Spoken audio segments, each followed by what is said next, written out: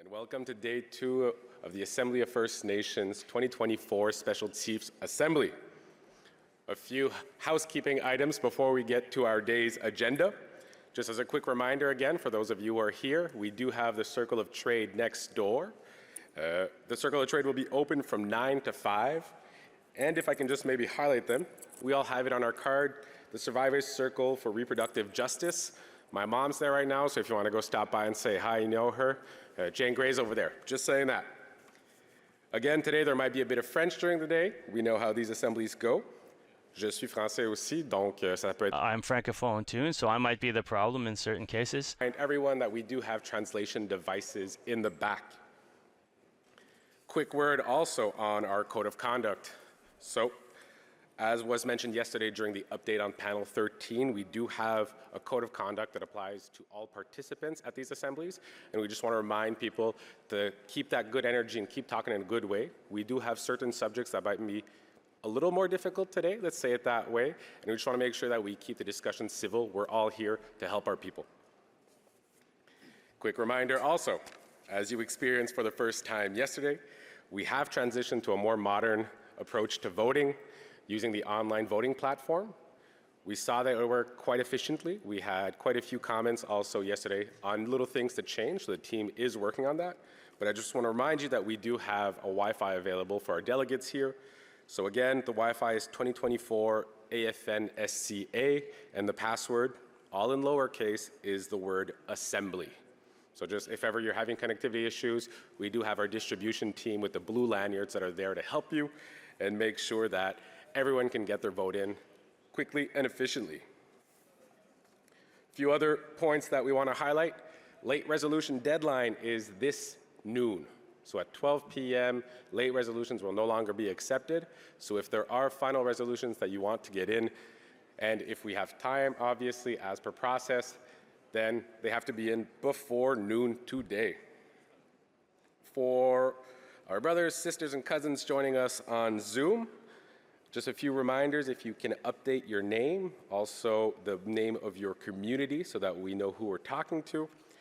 Whenever you want to intervene in the assembly, we do not have access to the chat here. We only see the hands up. So again, a reminder, if you want to address the assembly, you must use the hands up function. We've got staff trying to support us as best as we could, but it's one of the joys of a hybrid assembly.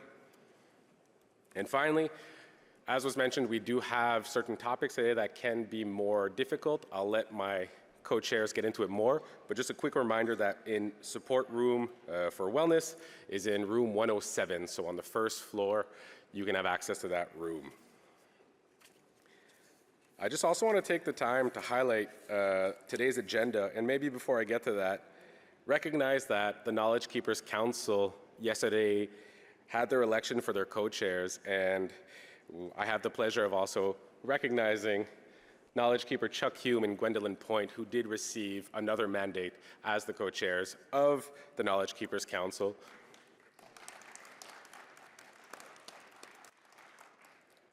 And finally, for today's agenda, just to give you a general overview, little things might change, there are things that happen during the day, but we'll start off with a panel on human trafficking. We will then be having a blanket dance for one of our youth out east. We'll be going into resolutions after that, talking about lands, rights, and justice, as well as health and healing. We will then try to head into lunch around noon and come back with a panel on the Indigenous Justice Strategy as well as policing reform. We then head into more resolutions, again continuing on health, healing, and justice, after which we will have a panel, as requested by many chiefs, on the long-term reform of the First Nations Child and Family Services Program, as well as Jordan's Principle, after which we end the day with resolutions on long-term reform and children and families, and if we have time, maybe some of the late resolutions. That is about it for housekeeping this morning, so I will now look towards my co-chair, Véronique, for our opening activity. Good morning. The first item on the agenda this morning is a plenary session on human trafficking. So according to the National Inquiry, Indigenous women, girls, and gender diverse people comprise a disproportionate number of persons trafficked for the purpose of sexual exploitation. Call for Justice 7.3 calls upon all governments to support Indigenous-led prevention initiatives related to sexual trafficking, awareness, and no barrier existing. Commitment from all levels of government is needed to prevent human trafficking and sexual exploitation of First Nations peoples by addressing systemic discriminations and socioeconomic factors such as homelessness, addiction, child welfare involvement. So this plenary session will share information about an initiative about these topics, which is called #NotInMyCity. Donc, je vais traduire en français rapidement pour que tout le monde dans la salle puisse bien comprendre le sujet de... I'll share in French so that we can understand this morning's subject, which will be a difficult subject perhaps for some. So we're noticing that the research is showing that the women, Indigenous women and girls are a very high percentage of those who are affected by human trafficking and sexual trafficking. So we're going to discuss this subject, and we will also talk about #NotInMyCity, which aims to try and put an end to human trafficking, particularly in our communities. I would like to start by addressing the chiefs, maybe a warning that the content will be difficult. There will be sensitive, there will be difficult images, and if you think it is too difficult for you to participate in this session, it's not obligatory. If you would like to stay in the room, and if it becomes too difficult, then you can go to the wellness room, in the mental health and spiritual wellness room, which is room 107, and you can go see the knowledge keepers who are in room 100. Address the chiefs that we will be addressing sensitive topics. So I want to address an important content warning. If you feel that you need to step out of the room for this plenary, it's not mandatory.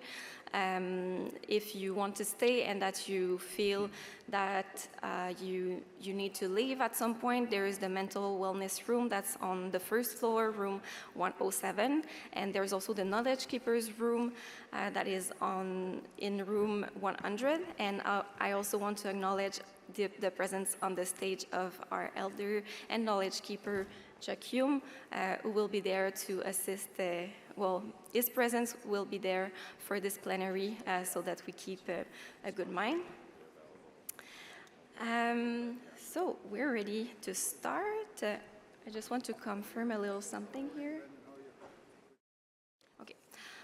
So I would like to introduce Regional Chief Paul to address opening remarks for this plenary session. So I will leave the mic to Regional Chief Paul.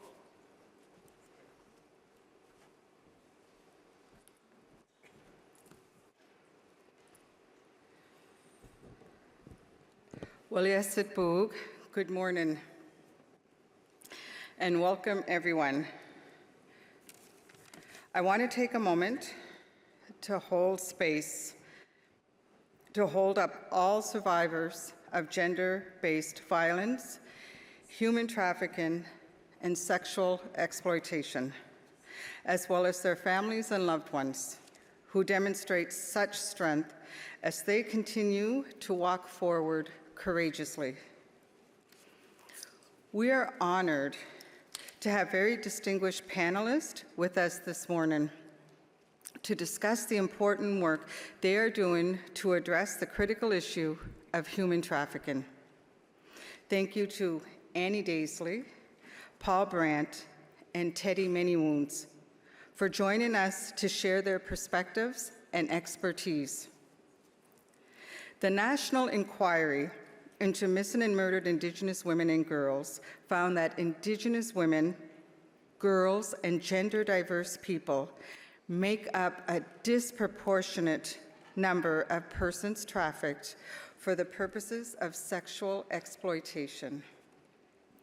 Human trafficking of First Nations people is a result of colonization, intergenerational trauma, and systemic and direct racism, which puts First Nations women, girls, and gender diverse people at a heightened risk of being targeted by traffickers.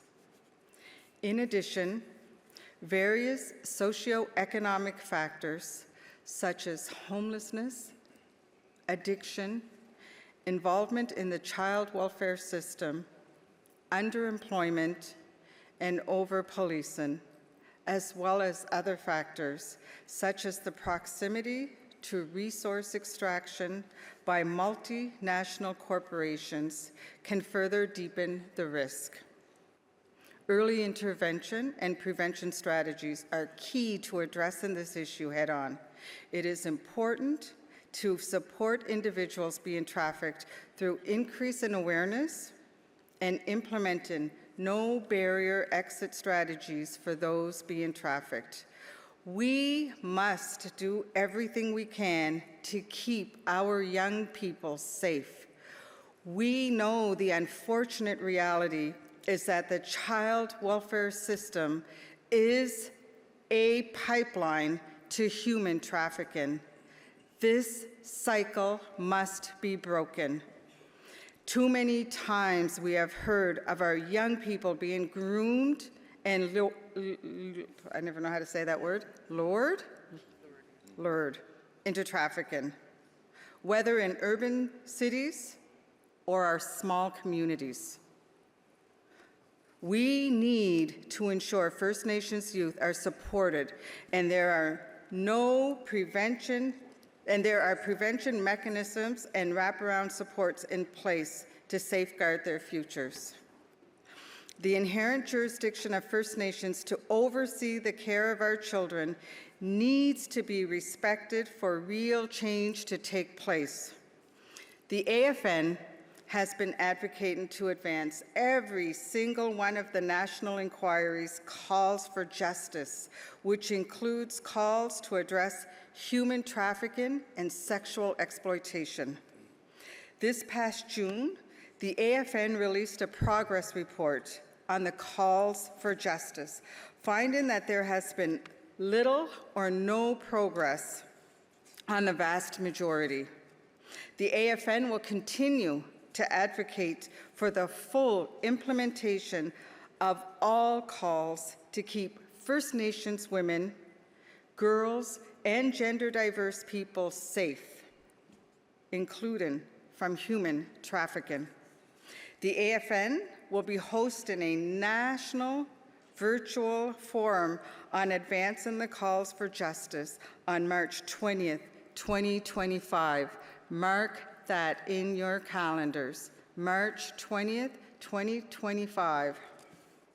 In recognition of the importance of this issue, the theme of this forum will be on prevention of human trafficking and sexual trafficking. First Nations from across Canada will have an opportunity to participate in engagement on this topic, which will inform our advocacy going forward. On an international scale, we have been pushing for greater collaboration on cases of MMIWG2S+, and to improve communication with survivors and families who have experienced gender-based violence while in the United States. This directly ties into human trafficking, which we know extends across all borders. With that, it is important to recognize that human trafficking isn't happening exclusively in our own backyards and communities. No, instead, our sisters and relatives across the border have also raised similar concerns. This past September, I was able to attend the 6th convening of the Trilateral Working Group on Violence Against Indigenous Women and Girls and Gender Diverse, which took place in Mexico City. While the theme of this year's Trilateral Working Group was centered on self-determination, Last year's priority theme of human trafficking was carried forward by Indigenous participants and was a focus of discussions. Movement by governments has been slow, but the advocacy efforts of Indigenous representatives at the Trilateral Working Group persist.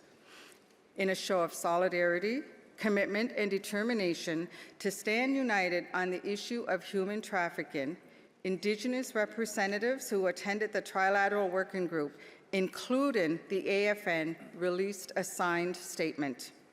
This statement included demands that all governments develop robust policies surrounding extractive industries and urged that we confront exploitation of our lands by industries where employees engage in predatory behavior towards Indigenous women, girls, youth, and gender diverse peoples without facing accountability. These people are coming into our communities and trying to take our young women, our young girls, and our young boys. That needs to stop. The topic of human trafficking and sexual exploitation is a very difficult but important conversation to have. We are grateful to Annie, Paul, and Teddy for being here to speak about this issue that I know is near to your hearts, as it is to mine. I look forward to hearing from the panel today and engaging with First Nations across Canada at the upcoming National Virtual Forum on Human Trafficking and Sexual Trafficking the AFN will host in March. Will all y'all for being here today. And I just want to echo the words of a lady from United States that said in our Trilateral Working Group meeting, where there is humans, there is human trafficking. And that hit hard for me.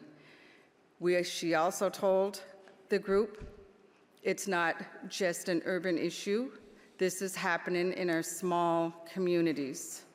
We need to really pay attention to this important issue, and I am so grateful for our panelists today, Willaliak National Chief, for giving us this space to speak about this issue.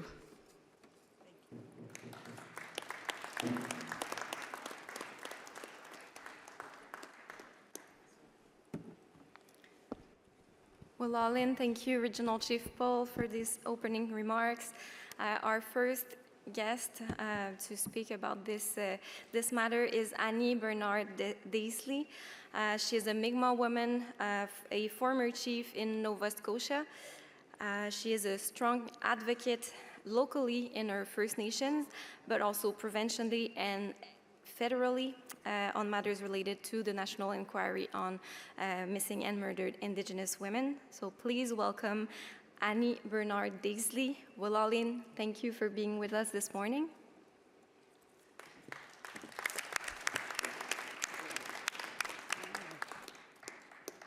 Good morning, Williasipug, everyone. I want to start by acknowledging that we are on the territory of the unceded and unsurrendered Algonquin and Anishinaabe people. I am very honored that the AFN Women's Council has put my name forward to speak on this panel about the tragic issue of human trafficking and sexual exploitation of First Nations women, girls, and 2S LGBTQIA+ peoples. I am a former chief of the Wagimaw First Nation and the past president of Nova Scotia Native Women's Association. I have always strived to be a strong advocate, locally, provincially, and nationally, addressing the high levels of gender-based violence that First Nations women and girls experience. Now, I've been asked to share some of my advocacy from a regional perspective, and I always like to speak from the heart, and that's what I'm going to do.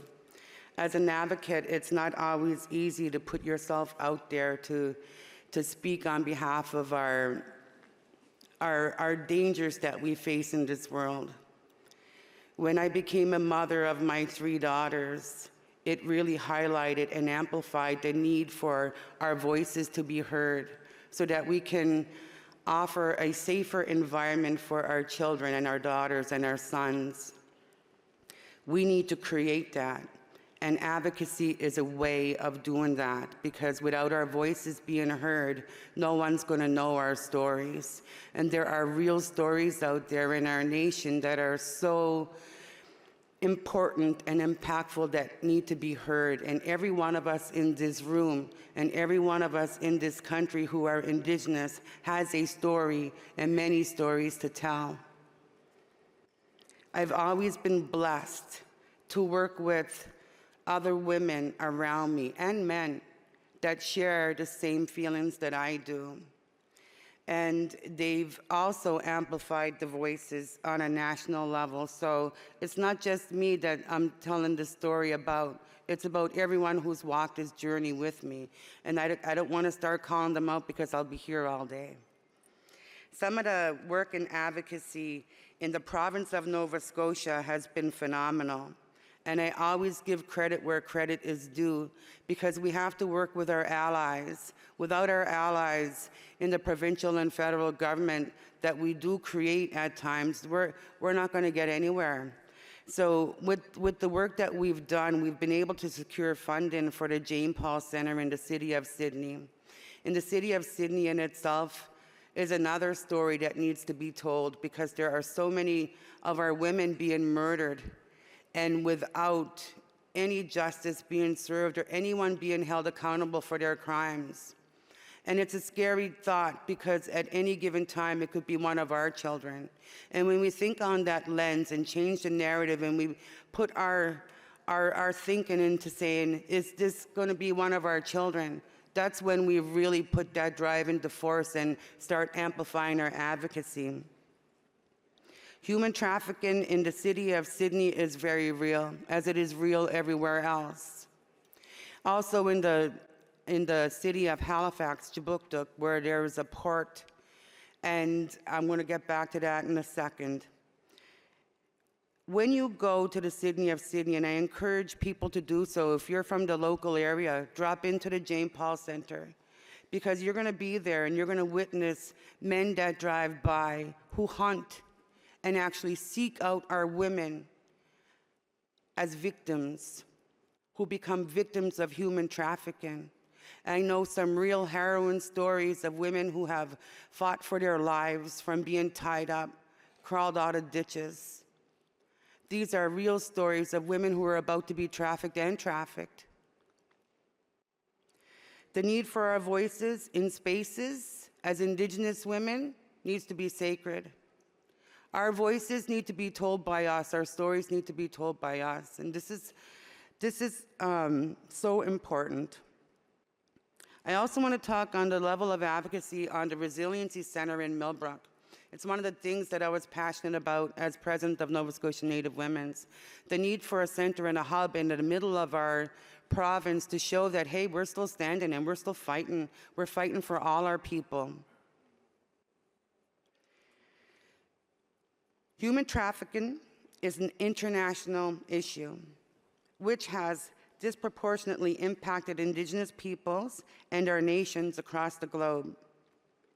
As mentioned in Regional Chief's opening remarks, the Trilateral Working Group on Violence Against Indigenous Women and Girls took place in September of this year. I had the opportunity to support Regional Chief Andrea Paul, who attended the meeting in Mexico City, on behalf of the Assembly of First Nations. And I do remember Regional Chief Paul left a meeting with a sense of urgency and desire to bring the difficult discussions on human trafficking back to her community and our region, and to the national stage, to move the conversations forward and find solutions to tackle this challenging crisis that we as First Nations people face. In order to continue and advance in the discussion, I would like to share my own experiences with advocacy, which I have, from a regional perspective on approaches taken in Nova Scotia to address the human trafficking and sexual exploitation of First Nation people. So we have a real issue, and we've heard this theme over and over again with our policing. It's all interrelated. We have people who have gone missing, and it's us as Indigenous people and women and men that have to go promote awareness and to fight to have the police systems looking and helping for seeking our people. And it's not always an easy task. We had a 14-year-old girl that was abducted in our community a few years ago. And we had 911 operators hanging up on us. That was real.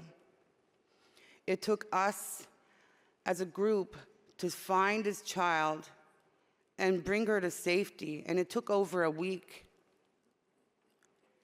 This child at any given time could have been murdered.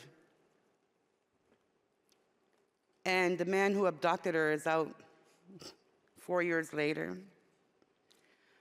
These are the real stories that we face. You can imagine her and her family, what they experience and what they feel every day. Our missing women and our missing men, it's an epidemic. We're facing a national epidemic of missing people. I can't imagine as a parent to go through something like that. I can't. Our murdered, our stolen sisters, our stolen brothers, it's hurtful to all of us because every one of us in this room, I always say this, if you put a room of Indigenous people, all of us as Indigenous people in one room, and we ask how many of us have been impacted by MMIWG, every one of us are going to put up our hands, every single one of us. And we ask for systemic changes repeatedly in this country. And we get a little bit of help here and there, but it's not enough to sustain our own people. And I'm talking about humanity, our lives, our children's lives. That's nothing to mess with. There's a few more things I just want to go through. Like I said, as president, as an advocate, I've seen and been a part of systemic change that actually have supported our people. In the province of Nova Scotia, legislation was passed that stated in Nova Scotia, we as Mi'kmaq girls and women will be treated as equal. I've yet to see that happen. I've seen the province and the feds support the need for a resiliency center in Millbrook from Nova Scotia Native Women's, and it's beautiful. And if you're ever traveling through Nova Scotia, drop in because it's right in the middle. And I'll tell you, the design of it was shaped on top in the form of a ribbon skirt. Our thoughts and our heart went into the planning and designing of the Resiliency Center, which overall, the general theme and feel of the Resiliency Center that we are here. We're still here after all this. We're still here fighting. And we're still here fighting for our people and the need for equality and safety in the safest country in the world.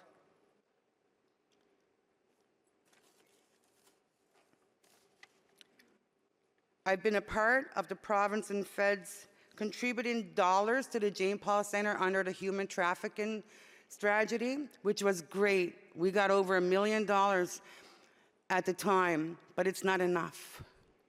And I don't want to come up here and keep saying that it's not enough, but it's not enough.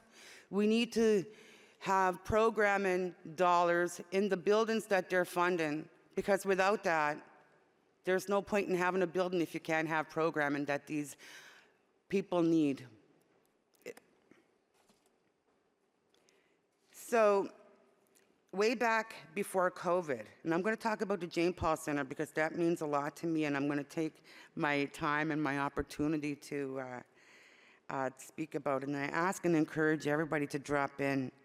And I hope the women at the Jane Paul Center are watching this because they're all phenomenal human beings. Those who work on front lines and see human trafficking on a daily basis, we need to take care of our own people who provide support for those that really need it. The center was just a drop-in center at one time, no funding.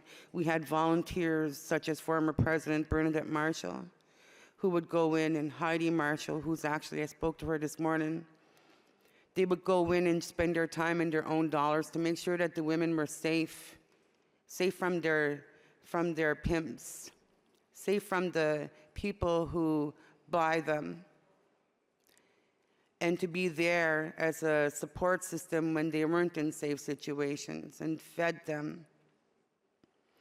So it was just a shelter of a building with nothing. And thank you to the province of Nova Scotia and to the federal government for providing those dollars. We were able to provide actual support services such as medical, addiction services, and counseling with food, clothing, basic needs for our women. Before the pandemic, we had about 80 clients. Throughout and during the pandemic, it increased to over 300. So the demand and the need has quadrupled, and it's those women who work the front lines that should be up here speaking and should be telling their stories. And to our chiefs in Nova Scotia, I want to give a shout out to them, because it is them who have paid when we had no dollars out of their own source revenue to help keep the shelter basic needs going, just to have it going. So these women are victims of human trafficking. It's real and it's terrifying. And in reality, it's the control. And I know I can ramble, but somebody needs to address the city of Sydney, because there's so many murders. I'd like to know the facts of how, compared to the rest of the higher populations, the city of Sydney, with all the murders. And it's where our Mi'kmaq women go when they're facing homelessness, nowhere to go. We need to address that. So, and we need to speak the truth, because our children are at risk to being human trafficked. What's it going to take? And most importantly, we need an Indigenous-led approach. It's from us. It's our stories. Nobody can tell our stories, and nobody can speak our truth unless we do it. You can't put it, it can't happen. We're the experts in our own lives. And I gotta say something, for years I've been asked by ministers, why do you think, and here's a tidbit of information, Nova Scotia has the highest rate of human trafficking in all of Canada. That's quite shocking, and it's a small province. I've been asked by ministers over and over, why do you think that is? And I always said this, search those container ships, search them. You're going to find something that you don't want to see, and maybe open up a whole can of worms that they don't want to deal with. But the reality has come out in the last few weeks. Those container ships are full of people. And we need to really push whatever city, whatever location that has these ports to have every container ship searched. Our police services really need to be addressed. I won't go much on that, but that's a given. So the truth is clear as ever. This issue is deeply tied to impacts of colonization, poverty, gender inequality, and direct and systemic racism. How can we address such complex issues that seem so pervasive and challenging? I always like to think of the phrase, think globally, act locally. This approach seems to resonate in the context of human trafficking. This is a global crisis. Given that we are disproportionately impacted, we as First Nations must be in the driver's seat to come up with the solutions to address the trafficking of First Nations women, girls, and gender diverse peoples. Walalio. Thank you very much.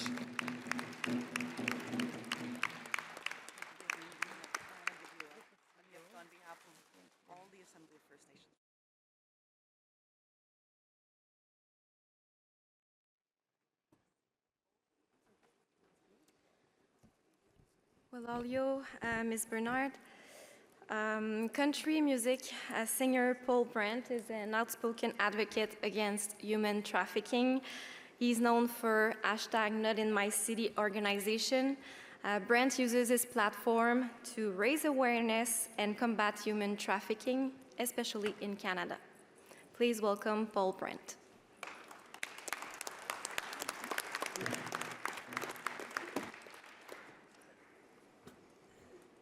I have 15 minutes. I'm setting my timer. Thank you, National Chief Woodhouse, for your invitation for me to be here today. And thank you, Annie and Teddy, my co-panelists. Chiefs, elders, dignitaries, and special guests, I commend you today for your continuous efforts in pursuit of justice and to advance the collective aspiration of First Nations individuals and communities across Canada. The issue I bring before you today is indeed a matter of national and international concern, for it speaks to the very value of an individual. The way we work together to deal with this issue is an indicator of the value we place on each individual in our society and the true and inherent nature of human dignity. To be sure, it is clear that in Canadian law it is stated that force, fraud, and coercion facilitated by a third party for profit is illegal. A society which allows its members to be bought and sold is not, by nature, an egalitarian society. Even if a minority of members agree to be bought or sold, this very act degrades us all. It is a precedent which, in the exchange, devalues the human body and devalues the human spirit. Freedom should be for everybody. No one should be bought or sold. The final report of the National Inquiry into Missing and Murdered Indigenous Women and Girls calls for justice intersect with human trafficking-related concerns on calls 3.4, 7.3, 8.1, 12.12, and 16.24. In Canada, we are missing opportunities to prevent this crime from happening. When it does occur, our systems of response are often failing victims. Following exit of their trafficking situations, survivors and families of this horrific crime require supports as they build into the lives that they are intended to live. We can and we must do better. Some studies suggest that while Indigenous populations represent 4% of Canada's entire population, they represent over 50% of trafficking victims in Canada. Even remote communities are at risk. Traffickers go where they can get away with their crime, and they are adept at identifying and exploiting vulnerabilities in victims and identifying and exploiting vulnerabilities in communities and law enforcement response. While there can be explanations for why people harm and exploit each other, there is no excuse, and perpetrators should be held accountable. The consequences of being victimized by exploitation and human trafficking are lifelong, and the only justice appropriate are actions which are commensurate with the seriousness of this crime. As founder and CEO of Not in My City, I've had the privilege and responsibility of interacting with survivors of human trafficking, Indigenous and non-Indigenous. Human trafficking can affect anyone, regardless of socioeconomic status or category. Any individual can be impacted. It does not discriminate. It is prudent when making important decisions or when going into battle to seek out many wise counselors. It is best not to wade into deep waters alone. I'm thankful for Cree Elder Marcia Hansen and Blackfoot Elder Leonard Weasel Traveler Bastine for advising and guiding me and my team at Not in My City as they serve as Indigenous advisors in our work to disrupt child sexual exploitation and human trafficking. Though this work began for me and my wife 20 years ago in Cambodia, Not in My City was founded 7 years ago, and we have benefited from their leadership and their wisdom. Elder Weasel Traveler prays for me and took the time to hold ceremony for me, and in that ceremony bestowed on me my Blackfoot name. While I'm not Indigenous, in my culture, as it is true in many cultures, names are powerful and come with much meaning and responsibility. As Elder Weasel Traveler conferred 3 blessings on me and then placed his hand on my back, to push me into my new name. I stepped forward and he gave me a name to reflect my dedication and ongoing desire to stand in the gap to protect children from the violation and crime of sexual exploitation and human trafficking. As he said my name, Buffalo, Bull, Shield, for the first time, not only did I feel the power, but I also felt the weight of personal responsibility. The first time I met a trafficking victim face-to-face was in Cambodia. Many people believe human trafficking happens in some faraway country, but it is more common in Canada than people think. Representing the overwhelming majority, 94% of human trafficking victims in Canada are girls and women. 93% of victims of human trafficking in Canada are Canadian. The average age of first being trafficked is 13 years old, and younger for Indigenous populations. Traffickers make over $280,000 per year per victim. Human trafficking is an over $180 billion per year global industry, and the greatest risk factor for being trafficked is simply being a girl. That first victim I met in Cambodia 16 years ago was only 5 years old, and she was being sold 6 to 8 times a night to adult men for the purposes of sex. I'll never forget meeting her and immediately thinking to myself, what would I teach my son about how to respect and interact with women? And I remember asking myself, how would I answer my daughter when she is old enough to understand this issue, and when she asked me what I did when I met that 5-year-old little girl? I wanted to give my daughter a good answer. I wanted to be able to tell her that I used my skills, talents, and treasure to prevent human trafficking from happening and to assist those that it happened to. We have an opportunity today to work together, to agree, and to join hands and say, not in my city, or as some of my Indigenous friends have suggested, not on my res, or not on my nation. But it requires we work together to take a stand. If we wait for perfect conditions, we'll never get anything done. I love this proverb. The best time to plant a tree was 20 years ago. The second best time is today. Human trafficking looks different in different communities, but the reality is that it always consists of certain factors.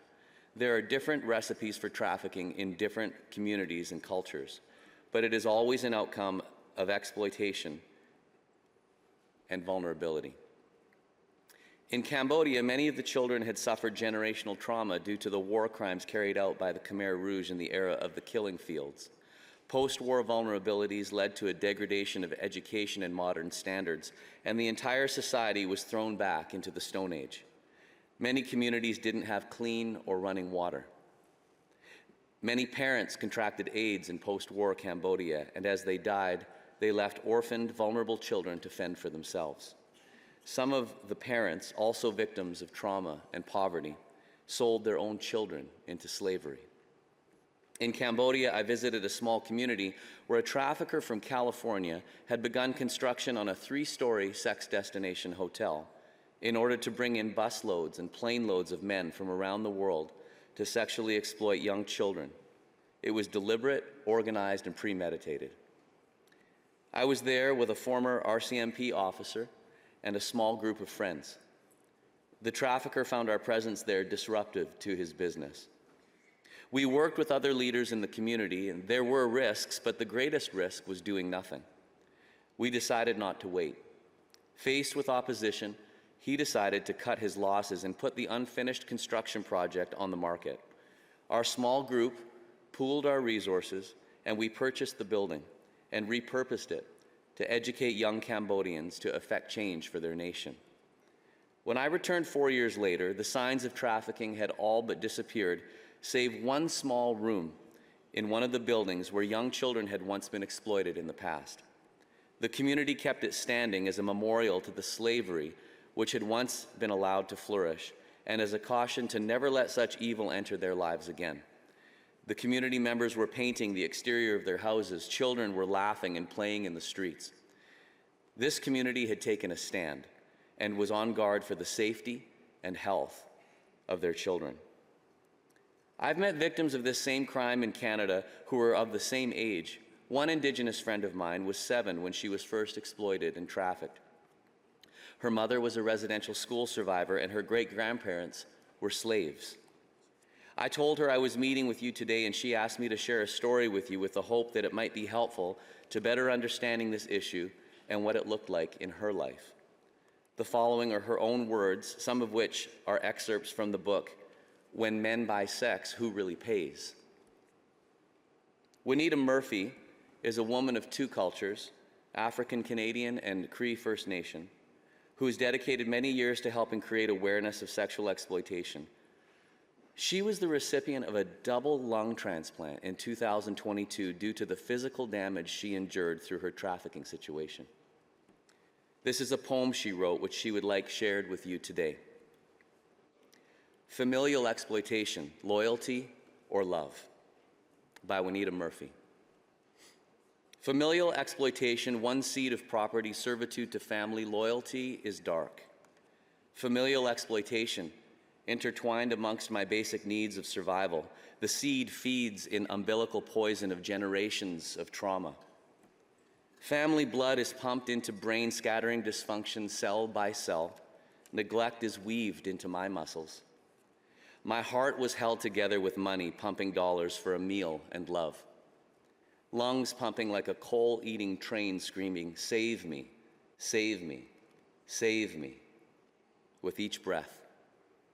My eyes are forced to focus on men with money, my brain walking through dog shit, needles, condoms, empty alcohol bottles, drugs. Just to hear my addicted father slur, "Where is Daddy's little girl?" My skin was never mine, it belonged to the family, crawling through rooms of pain, each session, each scar, a badge of honor for being a good girl. I did not cry. My voice groomed out my mouth by power and control to keep family survival secrets. My ears hearing family bartering my worth into dollars. Putting me in that pretty pink dress meant I'm sacrificed for family honor. Groomed into believing every stranger is a family friend, every man a family friend. We all had a part to play in the wheel of familial exploitation. Aunts gave sex trade tricks. Uncles were good time partners. Cousins were all on the block to watch me. My daily assignment was to get the spoon, mix the dope, heat it in the spoon, help tie my daddy's arm, find a vein. I was proud to make Daddy feel better. One day, I was told to put the tie on my arm. Being junkies together, that was family love. Being the only girl in a family of men, I was told to be proud for being a girl. From the day I was born, I was reminded that I had a gold mine between my legs. I have riches, that solidifies my place in family. I was the lucky one? I can hear my brother crying. I began to wonder, what price did he pay to establish his place in this family? I forgive those who harmed me. What they did to me, someone had done to them.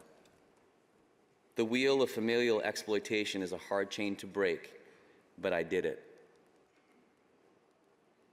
Juanita didn't wait for perfect conditions to break her chains. And while it took support, it also required a decision on her part to become a conqueror instead of seeing herself as a victim. Juanita details that not only did her father use force, fraud, and coercion to profit from her, she watched as men from off reserve also hunted for opportunities to exploit young Indigenous women and girls.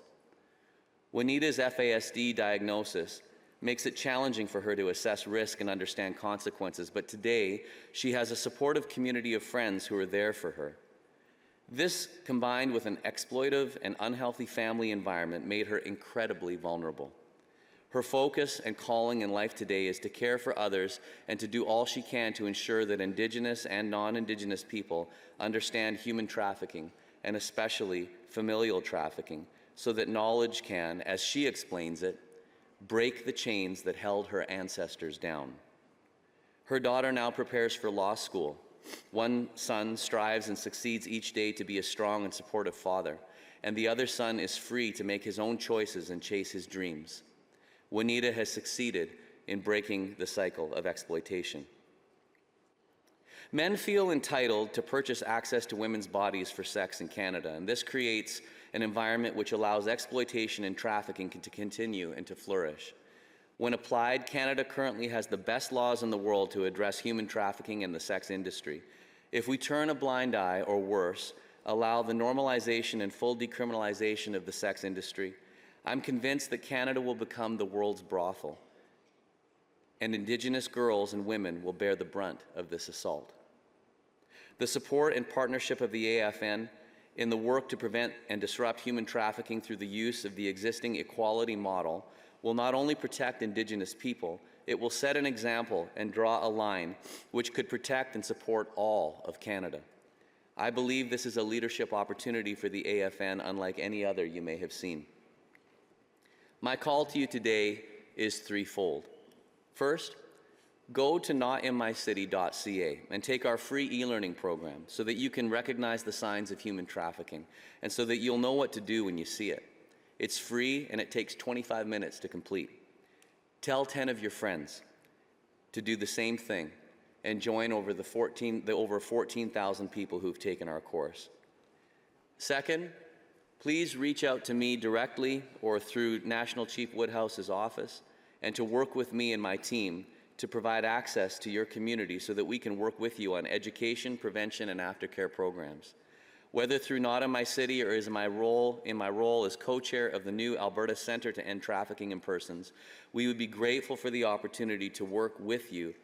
The Alberta Centre has recently been launched with a vision of a future free from human trafficking and its devastating effects on Albertans, and a mission to unite and empower our communities to disrupt and prevent human trafficking and support those who've been impacted by it to exit and rebuild their lives.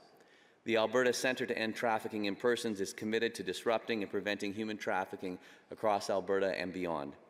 By uniting all Albertans, we facilitate frontline agencies and the community to implement a universal coordinated response, supporting survivors to exit and build into the lives that they were intended to live. The AC is raising awareness, empowering individuals to recognize trafficking, and ensuring survivors have access to the wraparound support they need. Together, we're working toward a future free from human trafficking and its devastating effects on Albertans.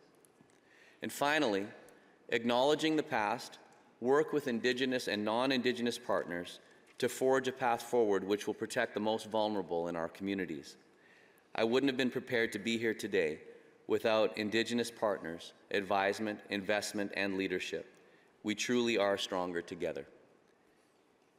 The transcript of this presentation has been made available to the AFN chiefs and attendees for digital or physical distribution to the organizers of this event. So you can receive that just by reaching out.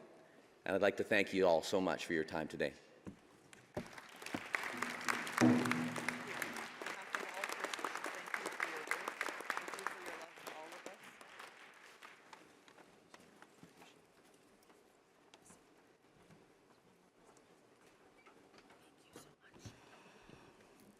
Thank you, Mr. Brent. Maybe we can take a small breath.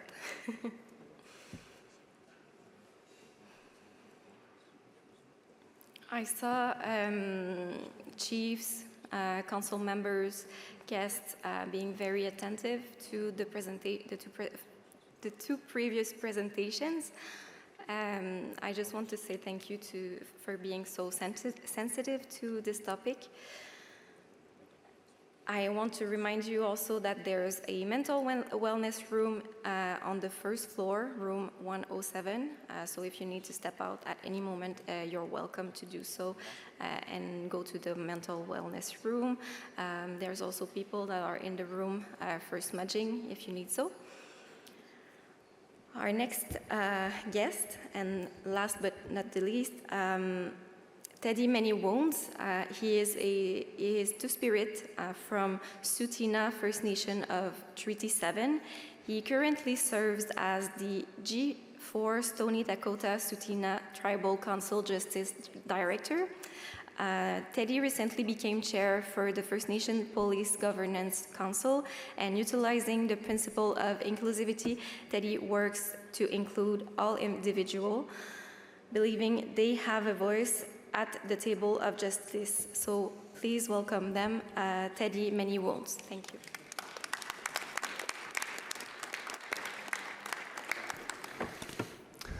Daranastara, Oki, and Ambawastich, where are the traditional greetings and where I come from, which is Tsuut'ina Nation on the Treaty 7 territory.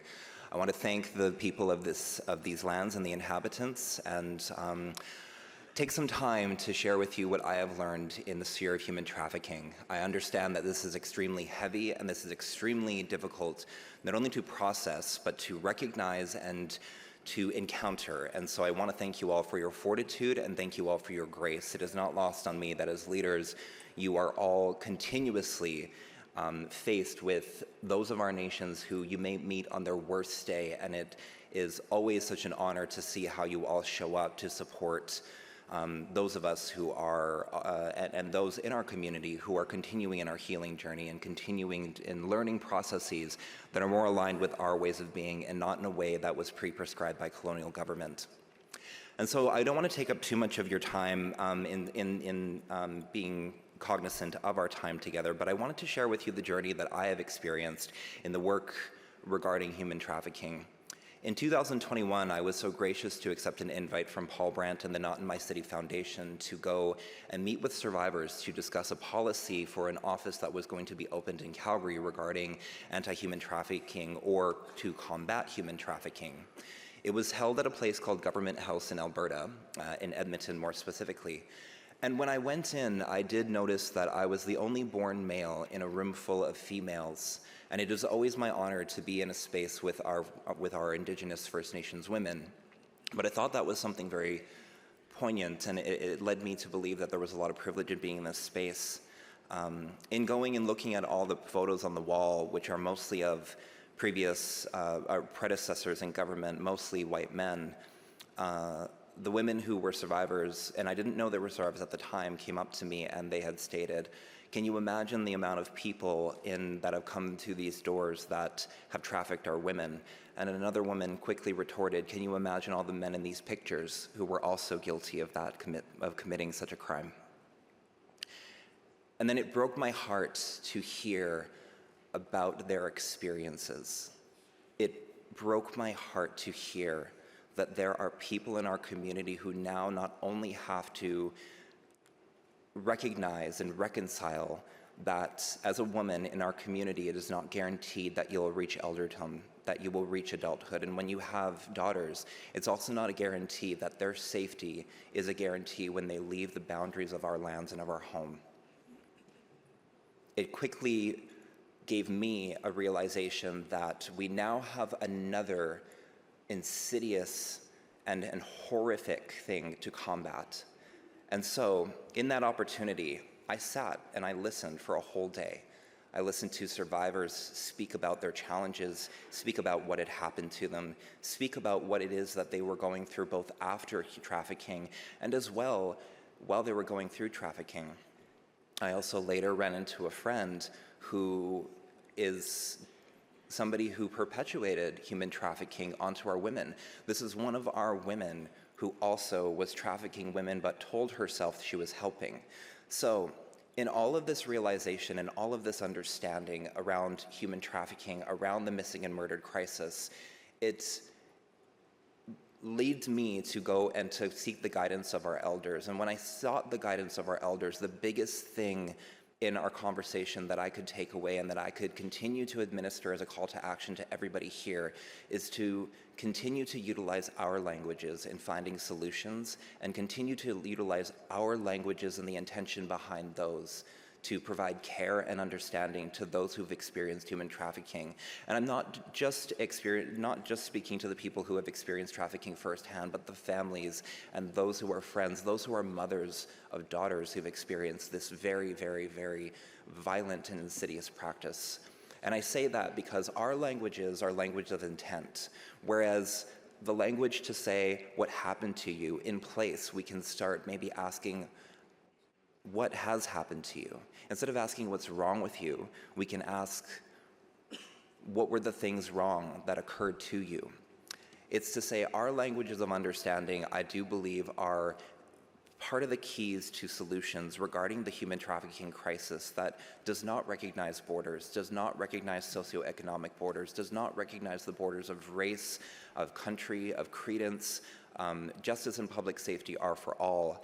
And because of that, I truly believe that it is incumbent on our leaders and incumbent to those of us who are in places of privilege of influence to continue messaging positively, responsibly, and effectively the requirements and needs of our women, girls, and people who are in spaces where they can be exploited, but also to message effectively back to community those positive intentions of our language so that we can continue to provide spaces that only heal, but spaces that require healing.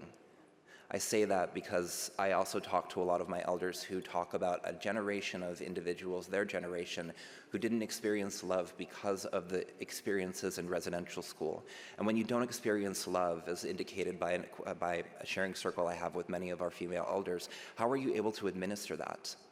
When you don't experience love, how are you able to imbue kindness, respect, and love back into our communities? And I truly believe that providing healing to the spaces that were so entrenched with trauma that it becomes an intergenerational impact, to provide language and to provide messaging regarding solutions that are more akin to us, I do believe will be the seeds planted so that our people can live in forests that are not only nourished, but are revitalized in our ways of life and our ways of knowing, because our people matter. I say this all the time to survivors who feel as though they have shame to carry or they feel they have a burden because of an experience that was not of their own making. A very great example that calls to mind, and this will be something to quickly share with you, is I'm sure most of you in the room are aware of a man named Nathan Chasing Horse, who was a perpetrator on my First Nation, who found most of his victims at powwow. And I bring that to say, again, we need to continue to provide healing to the spaces of which we occupy, our ceremonial spaces, to make sure and provide impact and share the language that I hope can prevent the occurrence that happened on my First Nation and other First Nations at the hands of Nathan Chasing Horse, to women who had no clue and no idea about the language that he was speaking, about feeling as though you were part of something, about feeling as though you belonged, when all along our women, our people belong. We belong in the spaces that are so rightfully ours and inherently ours. As well, we belong in the spaces where our languages uphold the intent of our ancestors and our elders. And I truly do believe that when we foster and when we nourish these capacities in our communities, we can see transformative change that helps to combat this insidious and real challenge. Insidious and real challenge that is not only unique to our First Nations, but seems to be a space where it has thrived. And so to that, I want to echo to all of my leadership here today to continue in learning, continue providing that opportunity, and continue to be supportive of our elders and of people who are revitalizing languages and practices that feel more aligned with the people that we are, because that I truly have seen and felt adds value, not only to the people who are at risk of being trafficked, but those who may not speak the language or may not feel they have value in the first place. And so to that I want to say, hi hi, sias gas, nish nish. Thank you.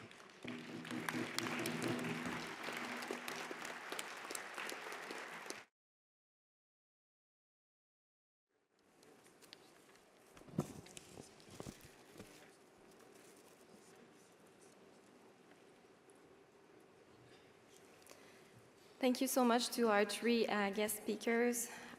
This is the end of this plenary. So I will maybe leave you with some sentences from their speeches. So our powwows may not always be safe spaces. We might be more, just the fact of being a woman makes us more vulnerable. So these are thoughts to reflect on and maybe come back and reflect on it, yeah. So I will leave the mic to my colleague, Adam.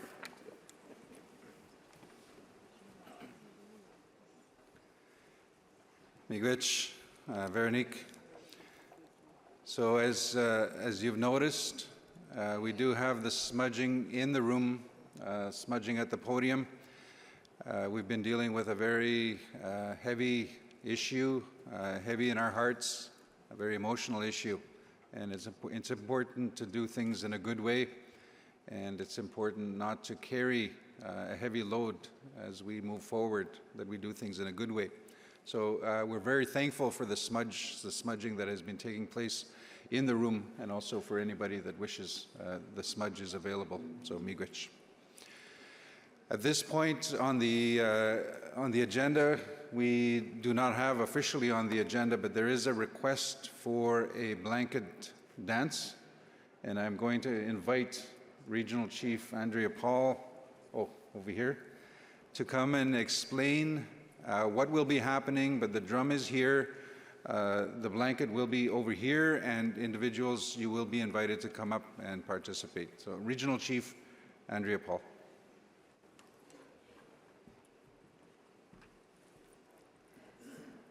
Will Allen. So I had requested, I'm just learning this protocol. I had asked if we could do a blanket dance for an individual from, he happens to be from my community. If I could get the image of Jeremy Miawaski up, please. I do believe it was sent to Encore. I have permission from the family to share. There he is.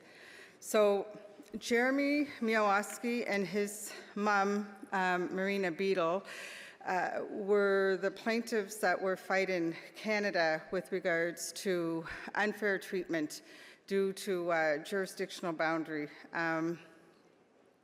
Jeremy was born with multiple disabilities, and his mom, Marina, always cared for him. However, Marina fell ill with a stroke and was unable to care for him the way that she had before. And so she was trying to access support, health support, to help look after Jeremy. She was running into obstacles due to that invisible jurisdictional line. And the recommendation was that if he was put in a facility outside of the community, then he would be able to access care, financial care from the province. She worked with Philippa Pictou in the Cairn Society, and they took Canada to court on this discrimination, and they were successful.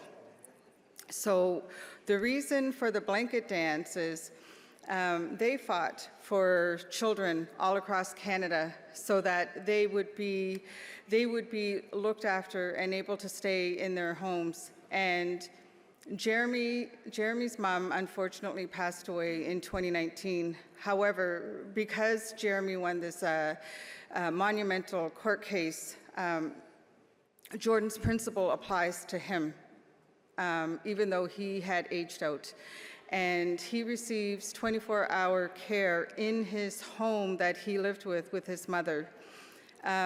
His only other surviving sibling is Jonovan, and Jonovan bought a house off reserve. He's not a rich man, and so he wanted to make sure that his brother would have somewhere to live.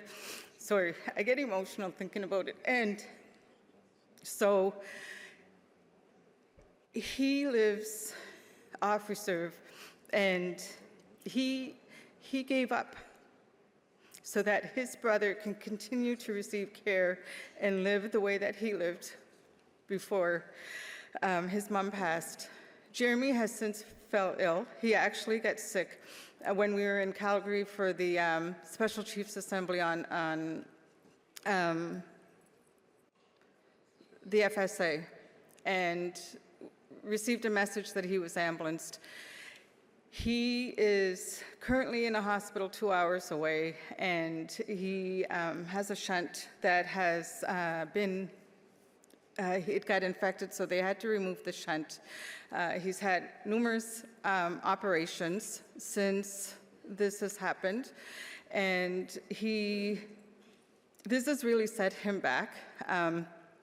And like I said, his brother lives off reserve and is really struggling. The other sad part of this story is the day that, the first time that Jeremy was ambulanced in October, his brother was crossing the street to go to the hospital at the crosswalk, and he got hit by a car. And so he was then in the hospital and suffered broken bones.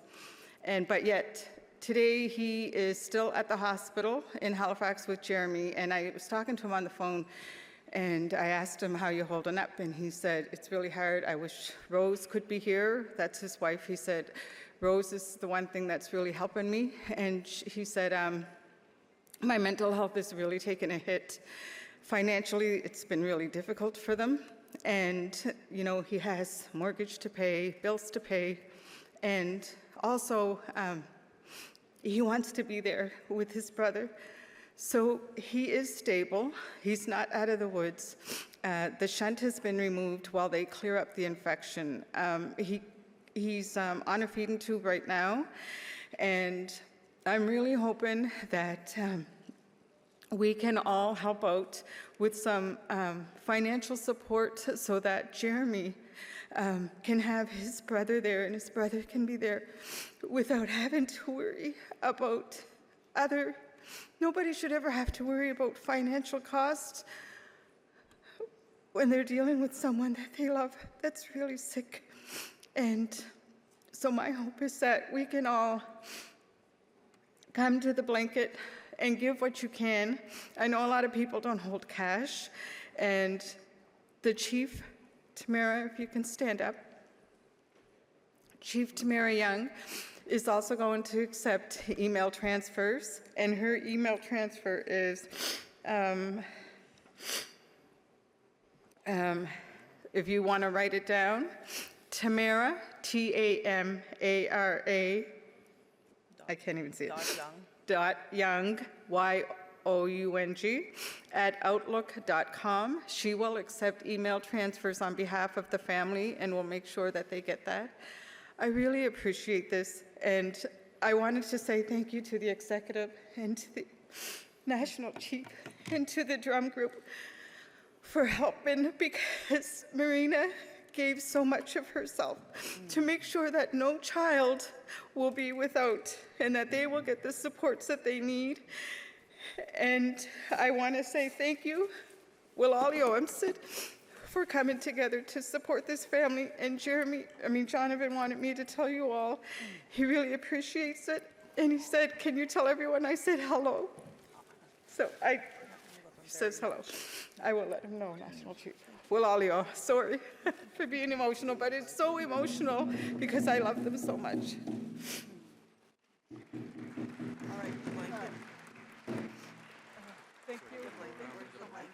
I don't know how to blanket over there. Yeah. Thank you. Someone's got to carry it. Thank you. Who's going to carry that blanket?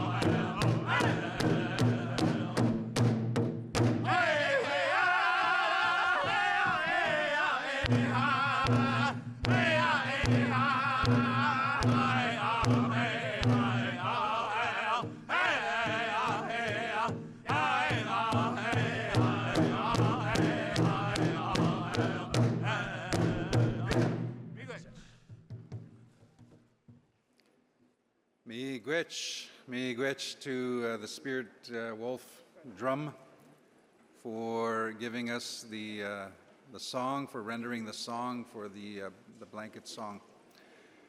The blanket, I'm just looking to the back of the room, the blanket is still going around. They will be returning the blanket to the front. And just to let you know, let everybody know, AFN finance staff will be collecting your contributions. They will be counting, and we will be advised of the total contributions through this blanket song ceremony. Also, a reminder, the email address that we were given, if you wish to send an EMT, tamara.young@outlook.com. So tamara.young@outlook.com. That's the email address if you wish to send an EMT. I know not a lot of us, not everyone carries cash nowadays. A lot of things are electronic. And if you wish to do so, that's the email address. So the blanket is making its way back to the front of the room. Once it's brought back, we will have the AFN staff count. So with that, I'm going to turn it back to Regional Chief Paul for any final comments. My heart is so full. I wanted to say thank you to each and every one of you for helping this family, because Marina, is looking down and saying thank you to all of you for helping her sons. This is really, really, really appreciated. Will all you to the drum group for honoring us today with your presence and your honor song. But I need to say also thank you to Vice Chief Pratt. I mentioned it at CCOH the other night when I gave an update to say how we were talking about Jordan's principle, and I said, I need to give an update on Jeremy. And it was through that committee, so I wanted to say thank you to the committee for the suggestion of how we could help. And through all of you, you have relieved a huge stress on Jonathan, who can now be with his brother without worrying over the next coming days. Please keep Jeremy in your prayers, as he is not out of the woods yet. Keep him in your prayers that he makes it through this, as this has been a significant step back for Jeremy. And he is so loved by so many, not just in our community, but across this nation. Walalio, I'm sit.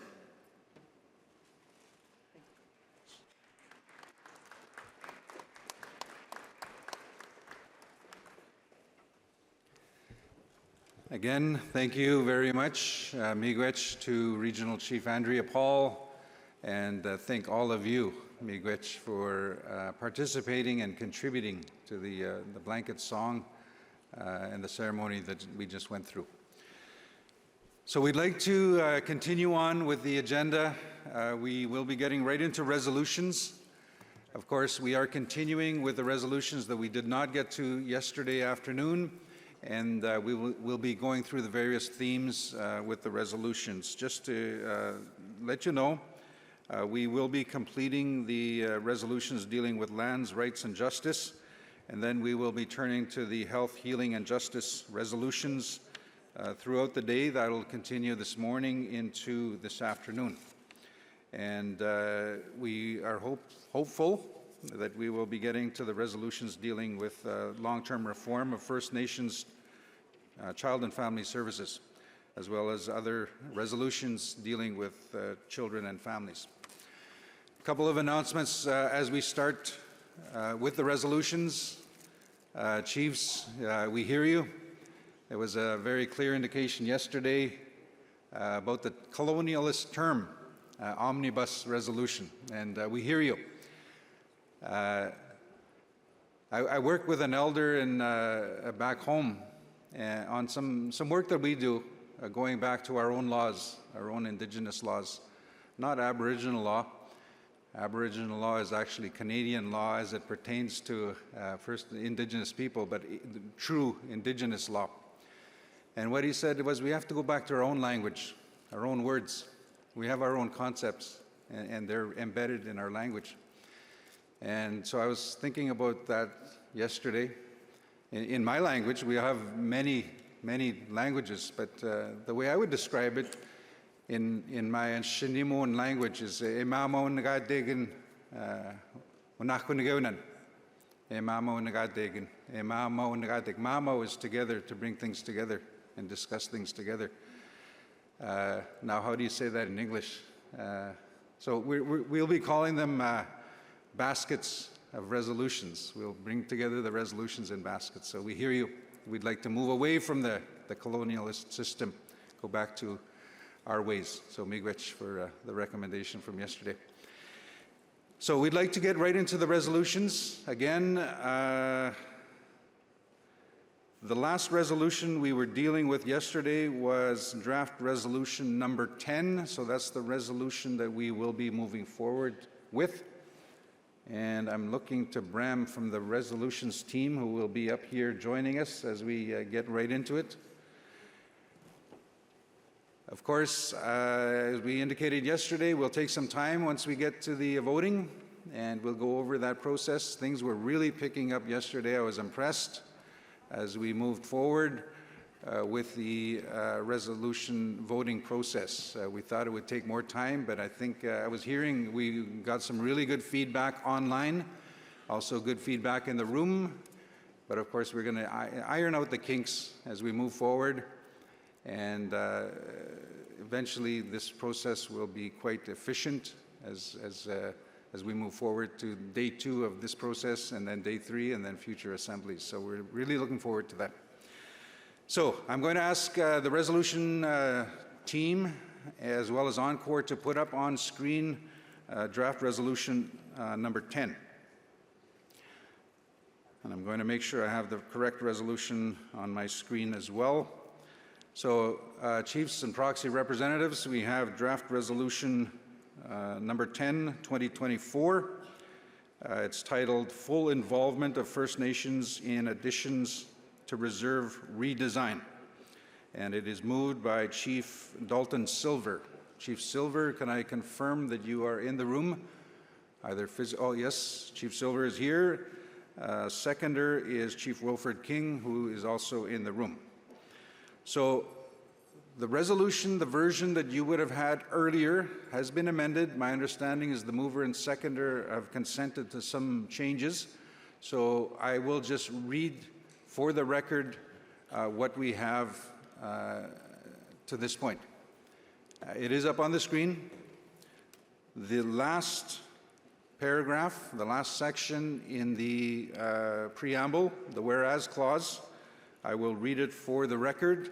We have added section I, and it reads under the whereas, similarly, many First Nations with modern treaties have provisions regarding the process for additions to their treaty lands, ATL process, but Canada has not collaboratively developed a policy regarding how it will implement its obligations in the ATL process, and to date there have been inordinate and inexplicable delays for modern treaty First Nations seeking additions to their treaty lands. It reads, therefore be it resolved that the First Nations in Assembly 1 direct the Assembly of First Nations, AFN, to continue to participate in technical discussions with Indigenous Services Canada, ISC, and Crown Indigenous Relations and Northern Affairs Canada, CERNAC, through the Technical Advisory Committee, that's TAC, with representatives from interested modern treaty First Nations to address challenges to First Nations accessing additional reserve lands or additional treaty lands. As I'm reading this, there has been some amendments made. You will see they're color-coded in, my version looks red. On your screen, it may look purple. It reads number 2, call on the Government of Canada to work collaboratively with 1, First Nations to develop and implement a complete redesign of its additions to reserve ATR policy and process. 2, Modern Treaty First Nations to collaboratively develop for the ATL process to ensure the timely and efficient conversion of lands to reserve or treaty lands as applicable. 3, call on the Government of Canada to adequately resource the ATR process and the ATL process, including by providing capacity funding to First Nations to develop ATR proposals or ATL proposals. So that is the resolution which has been amended from earlier versions that went out. I have read it in for the record. We have the mover and seconder here. If you wish to speak to the resolutions, Chief Silver at microphone number 1. Go ahead. Thank you, Mr. Chair. I just want to say we're good with the amendments. We talked about it yesterday, and we're really looking for support. Anyone that's been involved with the addition to reserve process knows how much of a twisted process it is. Really, it is returning of our own lands that were unlawfully taken from us in the first place. And yet we have to go through so many different criteria that we have to meet and everything else, and it's just something that needs to be straightened out, and we're looking to be a part of changing that process. Thank you very much. Thank you. Seconder, Chief King. I concur with the mover. I don't have to move the microphone up. Thank you. And resolution speaks for itself. Miigwech. Miigwech, thank you. So the floor is open. Any discussion, comments, questions, interventions on the resolution before you? Microphone 2. Sego, Grand Chief Cody from Gaknawaga. Just at the end of number 1, and the therefore be it, if it can be added and report directly back to chiefs in assembly on the progress. Miigwech, thank you. So we're just getting resolutions team right beside you. If they can get the actual text, the wording of the recommended amendment, and then we'll have it up on the screen. I'll read it into the record, and I'll ask the mover and seconder.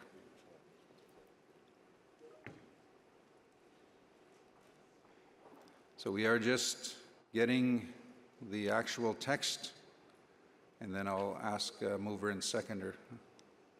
I did get a thumbs up already, but just for the record, I will give you the actual proposed amendment.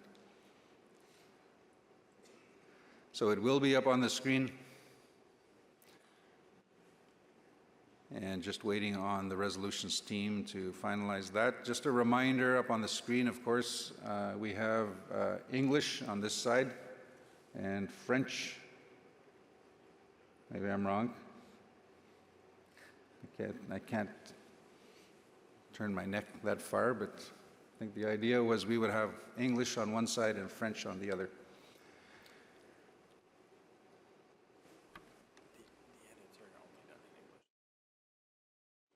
And also, during this process, the edits are only done in English, so that's why I think this version will be in English on both sides. Of course, it takes time. Once we've completed the assembly for proper translation to take place before the resolutions are actually officially carried, we need to go through that process. Again, allowing an opportunity for the resolutions team just to make sure we have the correct text of the proposed amendment.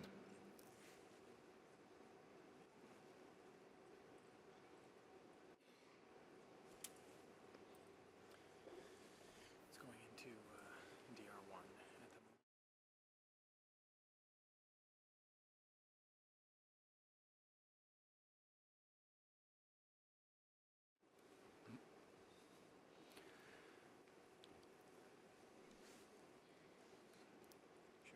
Good. Okay, so we're going to therefore be it resolved number 1. I'll read the entire paragraph just to make sure we've got it covered. It now reads, direct the Assembly of First Nations, AFN, to continue to participate in technical discussions with Indigenous Services Canada, ISC, and Crown Indigenous Relations and Northern Affairs Canada, CERNAC, through the Technical Advisory Committee, TAC, with representatives from interested modern treaty First Nations to address challenges to First Nations accessing additional reserve lands or additional treaty lands and report directly back to the First Nations in Assembly for progress. Mover, are you okay with that? Yes, seconder? Good, okay, thank you. We'll continue on. So we left off at microphone 2. I'm checking online. There is a hand raised online. Chief Spehan, online, go ahead.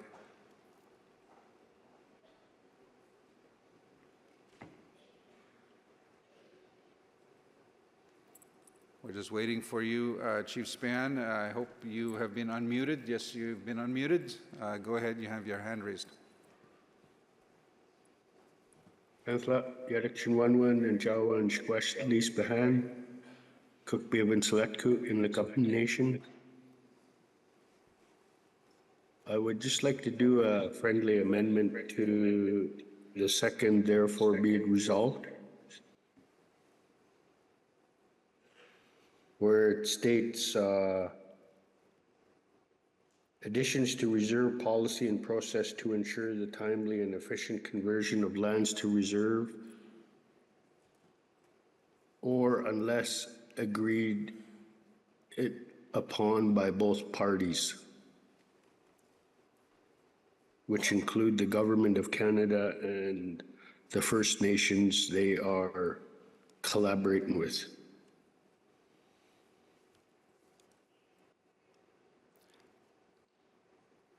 Thank you, Chief Spehan. So if you can please stand by. We're just going to get the resolutions team, make sure that we have the correct. Can we get you to read it one more time, please, Chief Spehan?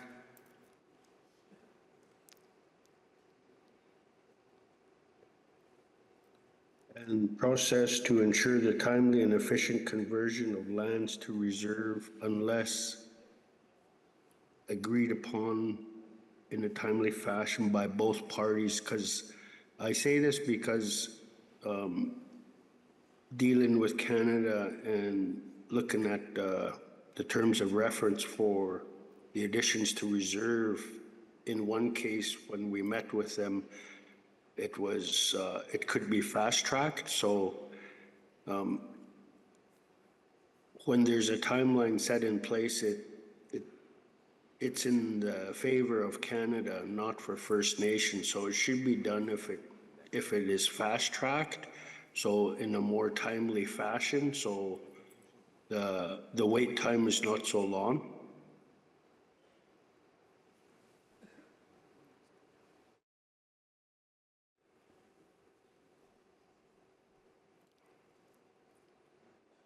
So we're just coming up with a text on screen. Again, if you can stand by, please. And I will read it out just to confirm that this is what you're looking for.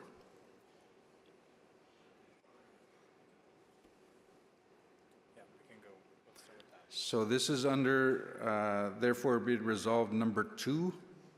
And it would read, First Nations to develop and implement a complete redesign of its additions to reserve ATR policy and process in a timely and efficient fashion and agreed to by both parties. Mover, are you comfortable with the amendment?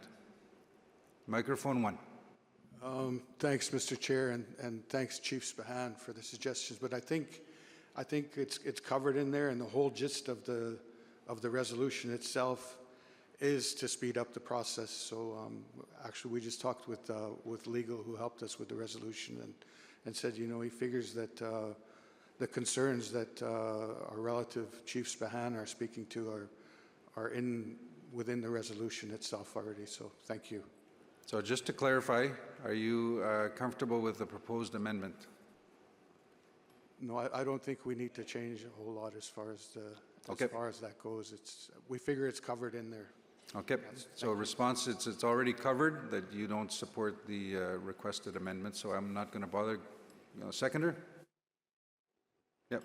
Hello, Microphone Chief one. King, Kiaslagi, Anishinaabe, Gully First Nation. Yeah, I don't see that as being a friendly amendment, Mr. Chair, because it goes fundamentally against the resolution itself. And if we, and again, as mentioned by the mover, it's already contained in the resolution, and the whole purpose of this resolution is to speed up the process, not slow it down. And if it's jointly approved, then Canada could say, well, we're going to take our time, we're going to drag our feet on this. So what we're saying is that we have First Nations that have been waiting 20, 25 years to convert lands into reserve land, and we want that whole process speeded up, and that's what the essence of the resolution is. Miigwech. Miigwech, thank you. So we were online. I am going now to go to microphone 1. Wajik, good morning.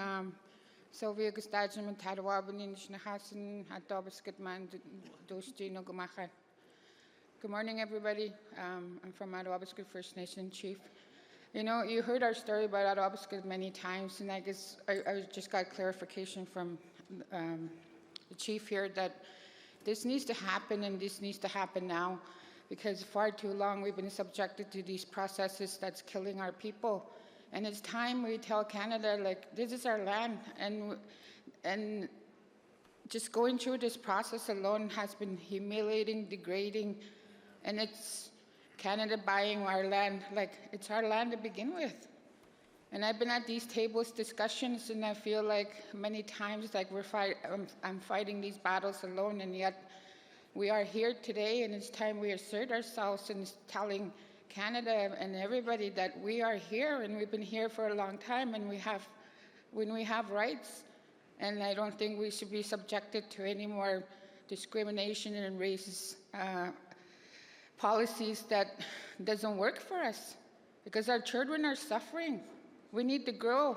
I come from a community that's still reeking in third world conditions. And I just want to remind everybody that it's time. This needs to happen now. English, thank you. Miigwech. Microphone 2. Chief Archie Wabas, Wanamana Lake First Nation. I support this resolution, but I just need clarification on a couple of things. We'll go up the first paragraph. The first paragraph. In the resolution. whereas? Yeah, whereas. Okay, if we can scroll up to the top of the resolution, please.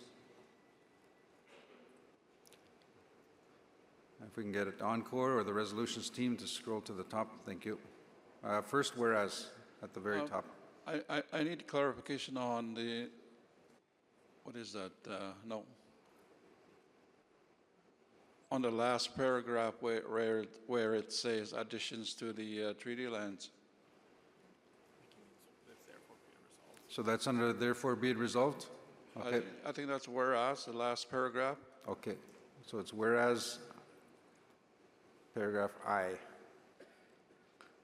At the bottom, we'll scroll down to the bottom. My question is, what's the message here? What's the message here to the addition, adding treaty lands? I think I saw that somewhere before. Maybe that's been changed. I'm just kind of curious of what that was. And we're not renegotiating our treaty. I think that needs to be clarified, like additions to their reserve lands. Addition to their treaty lands, sorry. I need clarification on that one. And the second clarification I need is on the first paragraph of therefore be it resolved, it says Assembly of First Nation. Who are we talking about here? Like, who's going to continue to participate in technical discussions? Do we have a group, is my question. Yeah, thank you. Thank you. So two-part question, microphone 1.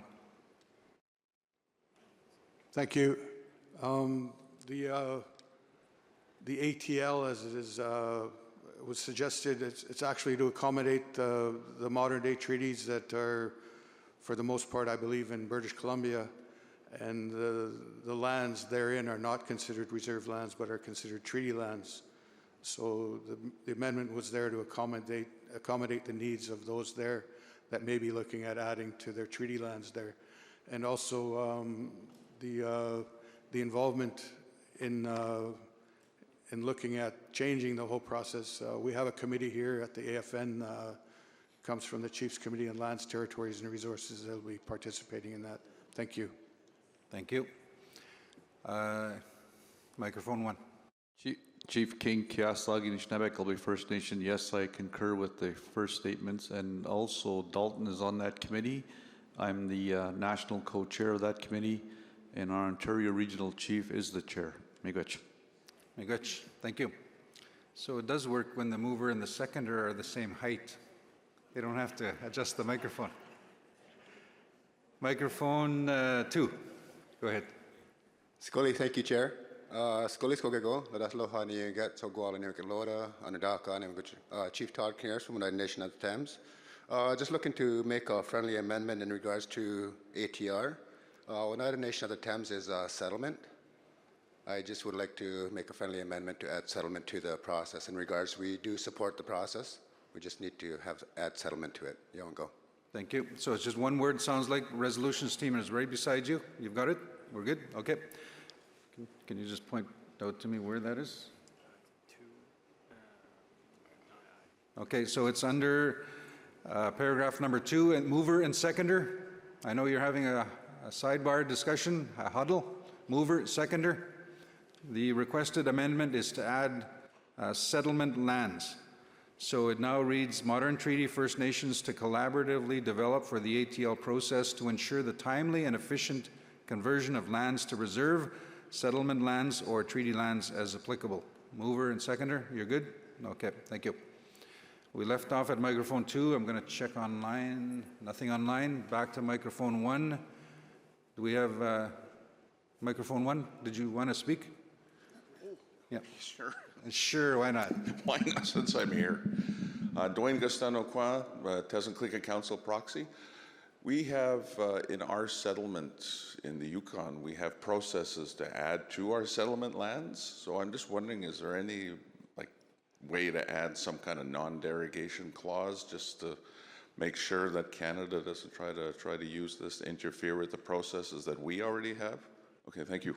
So a form of non-derogation clause, I'm going to get, there's nobody, the resolutions team is right beside you here. So if we can just sort of have a discussion there. While we're doing that, I'll go to microphone number 2.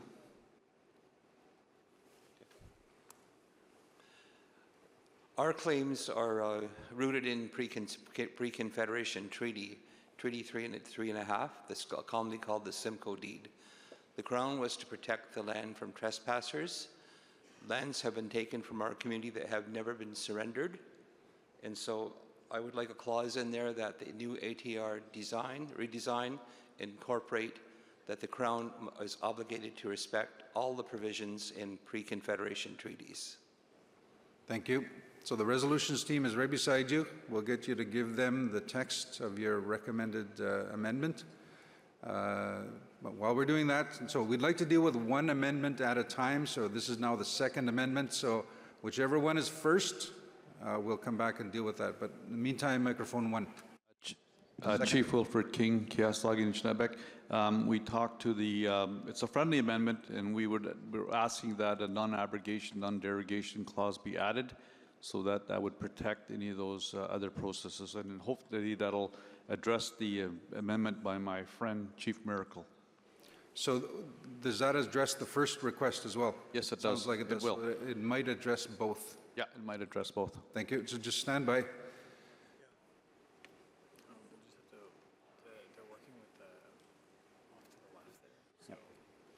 So we are just working with the resolutions team at both ends, just to make sure that we've reflected the request. And I see a thumbs up on the one side, so we're just going to finish that up on closer to microphone number 2, and then we'll confirm that the mover and seconder are okay with the requested amendment as soon as we're done. I don't see anybody else approaching the microphone, so I'm going to give it a few seconds and then close the speakers list and close discussion and get to a vote. I'll give it a few more seconds. I don't see anybody approaching. No, you're good? Okay. So I'm going to close the speakers list. And once we've confirmed the proposed amendment, we will call for a vote. We'll go into the voting process again. I know it's the first resolution, first vote for this morning. Might take a few extra minutes, but we will take the time needed to make sure we do it right. And by the end of the day, we're fairly confident it'll be the same as yesterday. We'll go fairly quickly. Miwajana gajiseg noach, kayanch chikadik, kabinjo bingano ganagik, anezutapanagig, yuegino agaw makanoik.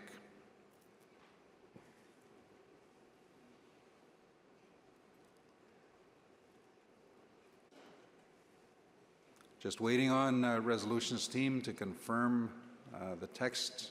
Once I get an indication, I will read it out and ask the mover and seconder.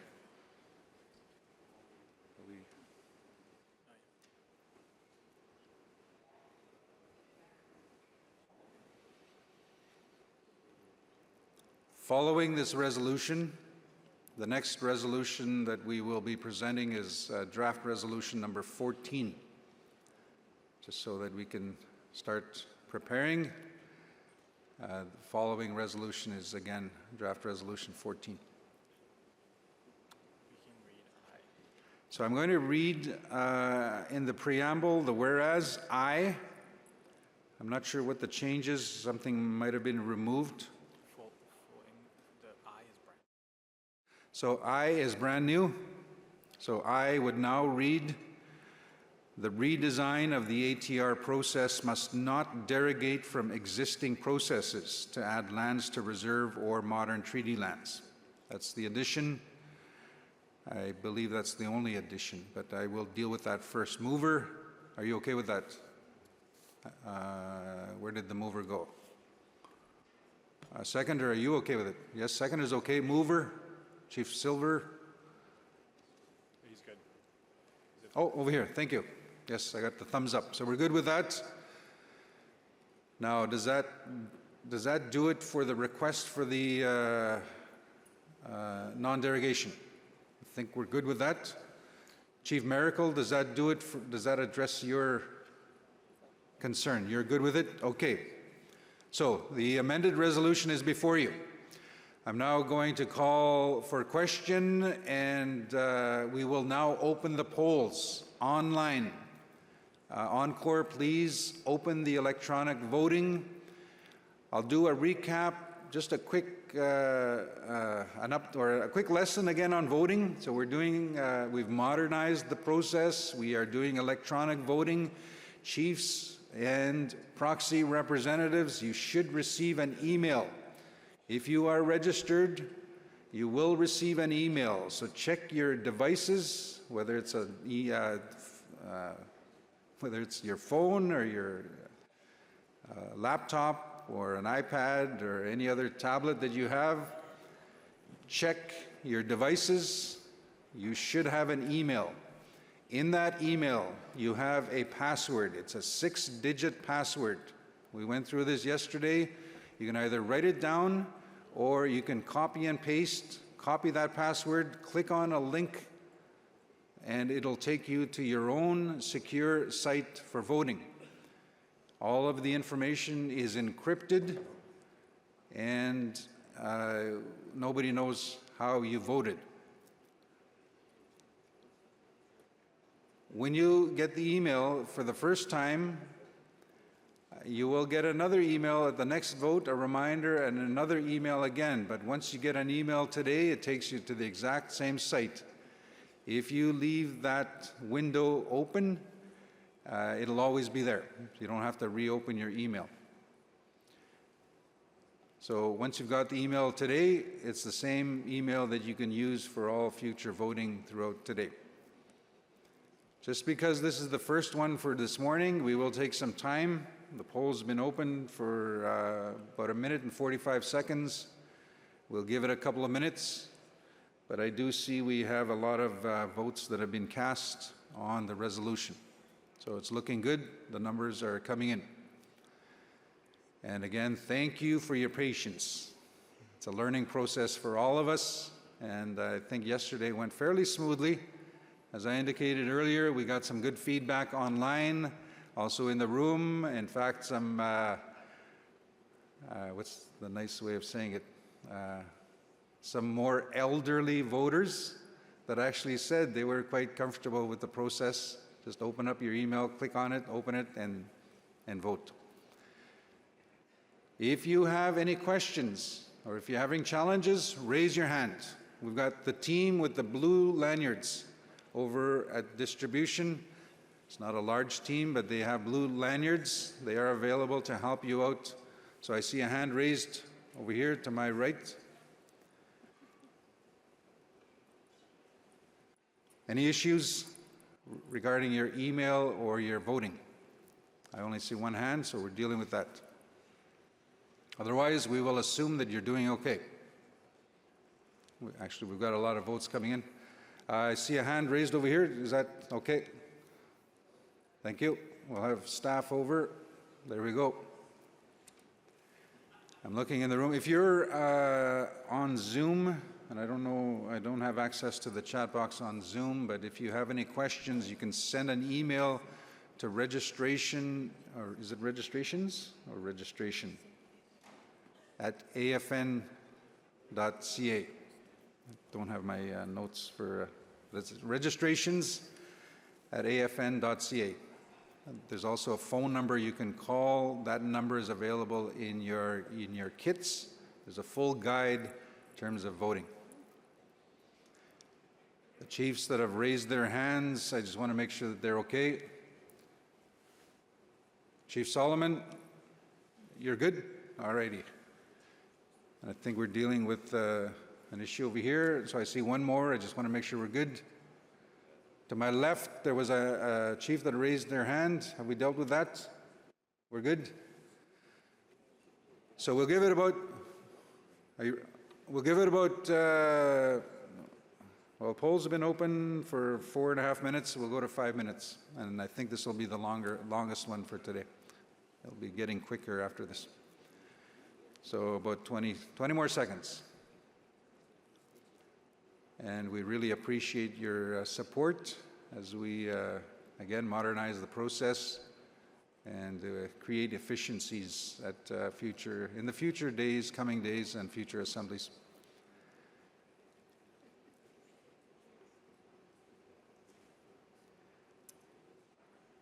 So if we can have the polls closed, the electronic voting closed, please.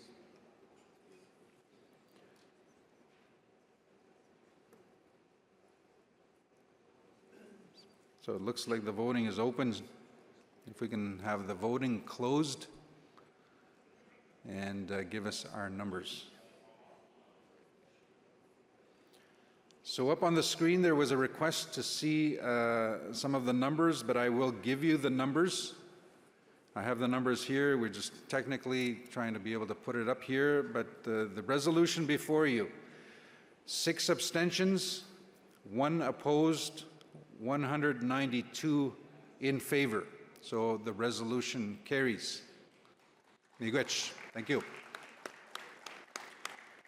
So we are now going to move right along to the next resolution. It is draft resolution number 14, 2024. It's titled Rejecting the Accessible Canada Act and Advancing Distinct First Nations Accessibility Legislation. We'll have it up on the screen, version that we will be amending if required. So the resolution is moved by Chief Byron Louis. Chief Louis, are you, oh, I was looking on Zoom. Usually you join us on Zoom, so he's here in the room. Chief James Hobart. Chief Hobart is here. So the resolution, I will go to, I'm just going to confirm there might have been some slight changes in the whereas.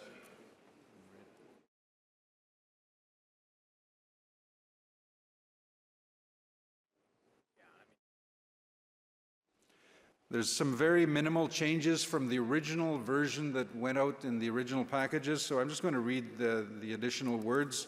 In the whereas paragraph F, we've added the words products. So it's up on the screen, products and supports. If we go down to subparagraph number 3, we've included again the words products and supports. Under the therefore be it resolved, I will read that. It reads, therefore be it resolved. And again, there have been some slight additions, and I will make sure I read those for the record.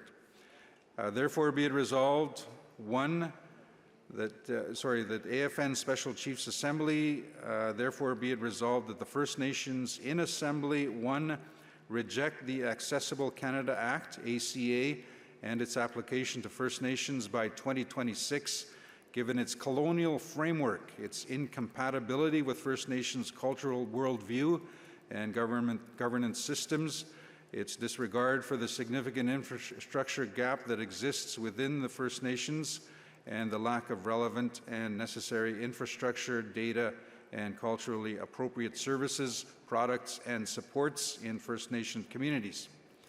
2, direct the Assembly of First Nations, AFN, to advocate for First Nations-led development of distinct First Nations accessibility legislation supported by sustainable funding and adequate mechanisms to hold the Government of Canada accountable for failing to provide the necessary services, products, supports, and infrastructure for First Nations persons with disabilities, FNPWD, and therefore infringing on their human rights and creating barriers to achieving accessibility in First Nations. 3, call on the Government of Canada to provide dedicated long-term and sustainable funding for the creation of accessible infrastructure, healthcare, and disability initiatives in First Nation communities, recognizing the right of First Nations to design and deliver these services, products, and supports for their citizens if they so choose. Number 4, this is an addition, direct the AFN to obtain a legal analysis on the ongoing discrimination of First Nations people with disabilities, including options to hold the Government of Canada legally accountable. So that's the resolution which has already been amended. My understanding is the mover and seconder are okay with those amendments, but I'll ask the mover and seconder if they wish to speak. Microphone 2. Byron Lewis, Chief of the Okanagan Band, and I would like to speak to this motion because I think it's a very important one. When you look at people with disabilities in our communities and going right across country, doesn't matter where you are, they are the most disadvantaged of the disadvantaged. There is no, it wasn't until a couple of years ago when there was very little funding available for people with disabilities. And, you know, from personal experience with our own daughter who was born with spina bifida and from birth, it was a really traumatic experience. And one of that is that once we're actually approached by representatives from, at that time was FNIB, and also from our band, that came in there and told us if we actually gave up our child and placed her in a home on off reserve, that she would have access to benefits. And you think about that for a moment, what they're asking us to do as parents was to convenience them in terms of lack of, you know, policy and support of people with disabilities. And that is just one area. When we look at housing, and I think we're all very familiar with that, of CMHC housing when it first came up in about 1982, our people said, do not build us two-story houses because we live in these houses all our life. And they refused to do that because they said, oh, it's a smaller footprint and you get more floor space. Well, what's happening now in our community, we have over 300 homes, and a few years back when we done an estimate, it was about $60,000 a home, and that's putting on ramps, widening doors from 32 to 36 inch, swapping out tubs and putting in showers, and that cost about $60,000. Now times that by 300, that's close to $20 million. And if you're basically a retiree, there isn't a bank in Canada that's going to lend you $60,000 to renovate your home. So what are the alternatives? And for us, we're looking at that, and these are some of the, the shortfalls of funding for people with disabilities. And I think that's one of the things we all need to understand, that one day we're all going to be disabled. We're all going to be physically or mentally disabled, laying in a bed or in a home or wherever we are, because we're all going to be. And when I talk about the disadvantages and the discrimination against people with disabilities, this is what it's all about. And when we're talking about that, and we see these old couples walking along in our communities, we think, oh God, they're stuck together, they're elders and everything. But in reality, one of those elders is supporting the other 24 hours a day, 7 days a week, no respite. So I think it's really important that we actually really start concentrating on the needs of our most disadvantaged, and that's people with disabilities, and making sure it doesn't matter if it's a physical disability or one that's with mental disability. We all need to support our people, and these are what is required. Okay, thank you, everyone. Megush, thank you. Seconder, Chief Hobart, microphone 1. Chief James Hobart, Spuzzum First Nation, British Columbia.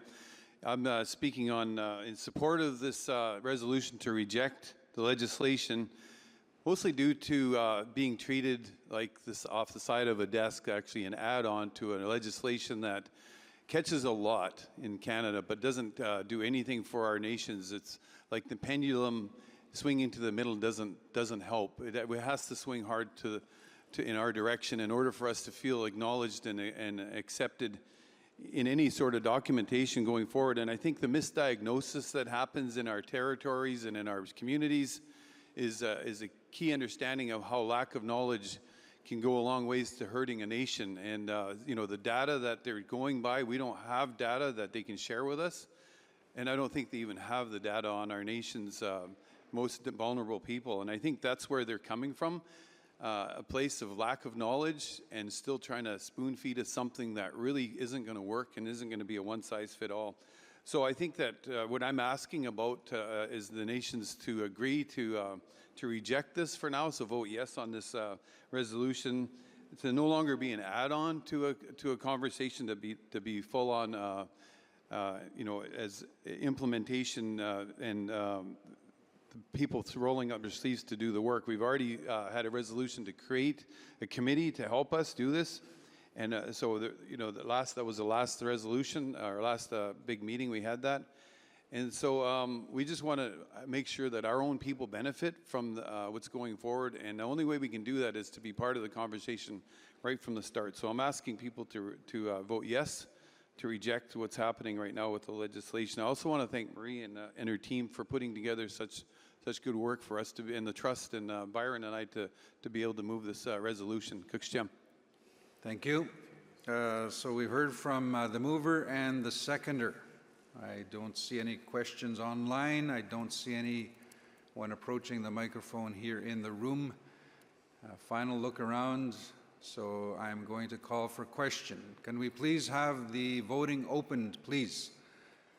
Chiefs and proxy representatives, it is draft resolution number 14 that is before you, and the electronic voting will now be opened. It is now open. If you go back to the site, you can wait for another email, or you can use the previous email.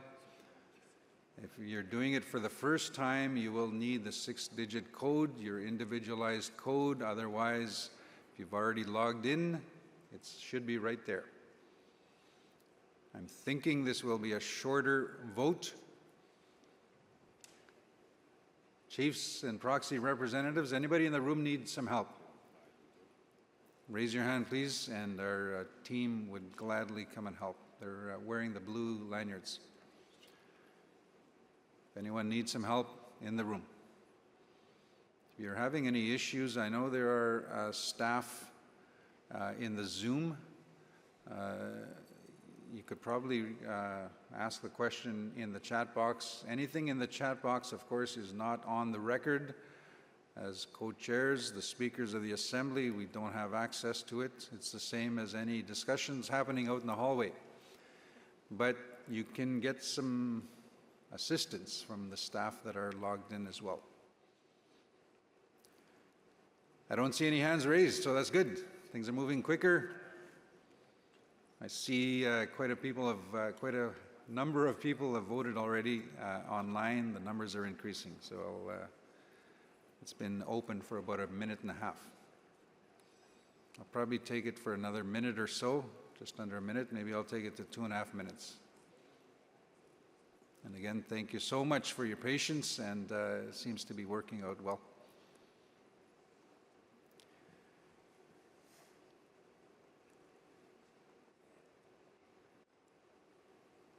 I know yesterday, looking around the room, it was quite a long time that I saw people on their devices like this.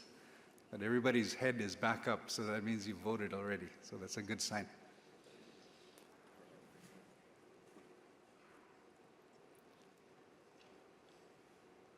And we have staff standing by to help out. If you have any issues, just raise your hand. No issues, it looks like, so I'm going to ask Encore to please close the electronic voting. Please close the voting. Once the voting is closed, we will have access to the numbers. I will give you those numbers. So, draft resolution number 14, we had 4 abstentions, 1 opposed, 190 in favor. So the resolution carries. Thank you. I'll turn it over to Cedric for the next resolution.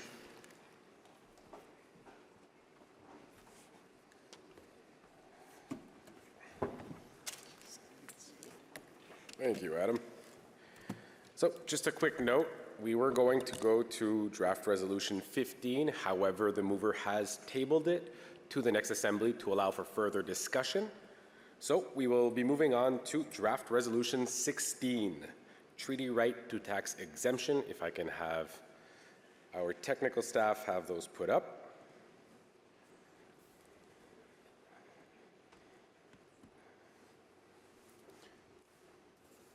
And if we can have them on the big screens. Perfect, thank you, technical staff. We have new movers and seconders for draft resolution 16. So do we have Chief Marcel Head in the room with us? Right here. Chief Head, thank you. And as a seconder, we had Chief Joyce McLeod. Is Chief McLeod right next? Thank you. We will read the therefore be it resolves into the record before handing off the microphone to our mover and seconder for comments. If we can have them scroll down, thank you, staff. Therefore, be it resolved that the First Nations in Assembly, 1, call upon the federal and Saskatchewan provincial government to fulfill the tax exemption promise made by the Crown under treaty and exempt all First Nations people from all taxation by the Crown, including hidden and consumption taxes. 2, call upon the federal and provincial government to reimburse First Nations people for past taxes paid. And 3, direct the Assembly of First Nations to provide legal and technical support to treaty territories and First Nations in commencing legal action seeking recognition and enforcement of the treaty right to tax exemption. Therefore, be resolved have been read into the record, so I will look towards microphone number 2 for Chief Marcel Head to address the Assembly. Good day, good day. Chief Marcel Head from Shoal Cree Nation, Saskatchewan. Just in support of the resolution, and I guess the understanding is that, you know, probably across Canada, you know, we've been paying hidden taxes and consumption taxes, and the resolution speaks specifically, I guess, for those taxes, you know, that we've been paying all along. And under treaty, you know, we understand that we are supposed to be tax exempt from any forms of taxation across the country. So that's what the resolution is calling for and support, and if there are any reimbursements of any form of taxation, that's supposed to come to our nations particularly. So that's what the resolution speaks about. Thank you. Thank you, Chief Head. I will look towards our seconder, Chief McLeod, if you wanted to address the Assembly. Chief McLeod, no need? Perfect. So we'll move to discussion. Again, microphone 1, 2, and onto our Zoom platform. So microphone 1, please. Chief Wilfred King, Kias Zagi, and Anishinaabe, Gulby First Nation. I'm speaking in support of the resolution. I believe that we have those protections under Section 87 of the Union Act. I know nobody wants to talk about the Union Act only when it comes to Section 87, where it's a benefit. But also, it's because it's a treaty right. And when we signed treaties with the sovereign, no sovereign has a right to tax another sovereign. So I think that's the other avenue that we have taken in terms of the protection of our treaty rights. But just for your information, the law, I believe, the current state of the law is on the exemption for provincial taxes is called the point of sale, and one of the cases that referenced that. And basically what the point of sale is, it must be on reserve in order to be considered tax exempt. In Ontario, we don't pay the provincial sales tax, not because of law, but because of the policy decision of the Ontario government at the time said they would not impose that tax. So it's a policy decision of the provincial government to allow First Nations not to be taxed, whether the purchase is off reserve. Thank you. Thank you, Chief King, for those comments. We have someone on microphone number 2, please. Yes, hello, Christopher Alphonse, proxy for Cowichan Tribes First Nation. I just wanted to ask some clarity on the resolution. For additions to reserve, we've purchased a lot of land and we're paying a lot of taxes on them now. Does that include getting reimbursed for those after the addition is being processed after that? Thank you, Proxy Alphonse. I would look towards our mover and seconder, Chief Marcel Head. I do read that fulfill the tax exemption promise made by the Crown under treaty and exempt all First Nations people from all taxation by the Crown is the current wording. I would look towards Chief Head, however, for comments. Chief Marcel.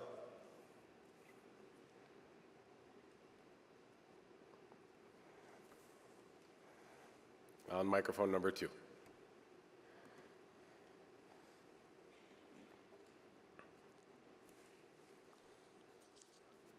Thank you, Mr. Speaker. Yes, that would include, any additions to reserve lands, and, and in my thinking, it's supposed to be all inclusive. So that's what I understand. Thank you. Thank you for your comment. I will look online to see if we have any hands raised, and just a reminder, we really need you to use the raise hand button. Seeing none, I will move towards microphone number 1, please. Yeah, Chief White Duck, I want to make sure the resolution addresses all taxes. We have excise taxes in many items, and it should be clear and explicit that both on and off reserve taxes, because we should be exempt everywhere in this country. Thank you for your comment, Chief White Duck. I will look towards further discussion. We have one at microphone number 2, please. I have Chief Archie Webb as Wanama Lake First Nation. I was just thinking about this tax exemption. I think we have I don't know how many treaties in Canada. When we go to other we're in Wanama Lake is part of Treaty Number 9, and then if we go to a Treaty Number 7 or Treaty Number 1, and then when we exercise tax exemption, sometimes we're denied, or most of the times we're denied. They don't accept our status card for tax exemption. I was just kind of wondering that policy. Is that going to be part of the discussion in this tax exemption? Thank you. I will look towards our mover if you wanted to respond to the comment. Microphone number 2, please. Yeah, the original mover and the seconder, I think that's the intent, to where it says the direct the Assembly of First Nations to provide legal and technical support. So looking at it, from the lens, of making sure that we leave nothing out. So that will be the part of the process of the technical working. Yeah, thanks. Thank you, Chief Head. And I will now be closing the speakers list with our 2 final speakers who have approached the microphone. We have no one online, so microphone number 1, please. Good morning. Chief Longman, George Gordon, First Nation. Sean Longman. I'm really glad to see that, this is one of the resolutions that's going forward, because in Saskatchewan we've been illegally taxed for far too long. But I think we should go further and demand that we get our treaty cards back instead of these status cards. I have here a photo of one of the original treaty cards. So on the back, it lists, a majority of our treaties, and one of them is a tax exemption. And I've been handing out copies to this to like the RCMP, the ISK in Saskatchewan, and telling them, like, here's our treaty rights, post these on your wall so everybody's aware, and that these governments don't continue to make mistakes where they're turning around and getting sued for, illegally taxing First Nation people. But anyways, my point is we should get our treaty cards back, and trash their status cards. Thanks. Thank you, Chief. And I'm just making sure that's a comment and not a specific amendment. Thank you. And our final speaker, microphone number 2, please. Aboshtit, Chief Tony Alexis Nakota Sioux Nation. First of all, I'd just like a copy of that treaty card. We've been looking for a copy of a treaty card in our area, and we're looking for something like that specific. So, Chief, if I get a copy of that. Just one amendment. First of all, I want to acknowledge the people, the land that we're at, as well as the elders and the ones who did ceremony for us, and for all the people in the gallery, and chiefs, elders, grand chiefs, executive, national chief. The only amendment I'd like to make is take out the G. I don't think First Nation land management is a political football in some of the areas that we come from. And just taking it out is not going to impact the rest of the resolution. So my only request. Thank you. Thank you, Chief Alexis. So the proposed amendment is in the whereas section. So if we can have our technical staff scroll up, please. Removing the point G that states that exemption does not apply to taxation by First Nations implemented pursuant to the First Nations Land Management Act. So I would look towards our mover. Do you approve the removal? Yes. And our seconder, Chief McLeod, approve. So G will be removed. We had closed the speakers list and there's no one left to the mic. So we will call for question. And I would ask that our technical staff please open the voting platform. Again, I think we're starting to get a roll. We're going to get more and more used to this as we go forward.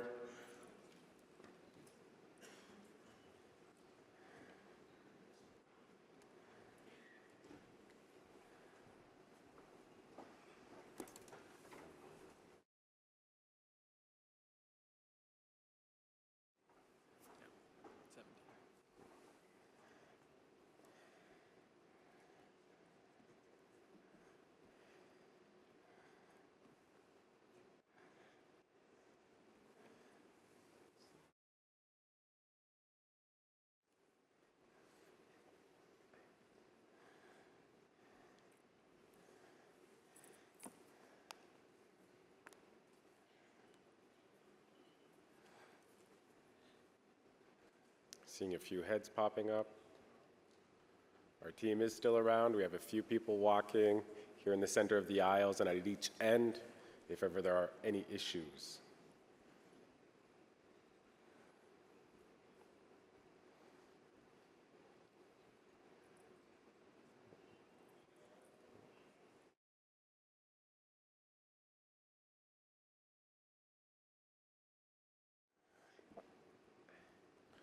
Give it maybe another minute. As I see most have already voted, but just giving a chance to those who haven't had yet the opportunity.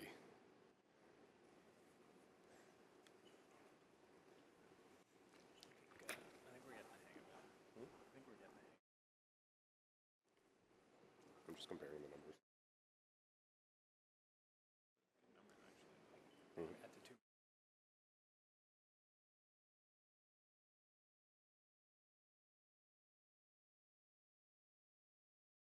So we'll give another 30 seconds just to make sure. Quite a few coming in too. After which we will be moving on to draft resolution 17.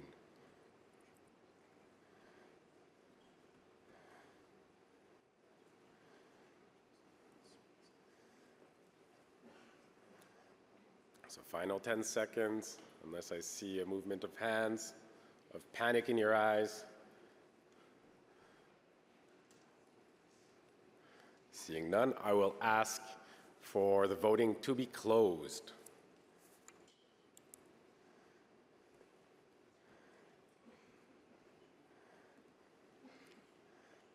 So again, this is draft resolution 16, treaty right to tax exemption. We have 6 abstentions and 190 for or in support. So this resolution is adopted.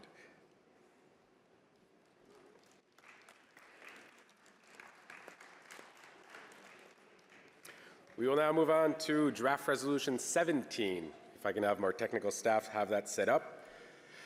Draft resolution 17 titled Treaty Annuities Value. Moved by Chief Marcel Head. Chief Head, are we still in the area?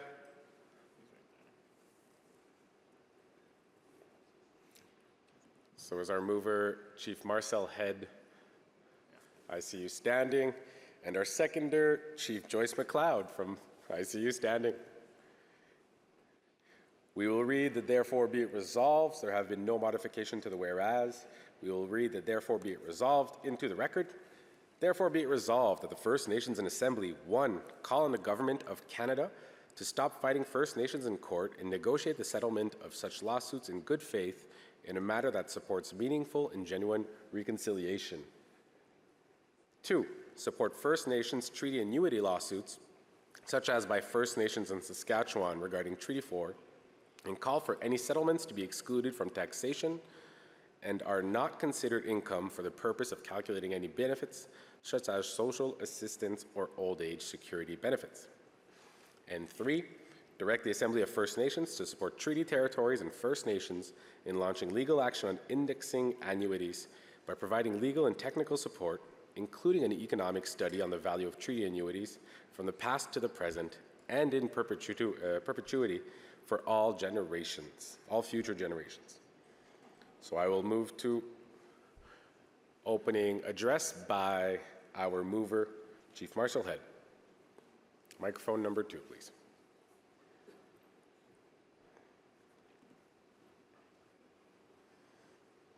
Thank you, Mr. Speaker. See, it's a kind of a long walk with a limp, you know. I need somebody to carry me back and forth. Yeah, again, this resolution speaks specifically with the treaty entities, and you all understand that under Treaty 1, they won a court case specifically with the treaty entities. Now, my understanding is, you know, that just based on legal advice that we received from one of our law firms back home, is when a case is won by one First Nation, it should be all-inclusive. Now, I don't know what the holdup is, you know, in regards, you know, settling these claims, you know, with the rest of the treaties across Canada. So I think that's the support that we want to gain here at the Assembly. So I just ask for the Chiefs for their kind support to this resolution. Thank you. Thank you, Chief. I look towards our seconder, Chief McLeod. Would you like to address the Assembly? All good. So we'll move to discussion. Again, 1, 2, and Zoom. Microphone number 1, please. Chief Wilfred King, Kiasaging Anishinabek, Galway First Nation, signatory to the Robinson Superior Treaty of 1850. We kindly submit and ask that there be a friendly amendment, and I'm only speaking to the Robinson Superior Treaty Group, that there be a non-abrogation, non-derogation clause added. We are currently in negotiations, and we have future negotiations coming up. Our treaty is specific to the annuities, and it's also specific to an increase. And the case has been won already, and we're in negotiations, and we don't want this to prejudice our negotiations, and that's why we're asking for a non-abrogation, non-derogation clause to be added. But we do support the resolution in terms of its spirit and intent. Chief King, would you have specific wording, or we have a resolutions committee member next to you?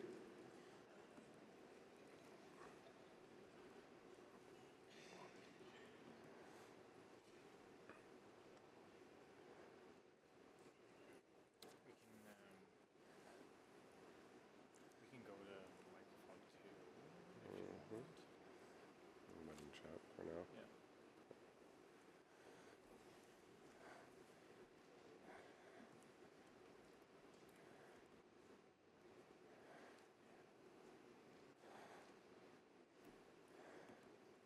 I'm going to look towards our resolutions team. I see that I think we have something. It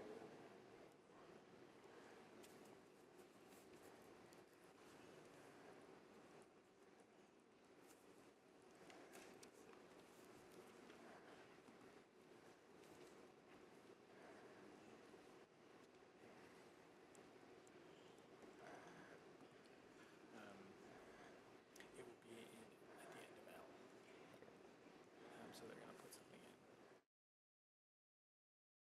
So the proposed wording would be in the whereas section. There'd be an addition of a final whereas, M, which would read, nothing in this resolution shall abrogate or derogate from the Robinson-Huron or Robinson Superior Treaties. I look towards Chief King. Is the wording correct as seen on the screen? Microphone 1, please. Sorry. Chief Wilfred King, Galway First Nation. Yes, that's we want something in that reflection. I did speak to my colleagues and friends from the Robinson-Huron Treaty. I'm not speaking for them, but they have their own chiefs that could speak to that, and I'll let them talk about the Huron portion. I did confer with the Robinson Superior Chiefs and contingent beneficiaries, and they agree with the non-abrogation, non-derogation clause. Thank you. Perfect. Thank you, Chief King. So I will look towards our mover and seconder. Chief Marcel. Chief Head. So the proposed amendment is to add a whereas M, so a final whereas, which would read, nothing in this resolution shall abrogate or derogate from the Robinson-Huron or Robinson Superior Treaties. The addition of a new whereas, as you can see on screen. Microphone number 2, please. Yep, I'm okay with that. Okay with that? Yep. Perfect. And I look towards our seconder, getting a big thumbs up. Thank you very much. We will now go to microphone number 2, please. Chief Tony Alexis, we'd like to request friendly amendment to remove E. Our technicians have shared that it implies that we surrendered and cede our land, so to take that out. The other amendments we're looking at is in therefore be resolved number 3, where it says technical support and include end funding, and then in perpetuity as may be requested for all future generations. Thank you. Perfect. Thank you, Chief Alexis. So we have 3 modifications. The first one would be to remove whereas E, treaty annuities are intended to benefit Treaty First Nations people by compensating Treaty First Nations people for the loss of the exclusive use of their territory and to ensure the well-being of future generations. So to remove the entire whereas. I look towards our mover, thumbs up, and I look towards our seconder, Chief McLeod, thumbs up. So whereas E shall be removed. There was then the amendment, and therefore be it resolved 3. So after providing legal and technical support, adding providing legal, technical, and funding support. So I would look towards Chief Head. Thumbs up. Chief McLeod. Thumbs up. Thank you. And finally, within the same, therefore be it resolved, for the past to the present and in perpetuity as may be requested for all future generations. So I look towards our mover. Again, this is in therefore be it resolved 3, to add at the end, as may be requested for all future generations. Thumbs up and thumbs up. Thank you very much. I will look towards our Zoom call, see if we have anyone. There are no hands that I can see. So we will return to microphone number 1, please. Good morning, Chief Lloyd Mike, Magneto One First Nation. Also in support of resolution and friendly amendment number M as well for the Robertson-Huron Treaty. As a signatory to that as well, we're acceptable to that amendment. Miigwech. Thank you, Chief. Microphone number 2. Chief Shelley Moore Frappier, Temagami First Nation, friendly amendment to add Temagami First Nation to the abrogation and derogation clauses with the Robinson-Huron and Superior treaties, please.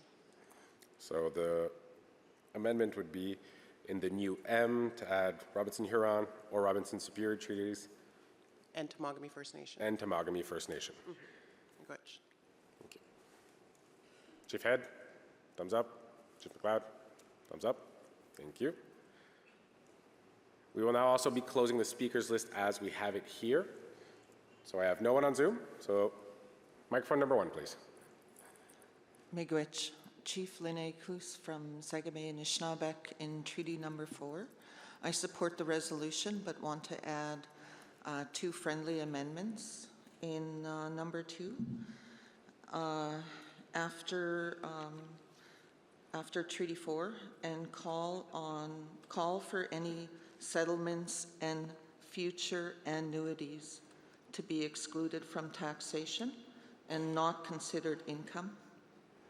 And under number 3, I'd like to replace indexing with, instead of indexing, the word should be the value of annuities, because we're not necessarily seeking an indexing of annuities. In Treaty 4, our people understood that our annuities were a benefit under treaty to help us get through winter. So we want to see the value of that number be brought forward and not indexed. Miigwech. Perfect. Chief, I'll ask you to stay close to the microphone just to make sure we have the right wording. So the first, therefore be resolved or the first amendment would be in therefore be resolved 2. So in the second line, we talk about and call for any settlements to be excluded. You would like the addition and future annuities. Is that the right wording for the first one? And for the second one, can you please look with our team just to make sure?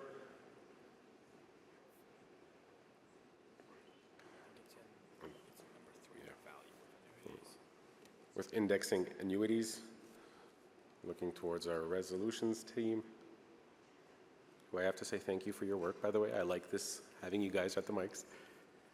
Yeah.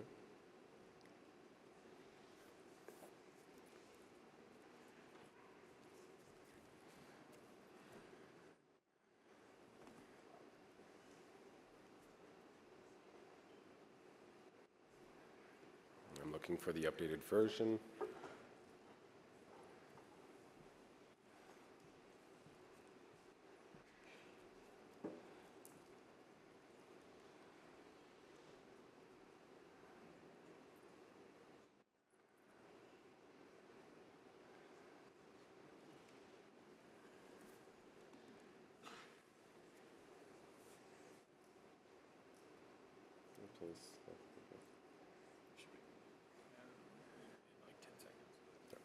So we have the wording, we're just looking how to include it in the sentence effectively.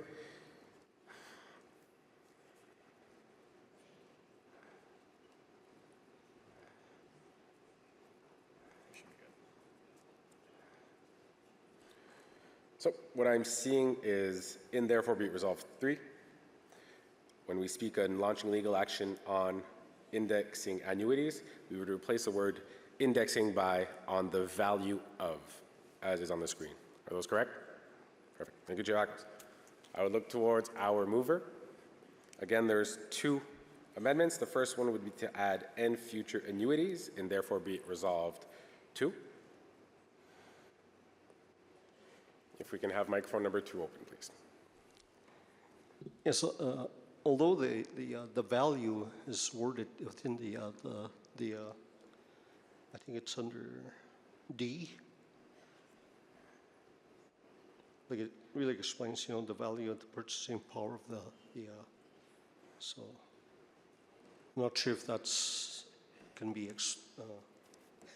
be more specific, but it does have the value purchasing power already in the so, but I'm okay with the changing the indexing to value. Yeah. Perfect. So it's already somewhat included in the whereas, but you are okay with changing the wording. And I just want to make sure also for therefore be resolved 2, we have the addition and future annuities. Okay with that too? I'm looking towards my seconder. Big thumbs up. Thank you very much. Our before last speaker, microphone number 2, please. Okay, thank you. Chief David Monias, Pemitsagamak, Green Nation. Tatabaskat, Donald Sagisigak. I'm in support of the resolution, but I wanted to add a friendly amendment, another clause to be put in there, just to safeguard our people and also our treaties in our sovereignty. So be it further resolved that any adjustments, settlements, or payments related to treaty annuities will be designed to enhance, not diminish, the socioeconomic well-being of First Nations. These adjustments will, 1, exclude taxation and means testing, be exempt from taxation and excluded from calculations for income-based benefits such as social assistance, old age security, or the Canada Pension Plan. Number 2, preserve existing benefits and ensure that the increased annuity payments do not reduce or replace any current federal or provincial benefits received by the First Nation individuals or communities. Because they used to do that under the residential school as well.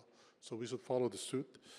Number 3, prioritize community-led decision-making, be distributed or utilized in ways that are determined by the affected First Nations communities themselves, reflecting their collective priorities and governance systems, and to include safeguards against future erosion, be indexed to inflation, and purchasing power on an annual basis to maintain their real value over time.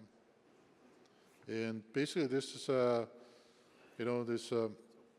this clause I wanted to explain that any financial adjustments or settlements are protected from being counted against individuals or communities for benefit eligibility, and also to strengthen First Nations self-determination by respecting community-led decisions, and to prevent future disputes by enshrining regular adjustments in the law.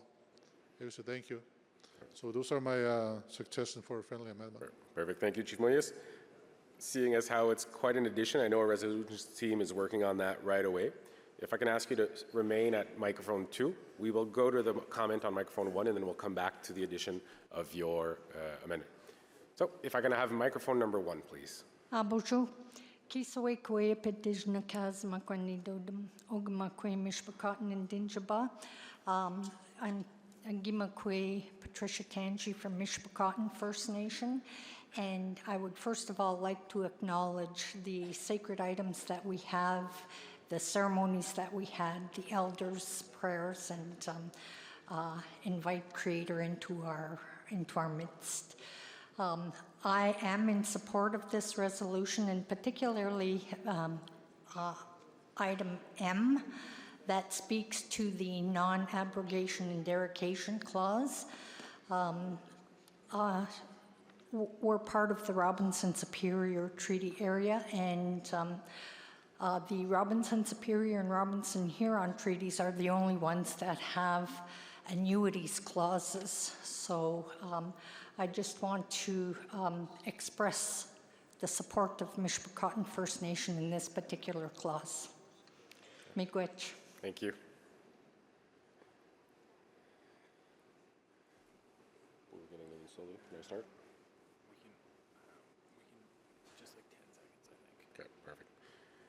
if I can have our technicians also, they're already on screen.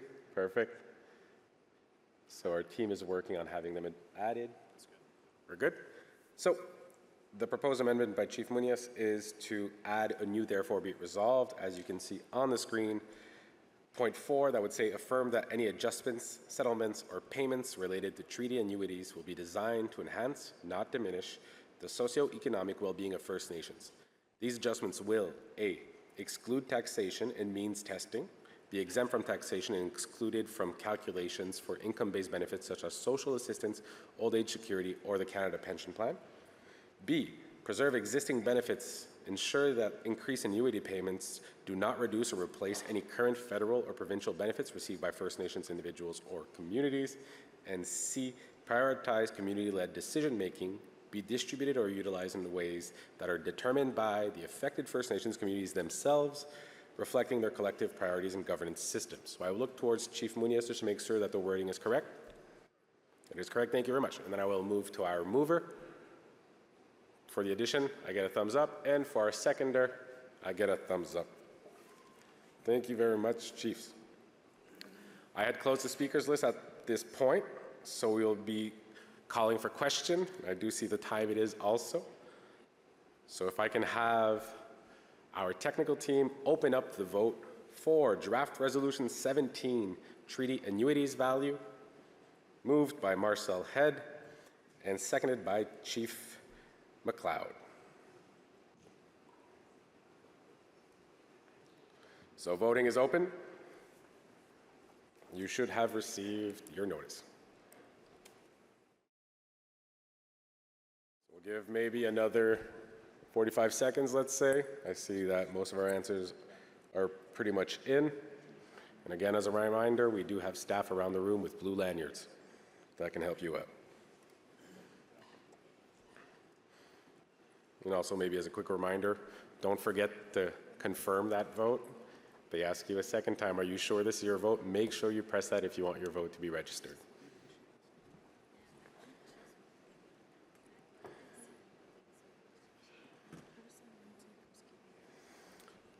Let another 30 seconds around.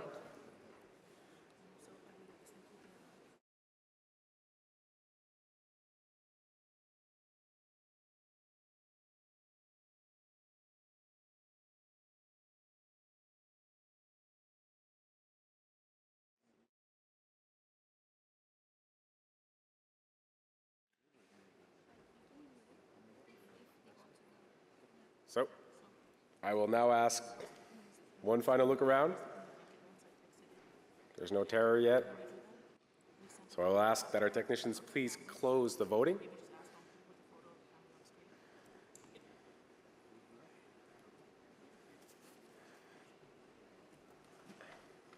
So for Draft Resolution 17, titled Treaty Annuities Value, moved by Chief Marcel Head and seconded by Chief Joyce McLeod, we have 9 abstentions, 1 opposed, and 173 for. So Draft Resolution 17 as amended is adopted.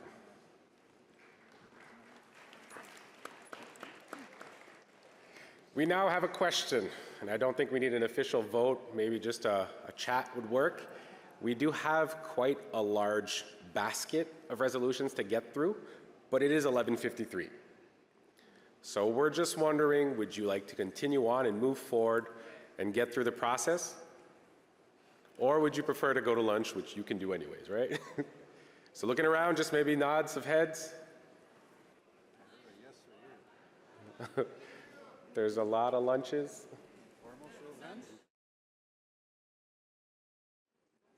Since this is more informal, can we do a show of hands? Maybe who would like to stay and continue with the basket resolutions? And who would prefer to head for lunch and come back at 1? That's pretty one-sided. I think you guys are hungry. So we will be back at 1 p.m. with a panel on the Indigenous Justice Strategy as well as policing reform. Thank you for your participation. So, thank you very much. Delegates are making their way back into the Assembly room. The 1 o'clock session is dealing with the Indigenous Justice Strategy and also policing reform.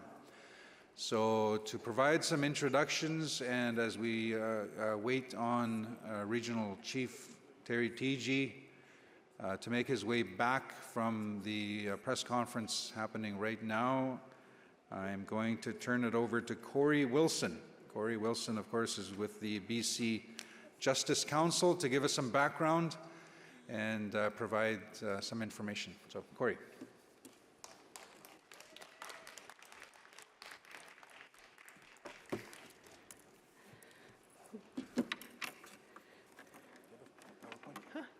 No PowerPoint. Hello, everyone. I hope you all enjoyed your lunch. Gila Kasla, thank you for being here. Thank you to the people whose territory we're on for allowing us to be here today, and grateful to see all the friends and family and meet new people throughout this conference. So I'm here today to kind of fill gap, I guess, a little bit between the press conference and waiting for Regional Chief Terry Teegee to come up. As was said, I'm Corey Wilson. I'm Kwakwakiwak from Northern Vancouver Island, and I'm chair of the BC First Nations Justice Council. For those of you that may not know, the Justice Council has been around since March of 2020. We passed the House, the Parliament of British Columbia, passed our justice strategy in March of 2020, which was very fortunate because we were able to continue our work during COVID. And at that point in time, we had no employees, and now we have up over 200 employees. And it's a justice strategy that has 25 strategies and 43 lines of action. And if you look at the strategy, and I encourage you to do so, you'll see that it's very comprehensive. One of the foundation of our strategy is diversion, which I will talk about in a second as well. And the strategy is divided into lines very similar to what you will see with the National Indigenous Justice Strategy, divided into 2 tracks. Track 1 being reforming, changing, amending the current criminal justice system, as well as track 2, which is revitalizing Indigenous justice, Indigenous ways of knowing and being, and settling disputes, restorative justice, whatever you may call that. And you'll probably note I'll use the word restorative justice, but I mean the whole gamut of alternatives to justice. I'm just limiting the terminology, and we know that different regions use different mechanisms and supports. So the key to our justice strategy, again, is to change the status quo. I know I don't need to talk to everybody in the room. You all know the statistics.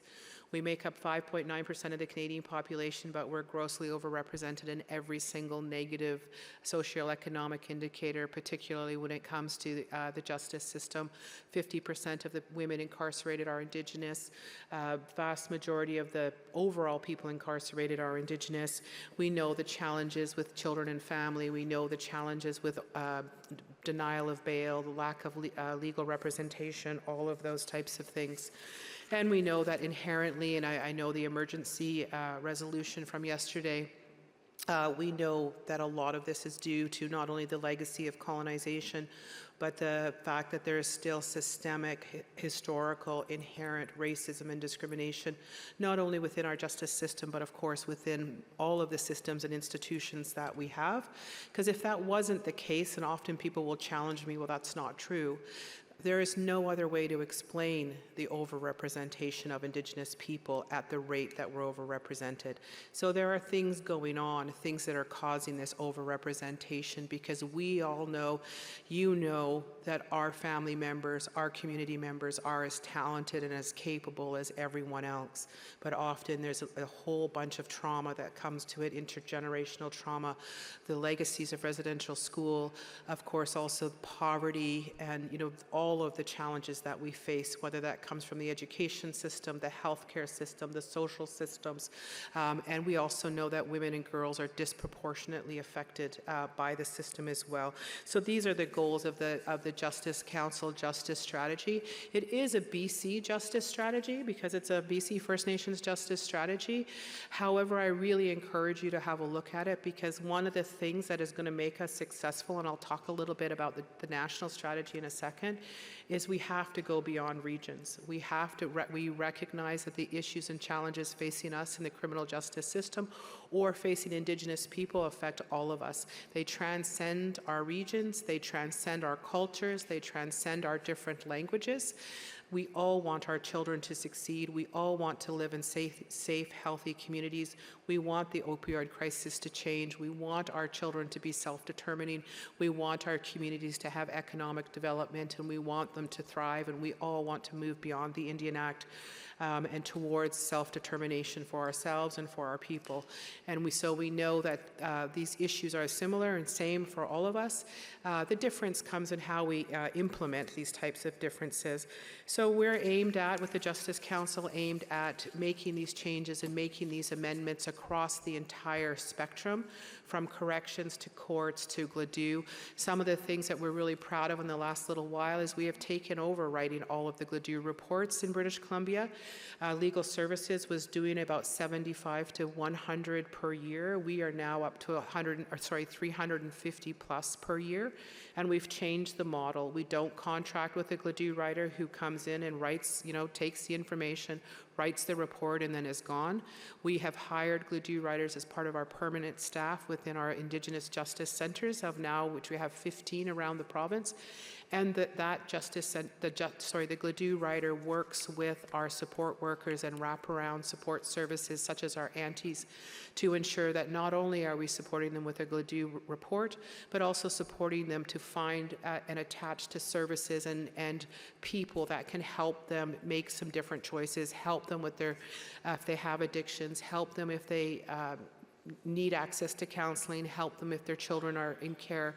So looking at doing services and things differently, and we know what we're doing in British Columbia will work across the country and will work for everybody, and we're here to support you in doing that.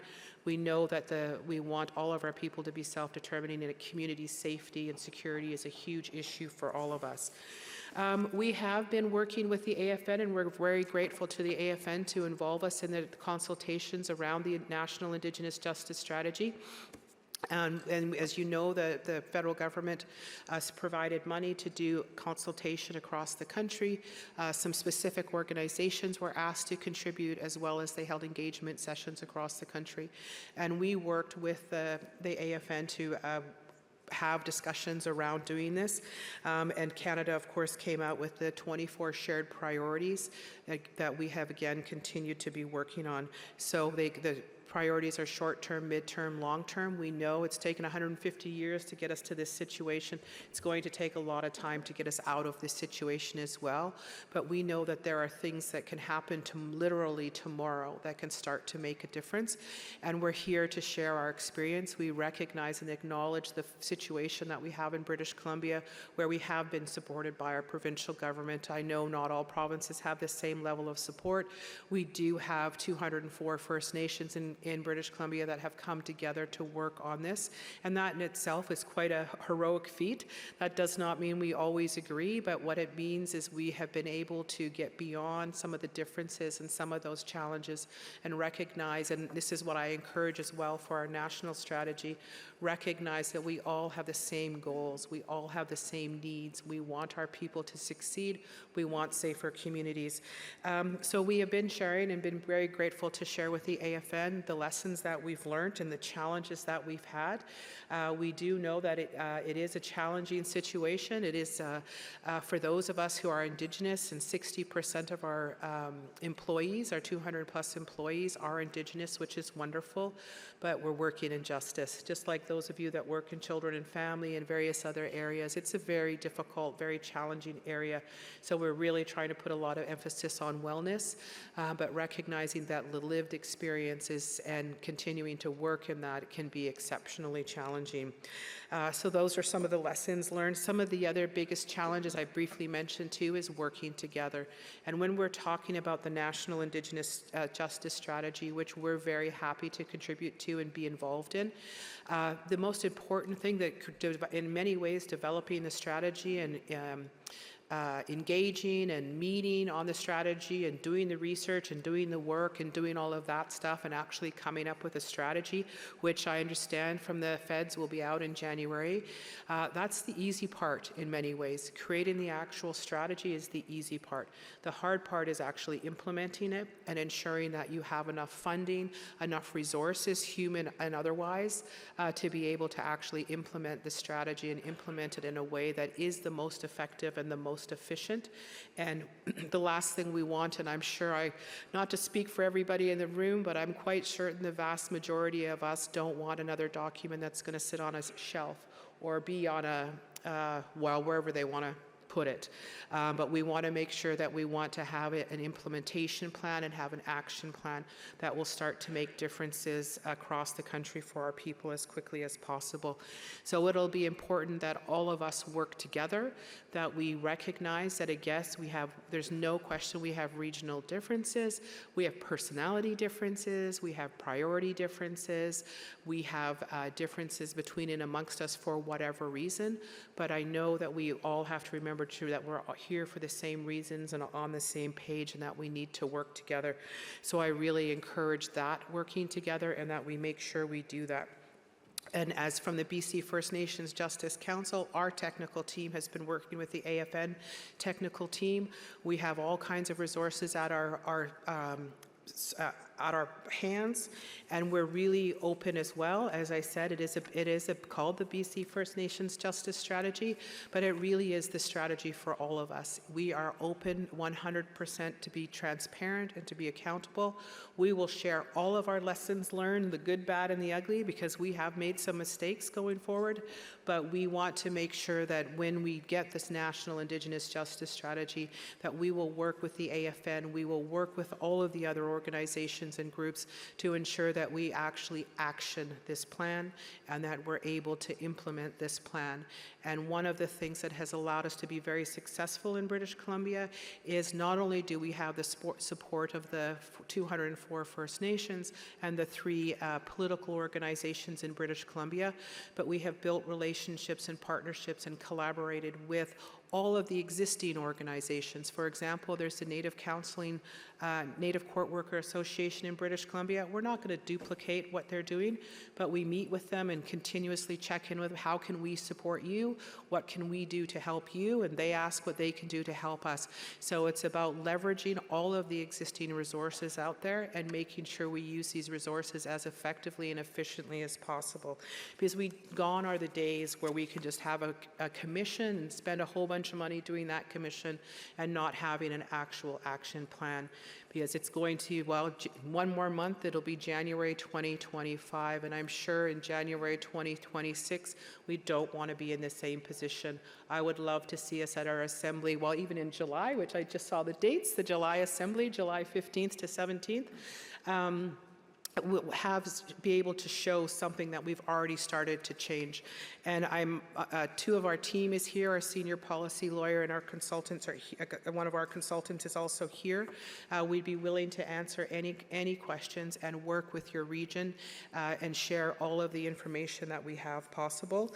So one of the things too that we talk about a lot is, and I know this can be challenging, it can be challenging internally for us as well at the Justice Council. We would love to hire all Indigenous people only. There's just simply not enough of us. There's not enough Indigenous people to work all in health, all in justice, all in education, all in children and family. So we have worked really hard at making and finding accomplices. I know often people talk a lot about allies and finding allies, but often allies are just there for the photo op, or they're there for the reception, or they're there for the dinner. So what we really need to leverage and work on is find all of the accomplices, because we have some incredible people that are working for us that are non-Indigenous, that are incredibly committed to the work that we're doing, and their own learning and their own understanding is increasing by working with us within our Justice Council and learning and expanding our ways of knowing and being. The other approach that we've taken that's very successful, and I know we have encouraged, we've given the notes and had the discussions with the AFN. The other thing that has been working for us is to recognize that the issues and challenges facing Indigenous people within justice are not only justice issues. They come from poverty. They come from the legacy of colonization, as was already mentioned. They come from having diagnosed or undiagnosed learning disabilities, mental health issues, addictions, all of the things that our people have faced. and homelessness. We have a diversion project that we are working on in Prince George. It's a pre-charge diversion. We're working with and trying to support people in Prince George that are homeless and helping them prior to them actually being charged. And that's by doing things differently. And I think it's doing it in a way that most of us probably traditionally were taught, which is to have those wraparound support services. You help the whole person. It's not just having a lawyer to deal with the charge and help them stay out of jail, but it's what do they need to make sure that they don't reoffend. If they're homeless, how do we find a home? If they're hungry, how do we help and connect them to the services that will help them socially and economically? So it's that holistic anti-approach, wraparound supports, and also in light of that, what we found has started working in British Columbia, though we started and shortly thereafter the election was called, is that we're working across ministries. We found it's very effective to not just go and meet with Minister A, then Minister B, then Minister C and their team, but actually to get Minister A, B, and C in the room together with their team and have meetings with everyone in the room, and then everybody discuss what the solutions are going forward and what the responsibilities of each person each unit is in making this happen. And we are proposing that as well for federally when we're talking about the National Indigenous Justice Strategy, that we need to have everybody in the room to have these discussions to see what can you do, what are your strengths and abilities, what can you accomplish, and also being self-aware enough as well as what we are limited in, where we don't have resources and who has those resources, so that we can be sure that we leverage all of our resources and use them effectively and efficiently. We know that none of us have enough resources to address the challenges that we face as Indigenous people. So we need to look at doing things differently, and we need to also encourage Canada and encourage our various provinces as well to recognize that you can't continue to divide and conquer us, and that we are stronger together, and we will continue to work together in the most effective, efficient way possible. Okay. Whoop, went away. We're waiting. I'm kind of filling in time here, so. Yeah, switch to Julie when you're ready. All right, so my cue was when Terry TG walked in the room, but he's apparently not coming, so now we're going to switch to the next person. So thank you to everybody, and I guess just one last thing there. I know the AFN has a booth over in the showroom, and the save the dates for some of these workshops, which are going to be focused on the Track 2 changes. So revitalizing our ways of knowing and being. So hopefully you could do the save the dates, go and get them, and we look forward to working with you in the future. Thank you.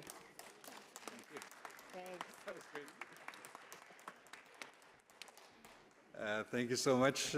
Corey Wilson, of course, with the BC Justice Council. Corey was filling some time while we were waiting for Regional Chief TG.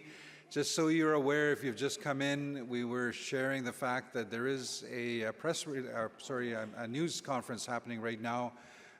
Regional Chief TG and a number of other delegates, including National Chief, of course, Whithouse Neepanak, and Regional Chief Picard are at the news conference right now.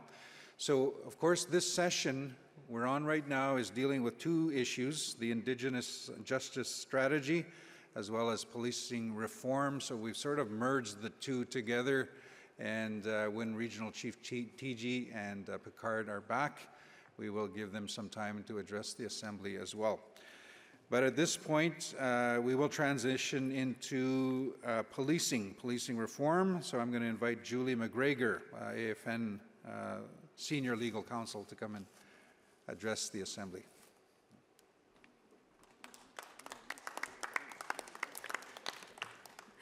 Miigwech.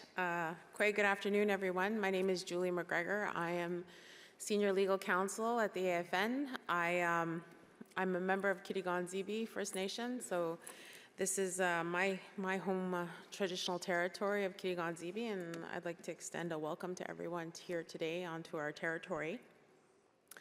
I'm here to do a quick little, I'm filling time, as the co-chair said, but I'm also doing a brief update on litigation surrounding policing. And to begin with, I'd like to start with going over a significant decision that we received last week from the Supreme Court of Canada with respect to policing. There's a community not far from Mistouiache, Quebec, and I don't want to say the name in Innu because I'm going to butcher it, but I will refer to the community of Mistouiache. And the sort of the background to this case is that the community had, for a very long time, their own self-administered police force, self-administered First Nations police force. And they had been running a fairly large deficit because of underfunding. Now, I've been to a few of these plenaries, and I provided sort of a background on the First Nations policing program, but this sort of really speaks to the heart of the issue in terms of underfunding. The First Nations policing program allows First Nations to self-administer their police forces, but it's a contribution program. It's not essential services legislation, which is something we're advocating hard for. But through this program, the federal government funds First Nations at a 52%, and Quebec, I'm sorry, in this case Quebec, but the provinces and the territories fund at 48%. So what that means is that usually the provinces get to dictate how much funding First Nations police services receive for their annual budgets. What happens is that the province says what they're going to kick in for their 58%, the feds put in their 52%, and the First Nations have zero say in that amount. So in this community of Mistouiache, they were running a deficit of about $1.5 million, which they were self-funding to cover that deficit. And I kind of want to raise that as an issue because it really does play into the work we're doing, but also the Supreme Court's reasoning in this case. Because as this happened, this case was appealed from the Quebec Court of Appeal, and it was Quebec, the province, that was appealing the case because Canada had chipped in to cover its portion of the deficit, but Quebec refused. And the reasoning for that is that they felt that they didn't have any obligations beyond what they wanted to kick in for funding, and that the honor of the Crown didn't apply to contractual agreements between First Nations and Canada. So they're called tripartite agreements. And coming into this, I think we were a bit cautious, us lawyers who were working on the case, because we had just received not long ago this year the Supreme Court's review of the child welfare legislation C-92. And in that case, the Supreme Court had sort of tied the notion of self-governance to the intention of the legislation. And certainly in this case, we were worried about sort of a limited scope of looking at what the honor of the Crown is and recognizing First Nation self-governance in policing. So it was a pleasant surprise to get this decision last week, which sort of feels like the Supreme Court seems to be expanding their views on things, especially with respect to the honor of the Crown, which is incredibly important. They found that the honor of the Crown applies to funding agreements and these tripartite agreements that First Nations enter into for services, for policing services, but it could, of course, apply to education services, any kind of services that First Nations are underfunded to. And the court kind of admonished the Crown, Quebec and Canada for a number of reasons, but it also said that it also gave First Nations a number of tools when advocating against underfunding.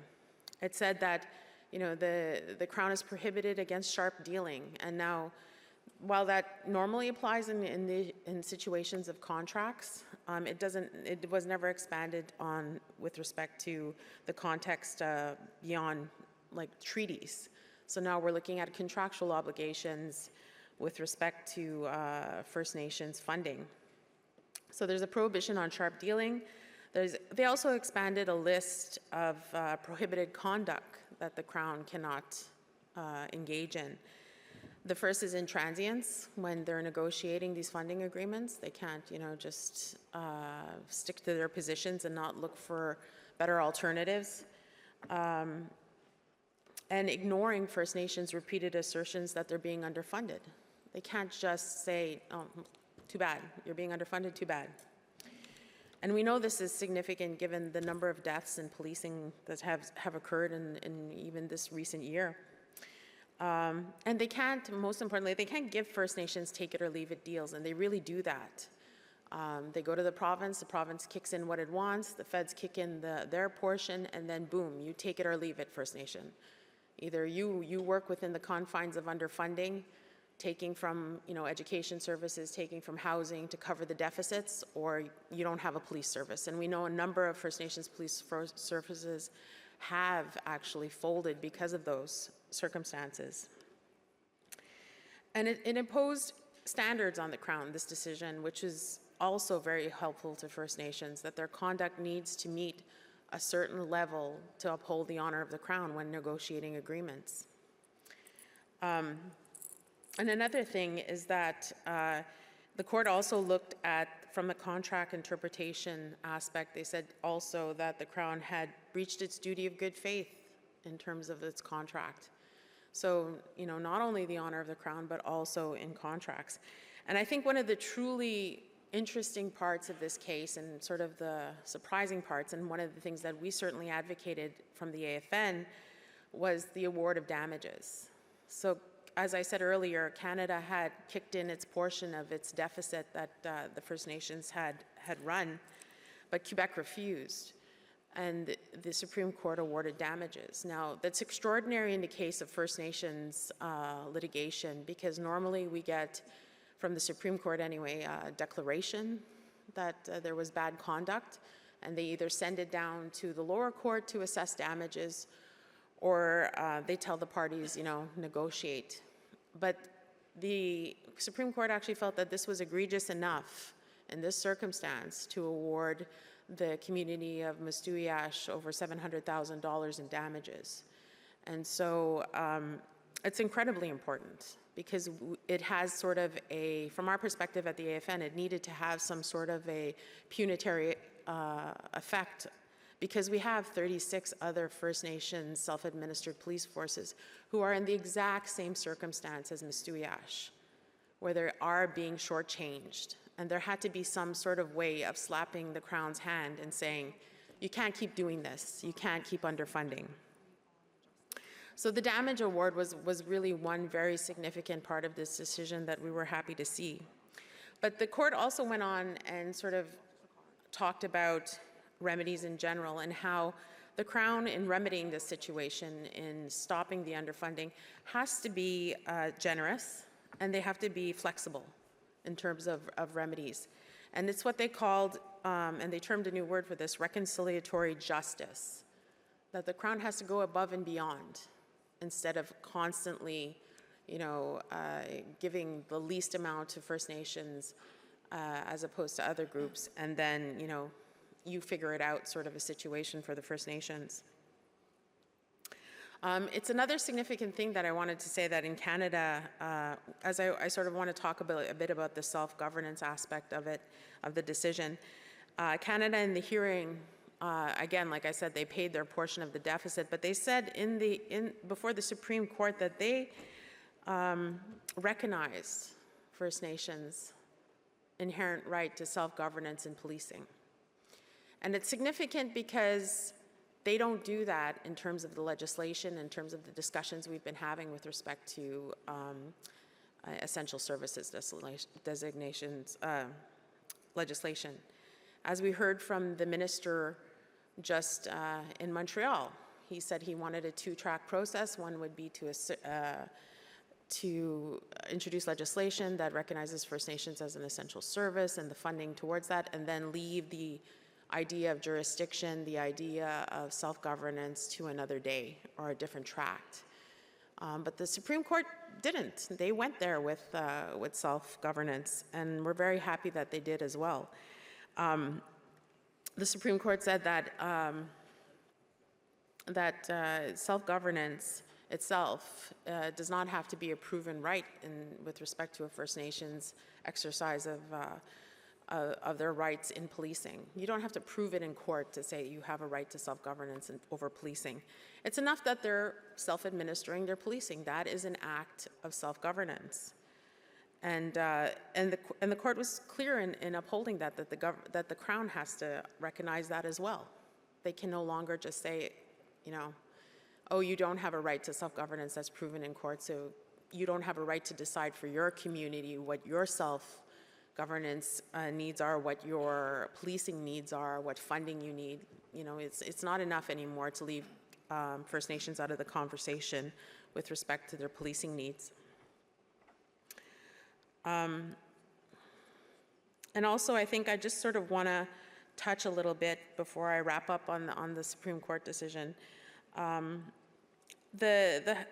Something that we were concerned about when we were making our submissions before the Supreme Court was the fact that, again, like I said earlier, we were concerned about the court wanting to tie the honor of the Crown to either some sort of an agreement or contract or so forth, and they didn't do that.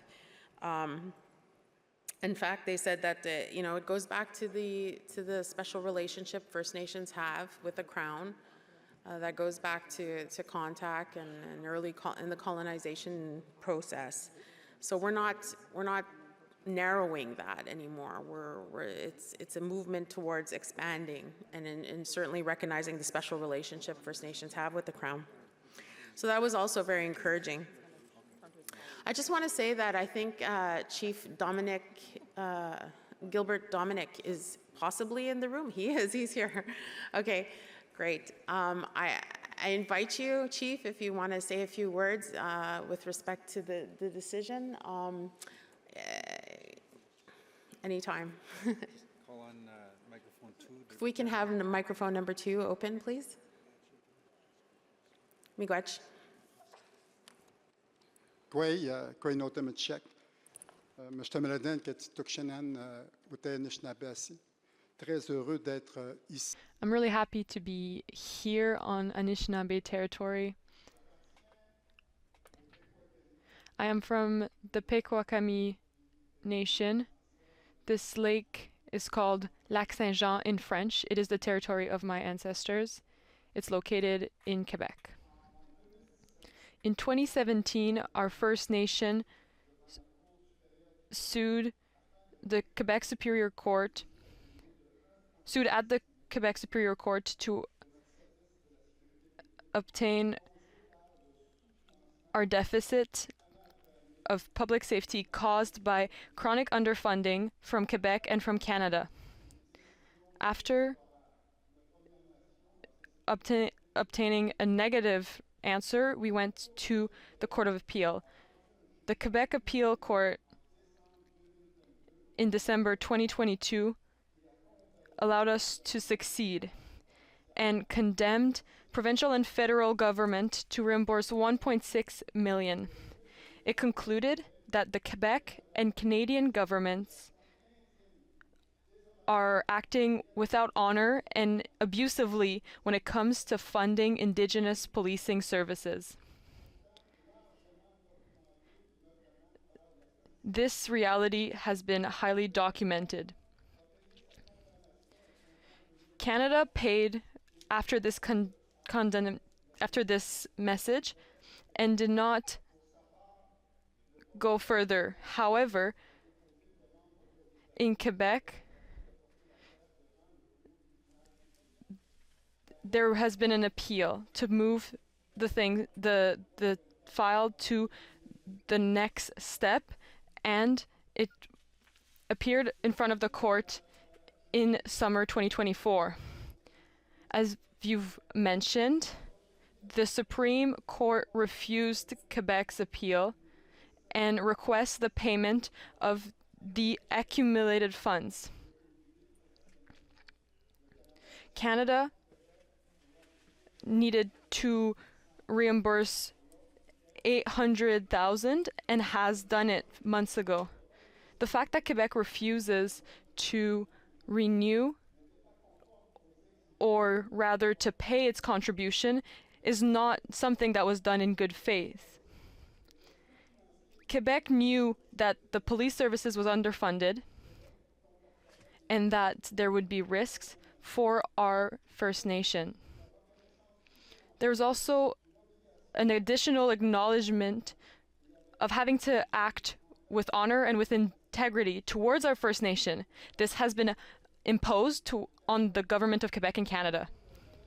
The Crown had to act with honor during our negotiation, and the fact that Quebec refused to negotiate the contract, this is an offense to acting in good faith and also a refusal to act with honor.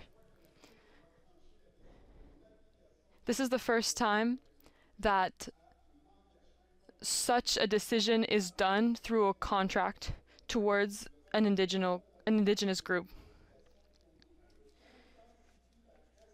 The fact that the Crown is involved makes the responsibility of the government more important. This challenges the honor of the Crown when it is connected to Indigenous rights, especially in the context of a credible offense. This decision will have an impact on negotiations in general when they relate to public justice and to First Nations across the country. Governments will have to change their attitude during negotiation. They need to negotiate in good faith and with honor. Additionally, governments will have to stop discriminatory practices that are currently systemic. Governments will have to acknowledge that policing services are essential services. We have succeeded at the Human Rights Tribunal. The tribunal decided that yes, the First Nation was a victim of discrimination, and in the next year we will see the result of this challenge. Goich, Chief Dominic. So, you know, as the Chief said, this really does hold the Crown to account, and it has given us some good legal tools with respect to how to fight back in terms of Canada underfunding our First Nations, especially in policing. And we really need those tools because there are about 35, 36 self-administered police forces across Canada, and they're all underfunded. And so much so that we have the Chiefs of Police of Quebec, and we have the Indigenous Police Chiefs of Ontario, IPCO, who are in current litigation. They're bringing challenges in the Canadian Human Rights Tribunal against Canada for underfunding. We also have here, I see the Director General of IPCO here. We have folks from police services, First Nations police services. And I can say that in terms of giving an update with respect to that sort of litigation, the Chiefs of Police of Quebec have submitted a complaint to the Canadian Human Rights Commission regarding underfunding. And we're awaiting a decision of the Commission on that, on whether it can proceed to the tribunal hearing. The Indigenous Police Chiefs of Quebec the Indigenous Police Chiefs of Ontario are moving forward to the tribunal for hearing in January. And you know, Canada is pushing back on having the hearing move forward in January. But that's to say that there's a lot of ongoing litigation with respects to our First Nations police forces, and we're hoping that, you know, this decision will provide that foundation for them to get justice and funding. I'm noticing now that regional chiefs have joined me on the stage, and I'm sure you'd like to hear from them as well. So thank you very much. Thank you, Miigwech. So thank you again, Julie McGregor, of course, Senior Legal Counsel with the Assembly of First Nations. So we've sort of merged two issues dealing with policing and the Indigenous Justice Strategy. Of course, Regional Chiefs Terry Teegee and Ghislaine Picard were at the press conference. They're now here, so I will turn it over to Regional Chief Teegee to start and sort of summary and closing comments with the two presentations. Thank you, Adam. Chiefs, hereditary chiefs, delegates, I know we're short on time, so I'll be very quick. I just want to thank Julian and Corey Wilson for the reporting out today on this matter in terms of Indigenous justice and policing, and certainly know that they're intricately related in terms of really some of the work that we're doing. Myself and my colleague, Regional Chief Ghislaine Picard, as well as the task group on policing and the Chiefs Committee on Justice. Certainly we're excited for the Indigenous Justice Strategy moving ahead, but that requires commitment. Regardless of what party is in power, whether it's the Liberals, NDP, or Conservatives, certainly that is one of the issues that, once again, we're seeking the support and the resources necessary to implement an Indigenous Justice Strategy. And I also want to note, too, this really works well in terms of the implementation of the United Nations Declaration Act, the National Action Plan, the well over 181 action plan measures, which I do chair as well, the implementation of UNDA. Certainly, I think the overrepresentation of many of our First Nations peoples in correctional institutions, which was outlined in the Office of Correctional Investigators report, 10 years since Spirit Matters report, and the recent alarming number of deaths of First Nations individuals during interactions with the police, call on really pushes us for an urgent reform on the way the criminal justice system works and operates in Canada, and want to thank you, Chiefs, yesterday for passing the resolution.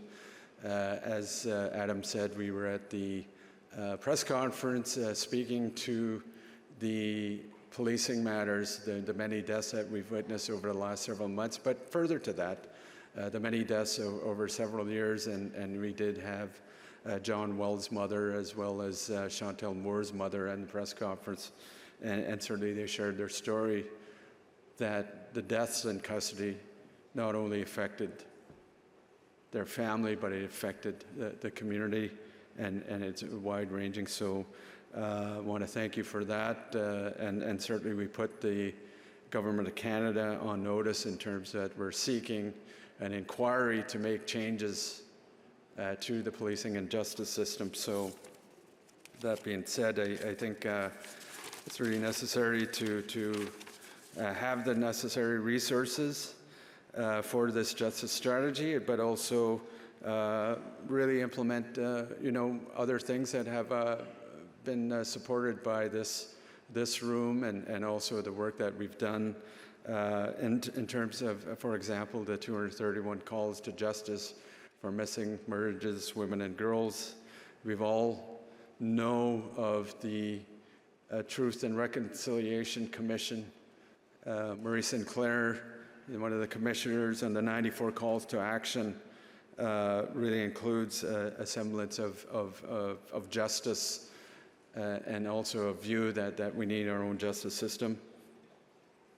And I think it really speaks to, in terms of this justice strategy, that our people need to be supported in every point of contact with justice in the justice system, and we must work towards providing increasingly more First Nations-led and develop alternatives based on First Nations laws, legal systems, and our orders.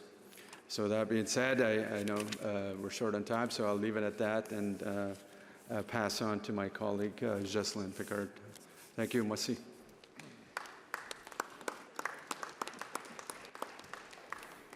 I'd like to acknowledge the Anishinaabe Nation and thank them for hosting us and hosting this assembly this week.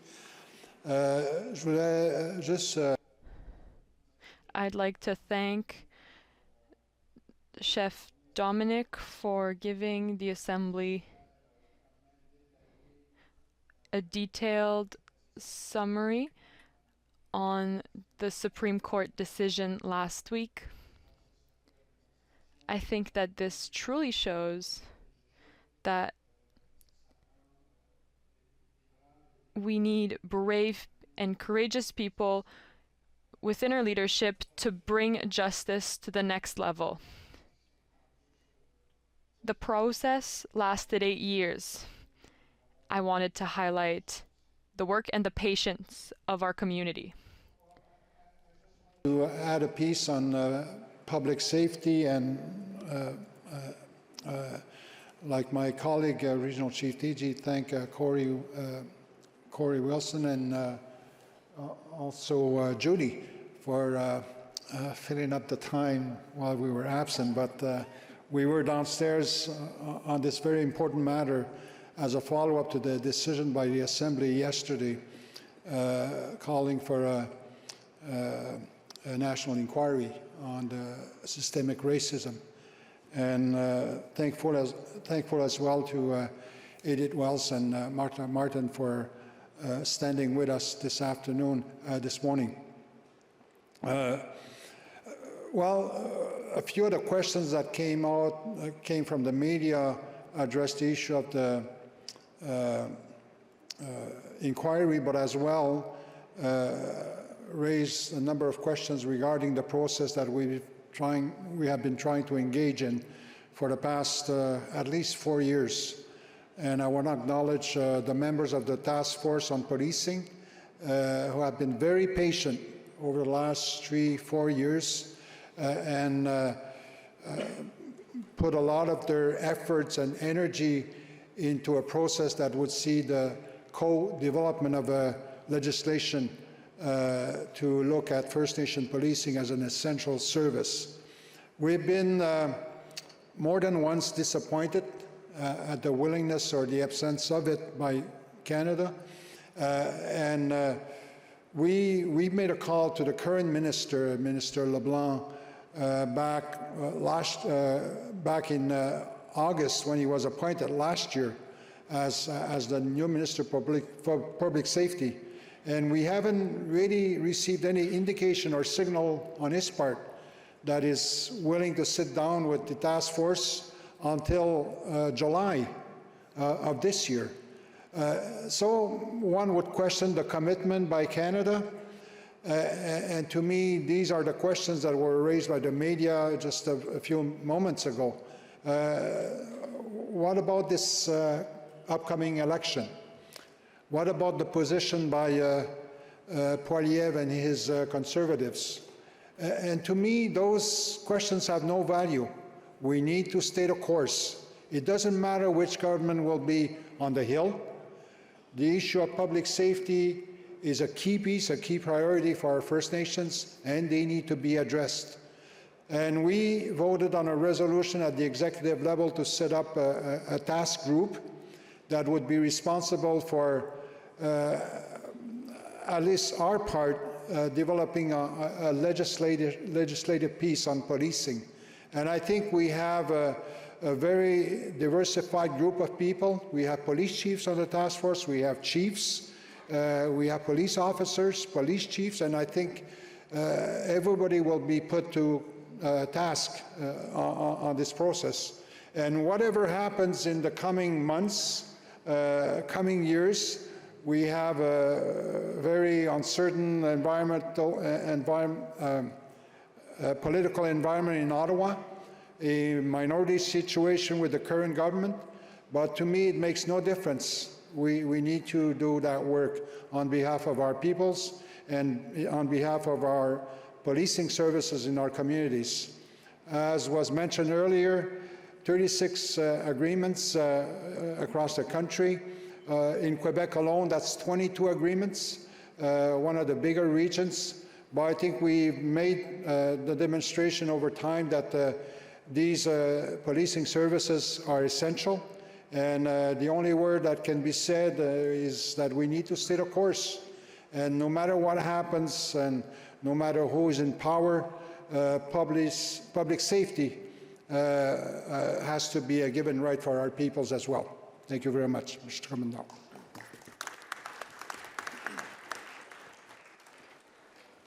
Miigwech, thank you very much. And that concludes our panel discussions on the two issues dealing with policing and the Indigenous Justice Strategy. Thank you to Regional Chiefs Terry Teegee and Ghislaine Picard for the summary and closing up the discussion. Also, a big thank you to Corey Wilson and Julie McGregor, AFN Legal. So thank you. Miigwech. Let's give them a hand. So at this point, what we will be doing is there are a number of resolutions we did not get to this morning. And so we'd like to deal with the resolutions before we get to the next presentation on long-term reform of First Nations child welfare. That was on the agenda for about 2:30. So we've put together the resolutions. Chiefs, we heard you. Let's move away from the colonial language. So we are putting together the resolutions into baskets. The first resolutions we put together in one basket. We will deal with them together. In our language, I was saying in our Anshinimon language, we would describe it as Jamamo Dajanjagadik, Mamo meaning together. So we'll deal with them together, deal with the health resolutions. And then we have another basket of resolutions dealing with justice. So there's two baskets of resolutions, and then we will get to the presentation. Lots of important discussion, lots of important decisions that need to be made. So before we get to the health basket of resolutions, microphone number 1. Go ahead. Hello. I'm interested in these topics, policing and Indigenous justice. And I guess we're not allowing questions, a dialogue with the presenters, are we? At this point, we wanted to move on because there are resolutions, but if you have a question, you're at the microphone, you have the floor, They are here, but also, just a reminder, we had the dialogue sessions on Monday, and this was one of the many discussions, but maybe just one question.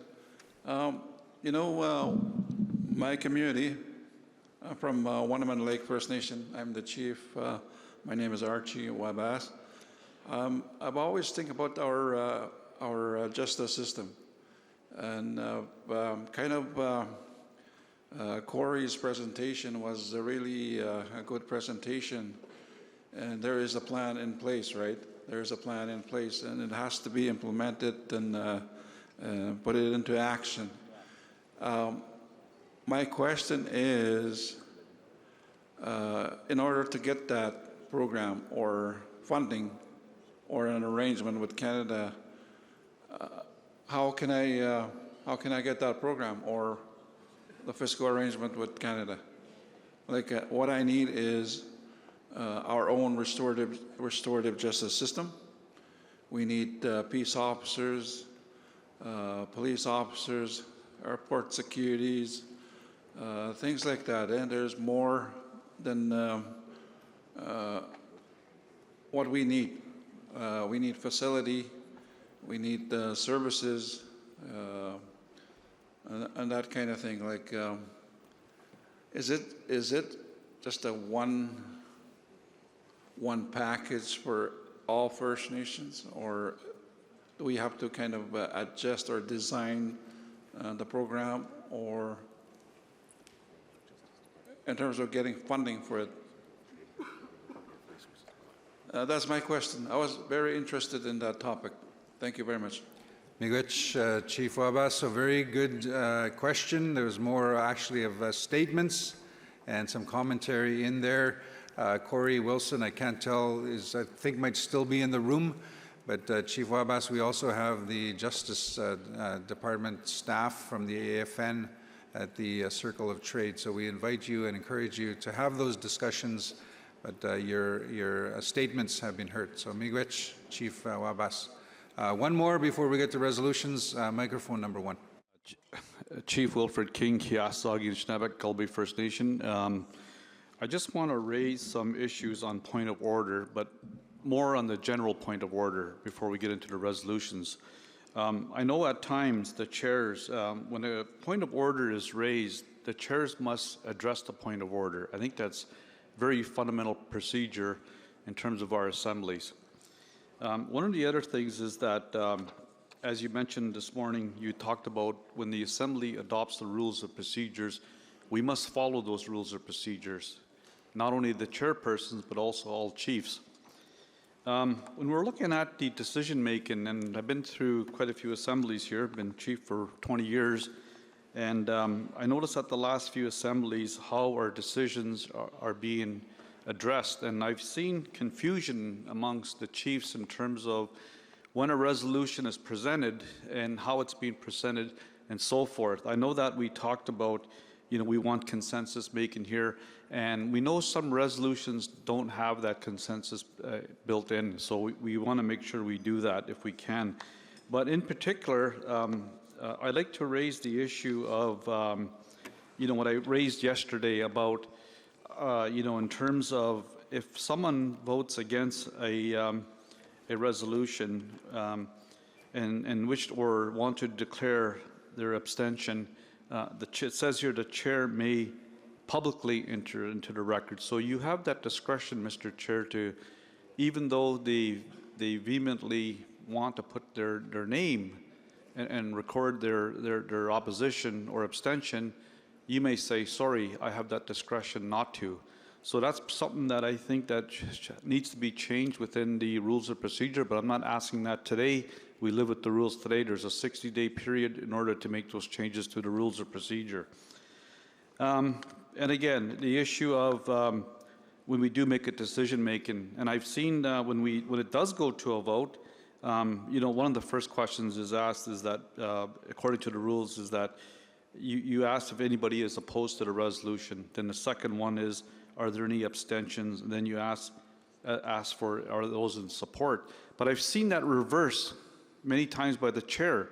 So I've seen chiefs say, are we voting in favor, or it changes. So I think we should have that standard so that the chairs follow that process. If we're going to follow that process, we should follow it on every resolution then, if that's the case, not have that change, because I've seen where the chairs would ask all those in favor, the next resolution that changed to all those against, sort of thing. And I've never seen where we would have, normally most meetings, and again, I'm not trying to normalize things here, but you would ask all those in favor, then you would ask any opposed, then you ask for any abstentions. Then everybody knows that order of how we're voting. And I think it's confusing when the chairs go back and forth and reverse that order. So just for thought, Mr. Chair. So before we get into the resolutions, those are my initial comments, but I'll be bringing up other matters of point of order as we move along. Chimigwich. Miigwech. Chief King, I just want to clarify, I think there's some very important points you've raised. Did I actually hear a point of order? Or Yeah, point of order. What's the point of order? Can you clarify? What's the? Oh, the point of order was, I wasn't calling a point of order, I was just referring to the point of orders and when the chair must address the point of order. And the point of order wasn't so much addressing the point of order, but was referring to the rules of procedures. Miigwech. There's a phrase. Yeah. There's a phrase in my language. You're totally turning me inside out like a pretzel. But I hear your point. There are some very important points in there, and I don't know that I want to get into a full discussion on some of those issues, but thank you. We'll take that into consideration. I would like to add on Chief. Gegino misabo jibin. Gegino misabo jibin. He conflict of interest. Masnega digi homaki. Masnega ninge. Egwa kaung kita kenmasi no one in. I went in how the proxy or chief agwenne. I mean, the point of conflict of interest, okay, ban, ani can over the money here, conflict of interest. Going to my go na here, none the kendan here. I was just asking the chairman some point of clarification on the conflict of interest clause and provision in the article. It has, what I have here is Article 27. I just received this a while ago, and I was just reading it. It says on the first point, define as situations in which personal, business, or financial considerations may affect, and that's kind of a conflict situation there. That's one of them. And there are other points here in the article. And I was just kind of letting my chairman know, and maybe he can kind of quickly respond to it. Thank you. Miigwech. Microphone 1. Chief Wilfred King, Kiaslagi, Nishnabek, Gulby First Nation. Again, now I will raise the point of order. It is dealing with Article 27 in the Charter. It's clearly defined that if one of the principal organs, and as chiefs for one of the or proxies, or one of the principal organs of the Assembly, why aren't people declaring conflicts of interest before they are voting? It's very clear in the Charter that if you have a conflict of interest, you should be declaring it. I've seen where and again, I want to bring up this issue, and I'm not trying to offend anybody here, but I've been coming to these assemblies for over 20 years, and I make every effort as a chief to be here because I think it's so important that the chief of your community should be here addressing these matters. And a lot of times I see proxies that attend, and again, I know it's the right of the First Nation to send a proxy, but I think we're having talks and discussions within Ontario region that we would like to change that, where we have the chief, or if the chief can't make it, I'm pretty sure one of your councillors can make it to the meeting. And what I've seen, and again, we're just as guilty of it, we send proxies to these meetings, and either they're staff persons of organizations or something like that, and there's no conflicts of interest declared. And I think that's really important, that if we're going to have openness, transparency, and honesty in our proceedings, that those individuals should declare a conflict of interest before they vote on these matters. Miigwech. Miigwech. So a point of order has been raised. Just to advise the Assembly, when a point of order is raised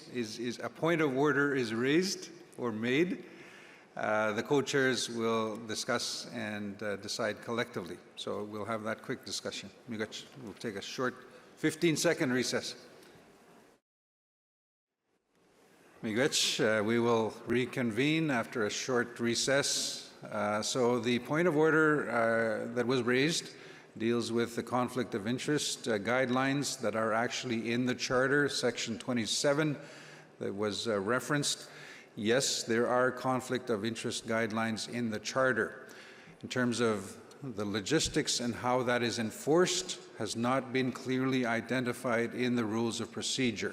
But the Charter overrides the rules of procedure. It is in there. Everyone has an obligation to abide by the conflict of interest guidelines that have been identified in the Charter. At this point, on examination, again, of the Charter and Section 27, there's a few other sections that we've looked at. It is the obligation of any chiefs or proxy representatives that if there is a conflict of interest, to declare that conflict of interest. Microphone 1. Hello, Chief Wilfred King, Kiaslagi, Nishnabek, Gulby First Nation. You know, it's very clear in Article 27, whether it be real or perceived, and it says that those acting in this Assembly, whether chief or proxy, must act in the best interest of the Assembly of First Nation. It's very clear, and I feel that there are probably some that have a financial interest in the outcome of some of the resolutions, and therefore those conflicts should be raised. It's also very clear in Article 27.1 that all conflicts of interest to be declared and that person recuse themselves from any deliberations and discussion on the topic under debate. So it's very clear, but we've seen that violation happen time and time again, Mr. Chair. Thank you. Miigwech. So we have made the ruling that we agree that there are conflict of interest guidelines in the charter which supersede any rules of procedure, and that is there, and that our understanding, our interpretation is that it is up to each individual chief or proxy representative to declare that conflict under the guidelines of Section 27. And that is in the packages. You all have copies. I don't have the page reference, but it is Section 27. 45, 46. Page 45 and 46. Microphone 1. Well, Chief King, Gulbey First Nation, just want to raise, Mr. Chair, that even if the individual doesn't declare that conflict, the chair may declare that conflict under parliamentary procedure. As well, in addition to that, any member can raise the conflict of interest of any member. So let's keep that in mind as well. Miigwech. Thank you.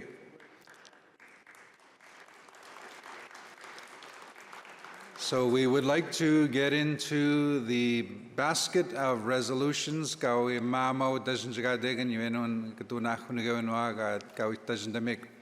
going to turn it over to my colleague, Veronique, to deal with those resolutions. Miigwech.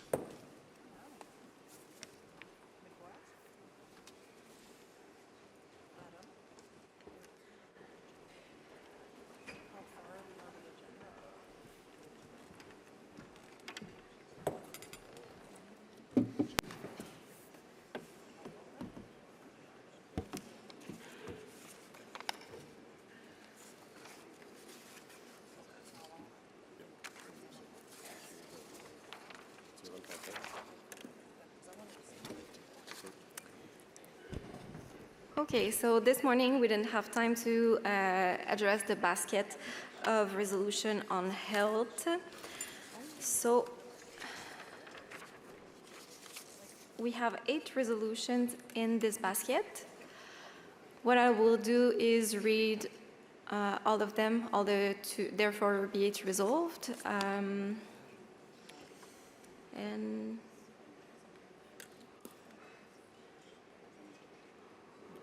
one second.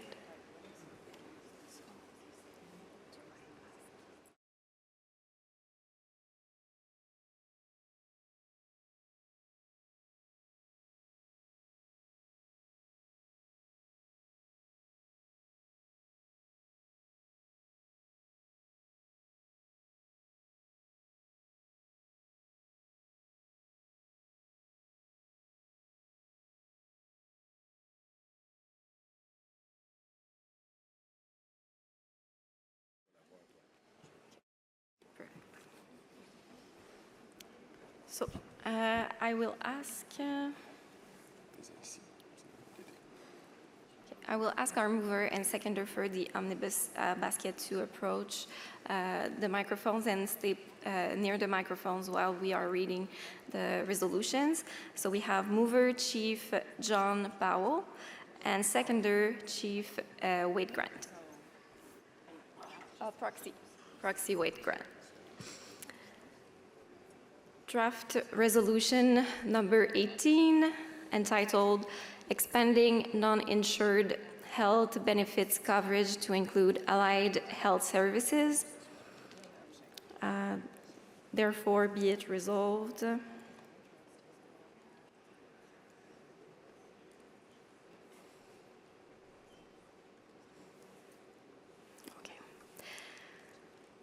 Therefore, be it resolved that the First Nations in Assembly 1 direct the Assembly of First Nations to advocate for the Government of Canada to expand the non-insured health benefits program to cover allied health services to include but not be limited to physiotherapy, occupational therapy, chiropractic services, speech therapy, audiology, and podiatry to ensure equitable access, holistic wellness promotion, respect for First Nations healthcare choices, and integrate allied health services into existing healthcare systems. 2, direct the AFN to engage in dialogue with relevant government authorities, healthcare providers, and First Nations organizations to advocate for the inclusion of allied health services within the NIHB program. 3, direct the AFN and urge the NIHB Joint Review Steering Committee to collaborate in conducting a thorough review of the existing NIHB program, specifically evaluating the inclusion of allied health services, and collaborate with healthcare professionals, relevant associations, and experts to conduct comprehensive research on the scope and impact of the NIHB coverage for allied health services, considering the diverse healthcare and cultural needs within various regions. 4, direct the AFN to advocate for adequate resources and funding to support the research and development initiatives aimed at expanding the NIHB coverage to include allied health services. Draft resolution number 19/2024, entitled Non-Insured Health Benefit Medical Transportation Policy Discriminatory to First Nations. Can we put it out on the screen, please?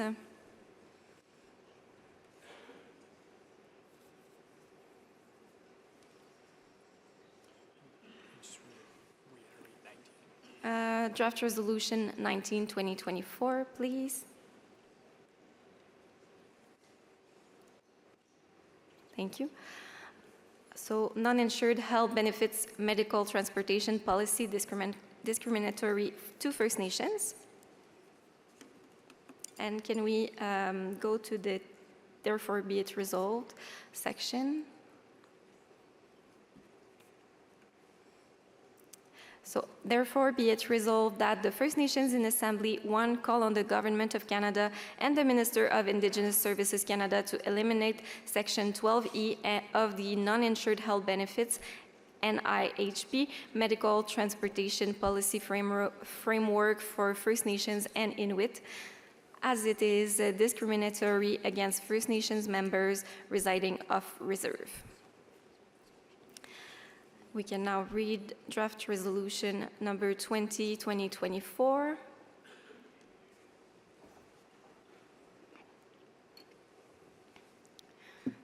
Support for greater investment into the reclamation of childbirth.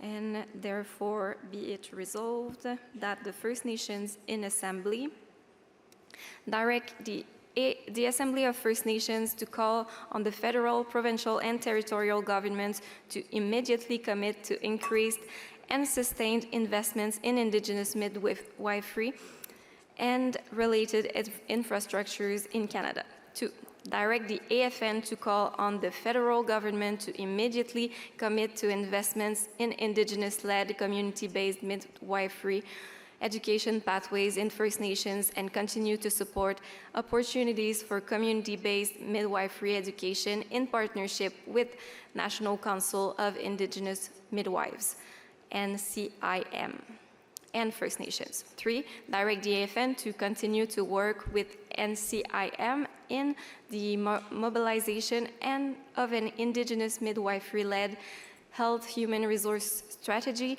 This includes calling upon the federal and provincial governments to collaborate with NCIM and First Nations to end to forced birth evacuations, forced sterilization, and forced apprehensions. 4, call on the Department of Indigenous Services Canada to immediately take the measures necessary to ensure that midwives are recognized as essential primary health care providers in federal health jurisdiction.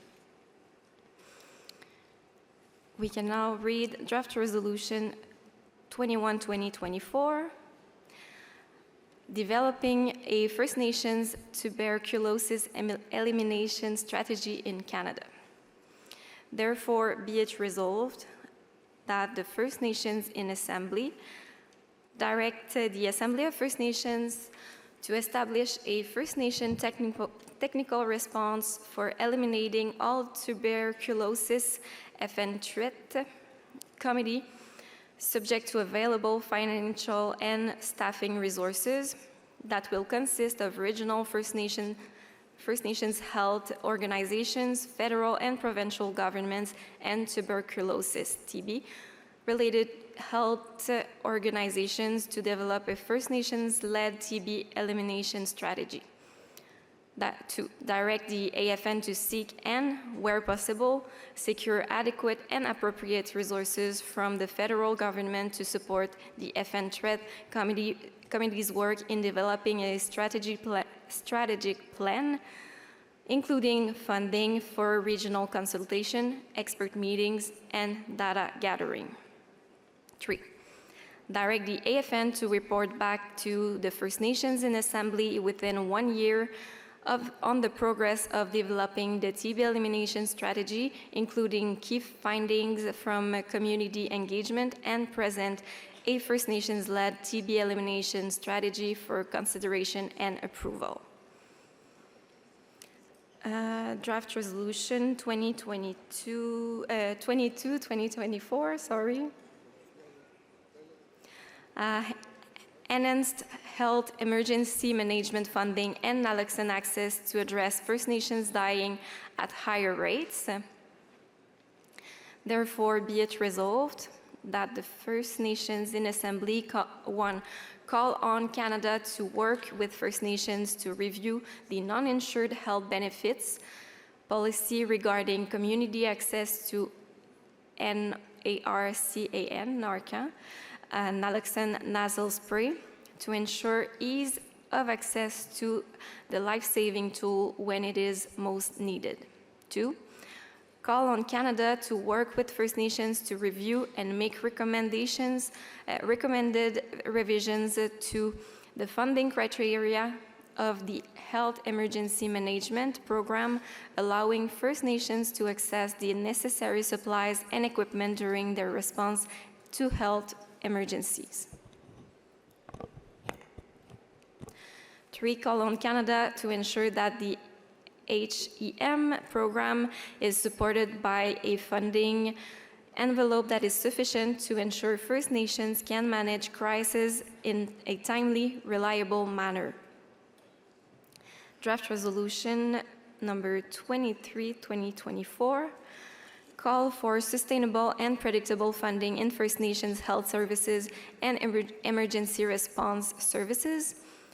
Therefore, be it resolved that the First Nations in Assembly 1 call upon the Government of Canada, including Indigenous Services Canada and Health Canada, to ensure that there are no cuts in First Nations health and emergency response services or reductions in needed ways to access health and emergency response services. 2. Direct the Assembly of First Nations to urge the federal government to co-develop an equitable, sustainable fiscal arrangement that ensures that First Nations have access to responsive, timely, adequate health and emergency response services and will not be impacted by fiscal uncertainty in maintaining these key services. Draft Resolution number 24-2024. Call for national cultural safety and humility standard. Therefore, be it resolved that the First Nations in Assembly 1 call on Health Canada and Indigenous Services Canada to lead the Canada-wide adoption of the British Columbia Cultural Safety and Humility Standard as endorsed by the First Nations in Assembly through Assembly of First Nations Resolution 30-2023 towards a national cultural safety and humility standard, and to fully fund and implement this initiative in a manner that is responsive to specific regional contexts in recognition of the importance of enhancing access to quality, culturally safe healthcare free of Indigenous specific racism that affirms Indigenous cultures, rights, and identities. And the last resolution of this basket is Draft Resolution number 25-2024, addressing trauma from Indian residential schools, day schools, MMIW, G2S+, and burial sites for unknown persons.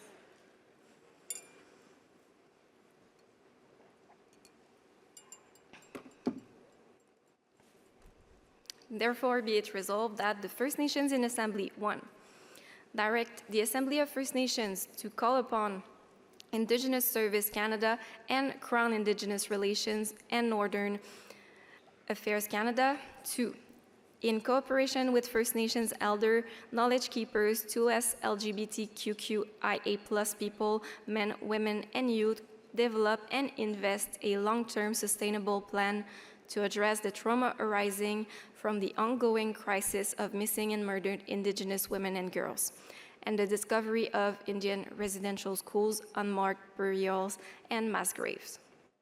2. Call upon ISC and CIRNAC to ensure that the long-term plan outlined above includes funding for the establishment of a First Nations Healing Fund as called for in AFN Resolution 39-2024, establishment of funding for a First Nations Healing Fund.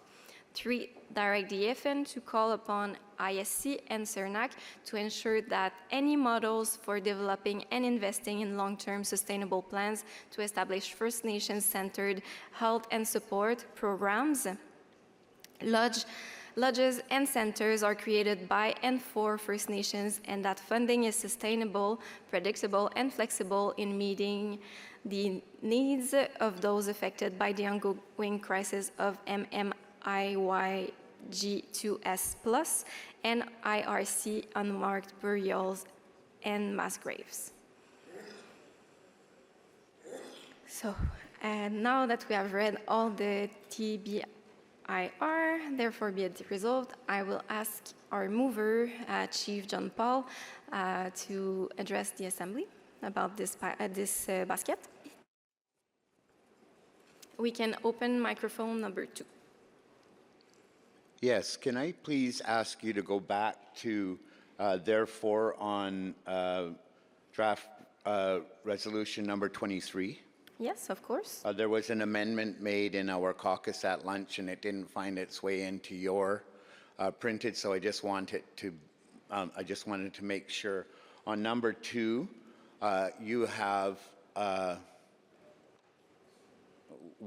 the amendment that we made now reads: direct the Assembly of First Nations (AFN) to urge the federal government to co-develop an equitable, sustainable fiscal arrangement that ensures that First Nations, with particular consideration for rural and remote communities, have access to responsive, timely, adequate health and emergency response services and will not be impacted by fiscal uncertainty in maintaining these key services. Okay, perfect. I will ask the resolution team to have the wording right. It should be going in.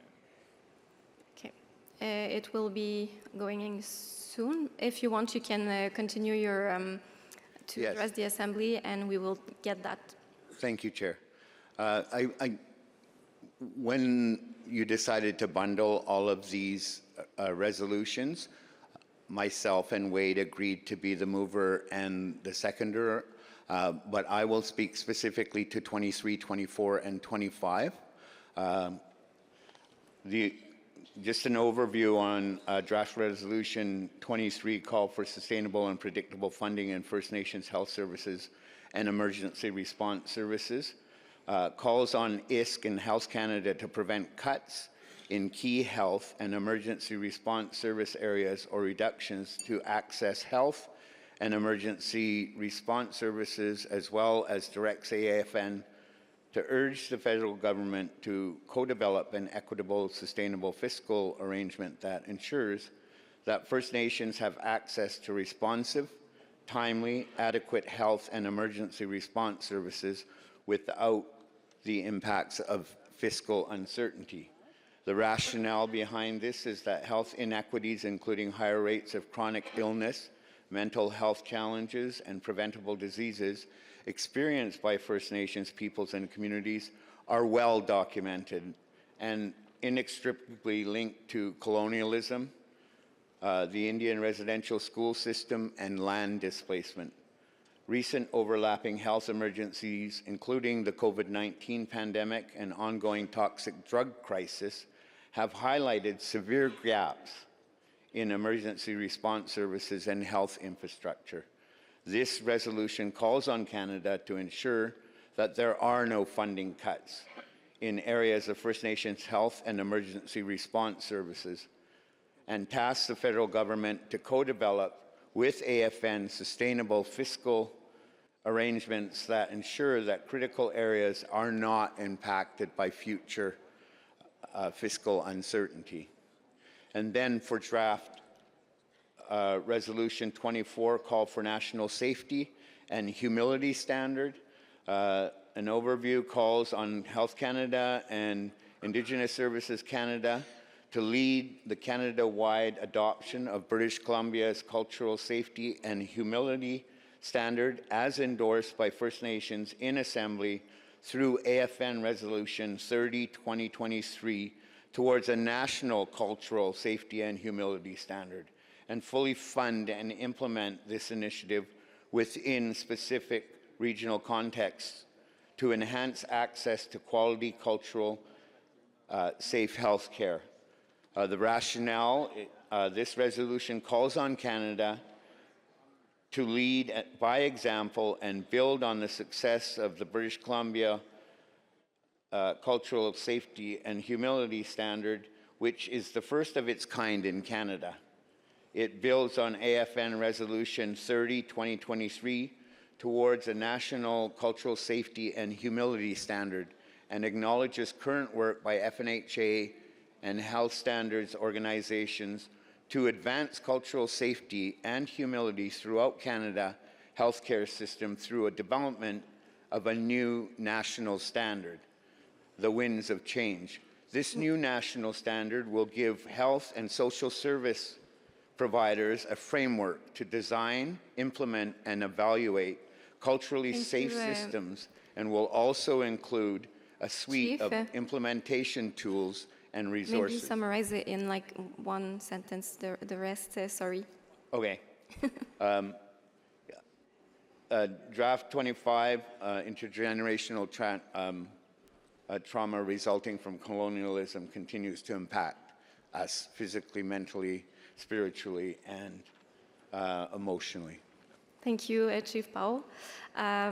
We have the wording right. Just confirm if it's as you wanted it, with particular consideration for rural and remote communities. Yes, thank you. Okay, thank you.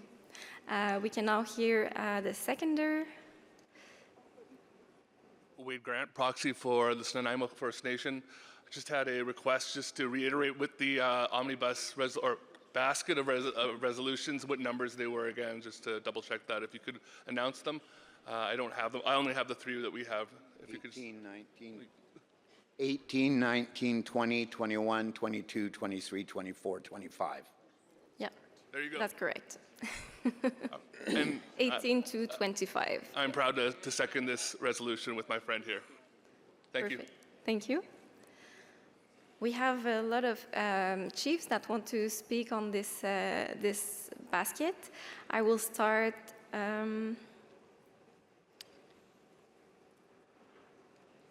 I will start with microphone number 1. Yeah, just I'm the chief for Kakiza Lake, Northwest Territories, and I just wanted to make a change on one of the, where it excludes the north and a lot of things there. So they just wanted to include that. In which resolution, sorry? To the last, resolution 19, I think. 19? Yeah, I just wanted to add where it excludes the NWT in a lot of decisions that. So I just wanted to include that into the whereas at the last section. Okay. I think we got the wording. Yes, I think we have the wording. Can we put draft resolution? Yes, here we have it. So as well as First Nations in the Yukon and the Northwest Territories. Is that it? Yeah. Yeah, that's correct. Yeah, thank you. Thank you. Microphone number. Do the mover. Is it 1 second? Do the mover and seconder of the basket agree with this with this amendment? Chief Powell? Yes, perfect. Microphone number 2. Hi, my name is Corrine Saizi, Chief of the Black Lake First Nation in northern Saskatchewan, way on top of Saskatchewan. We're about half an hour to the NWT borderline. I've come here to talk about our reserves in the far north where tuberculosis has risen. TB has taken control of our First Nations in the far north, and our lack of housing, overcrowding has taken force. And when the pandemic COVID started, we were all told to stay home, and that's where the tuberculosis in our communities skyrocketed.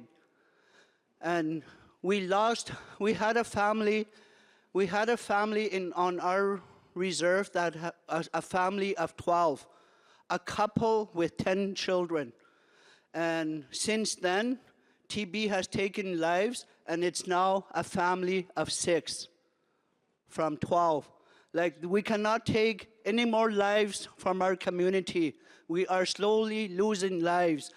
Just a few weeks ago, we lost a 17-year-old young girl who is just in high school and starting life. We lost her to TB. We cannot continue this for our First Nations people.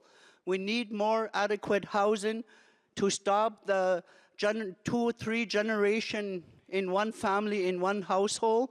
We need more housing in our communities, and also to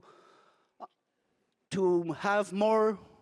The funding that we get for our housing hasn't changed in the last 30 years.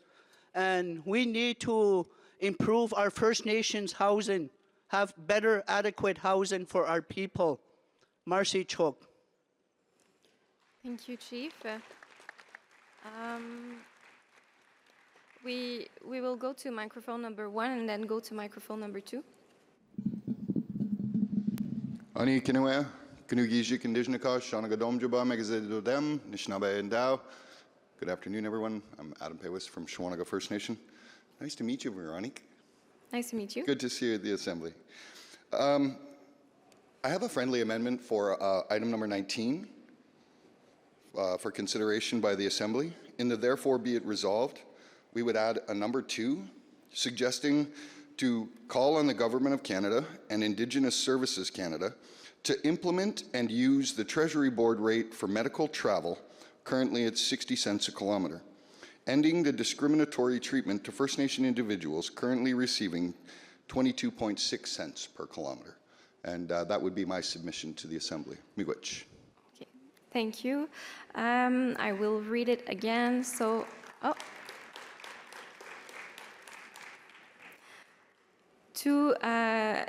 you're suggesting to add a second point to Draft Resolution 19, 2024. So 2, call on the Government of Canada and Indigenous Services Canada to implement and use the Treasury Board rate for medical travel, currently at 60 cents per kilometre, ending the discriminatory treatment to First Nations individuals currently receiving 22.6 cents per kilometre. Mover and seconder of this basket, you agree? Thank you. Thank you, Chief. Microphone number 2. Yeah, it's kind of funny where, I was the original mover of the, so these two have been turning around. If I'm okay with it, so I go like this. All the changes. But anyway, just kind of a background to resolution number 19. We originally, this came from the Federation of Saskatchewan Sovereign Nation, and then from the Prince Albert Grand Council in Saskatchewan. I had an individual band member that moved into a city in Saskatoon, and the discriminatory process that was enforced on that one individual, and it could be across Canada. That you have members within your, that are living off reserve, and they're not being provided with that travel, transportation travel, in any particular city, yet the service is right there. But NHP will not fund, transportation for those individuals. And as a result of my nation, we've been covering those expenses on behalf of our member, which unfortunately, about a couple of weeks ago, this individual passed away, a couple of weeks ago.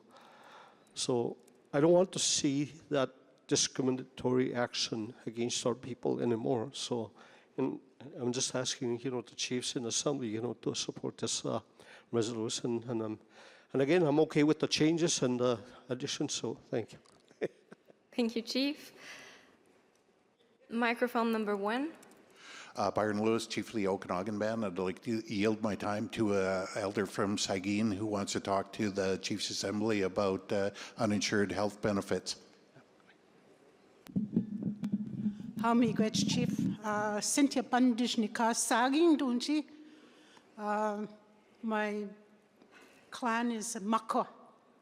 Anyway, the question that I have, and I thank the chief here for giving me his time, but to address the chiefs here at Assembly is to check on the ISC, because they're telling us that when you reach 65, we are no longer allowed to get glasses, hearing aids, or even dentures.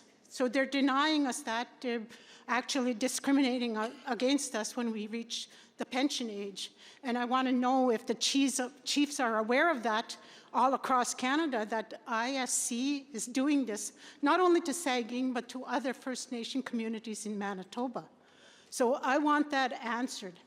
I want the chiefs to look into that and make sure that doesn't happen, because we don't stop being treaty Indians when we reach 65. It's not until we're dead and under the ground that we no longer exist. So I question the chiefs, to look into that and make sure that that doesn't happen, because it's discriminating against us as elders. Thank you. Thank you.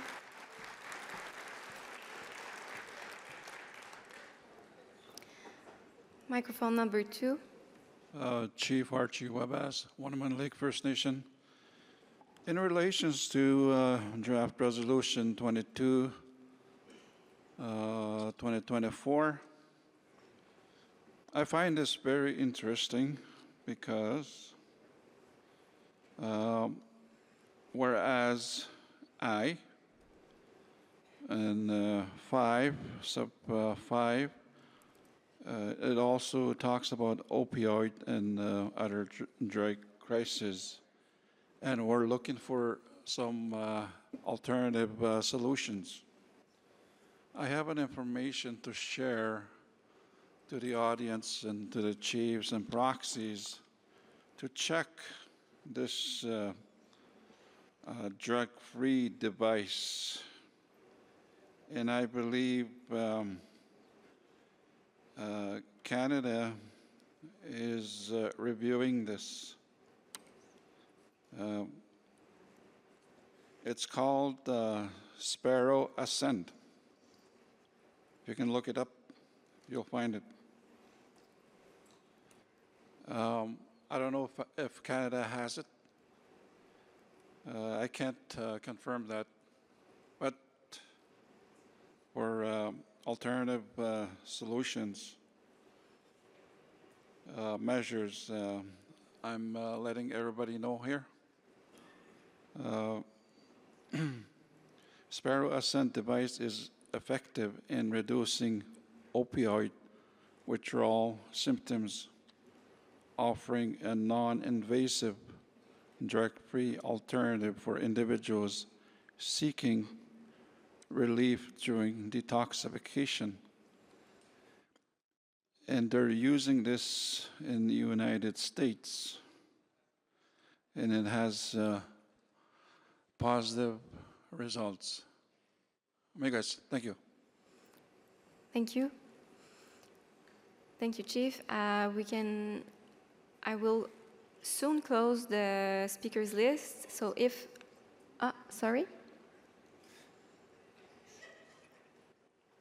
If you want to approach the mic, you can approach it now. I will close the speakers list after this speaker. Microphone number 1. Good afternoon. Linda Hammerline, proxy for Barren Lands First Nation. This is a friendly amendment for resolution number 23, number 2. We're asking to include where the previous chief recommended to add rural and remote communities, that we add isolated communities as well. Thank you. In draft resolution number 23, was that it? Yes. Okay. Yeah. Okay. Perfect. Thank you. So I will just read it for the record. So with particular consideration for rural, remote, and isolated communities. Mover and seconder, you agree? Perfect. So I will close the speakers list now, and I will take a comment on microphone number 2.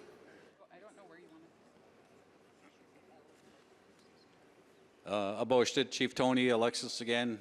We do have a few comments here, so I'm going to borrow some minutes. If anybody got extra minutes, I'm going to need some here. Okay, good. I didn't think I'd ever run out of minutes, but here I am. So we have a couple things on the 21. There's a comment that we're just presenting right now. There's some work that's been done at the international level regarding some of this work. We want to include that, so our technicians on tuberculosis, our technicians are forwarding that. On the 23, there's this regarding the emergency management. There's work that's happening, and we recognize this is important for this program, but at the same time, there should be some information regarding preventative. So let's not wait till someone's addicted, in trouble, struggling. Some of this work should also include preventative measures in there. So, thank you, Chief. You want to add? Yeah. Just asking for a specific.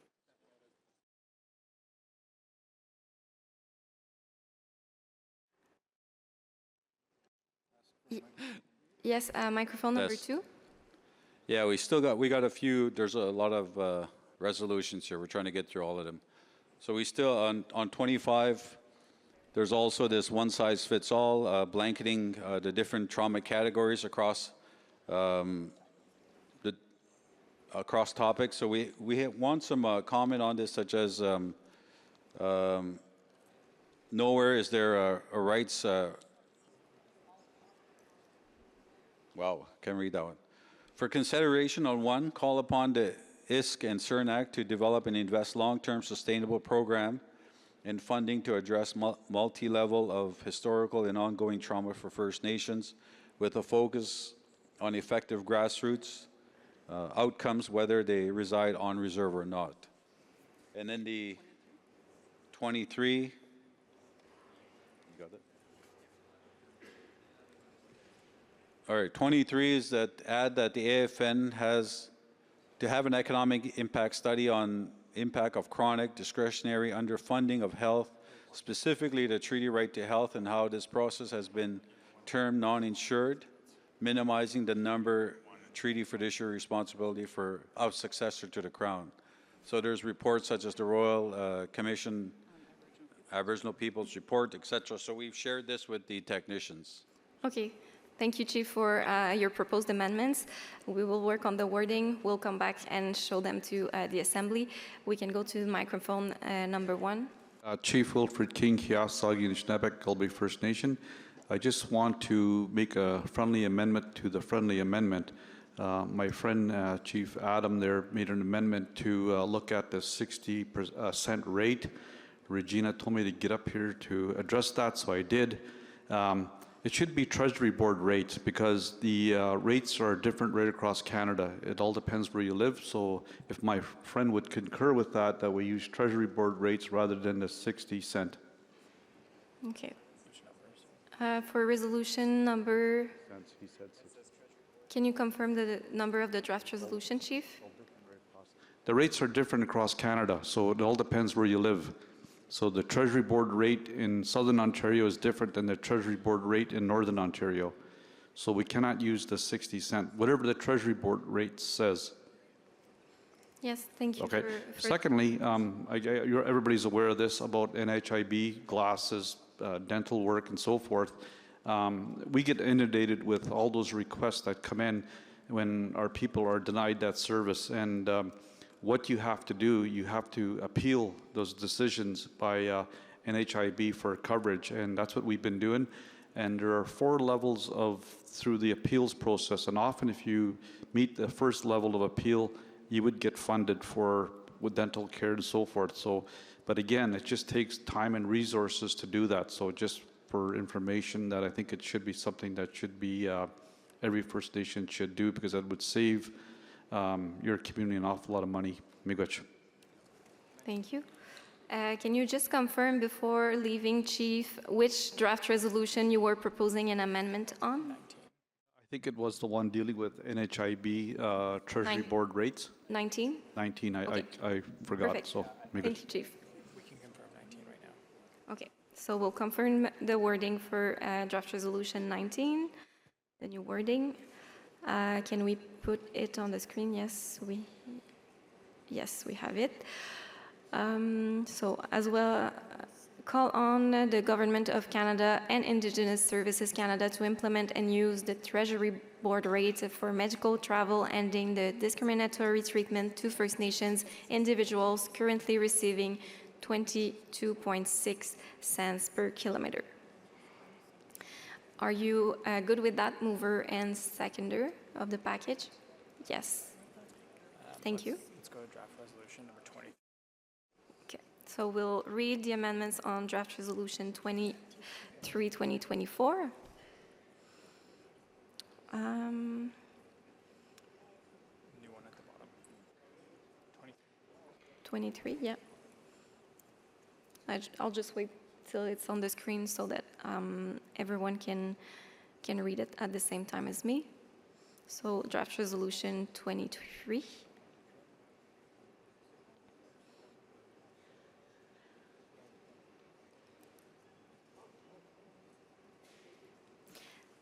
Thank you. So direct the AFN to conduct an economic impact study on the chronic discretionary underfunding of health, specifically the treaty right to health, and how this process has been termed non-insured, minimizing the numbered treaty fiduciary responsibility of the successor of the Crown. Mover and seconder, do you agree with this amendment? Good, yes, good, perfect. 21. We can now go to and show on the screen draft resolution number 21 to read the amendments.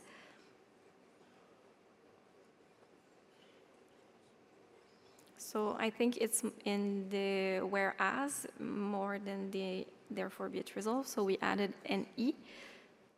Yeah. Currently, Canada does not have a national. One above, sorry. Yeah, this is the new F, so E is on the page before that. So can we go up just a little bit to read number E? Yeah, letter E. There is existing work completed by Indigenous peoples and advocates at the international level that can be studied and utilized in the development of a First Nations TB elimination strategy. Mover and seconder. Can we open microphone number 2, please? Chief Powell. Yes, I'd prefer actually if Chief Angela or Chief David Munoz would let me know, as they were the original movers, if they're okay with that. You're good with that? We're good with that. Perfect, thank you. Thank you for confirming. Do we?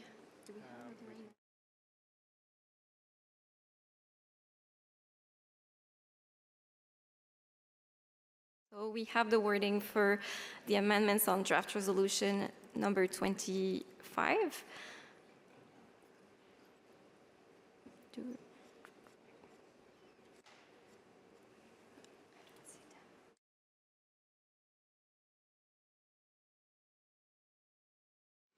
So they will appear on the screen very shortly.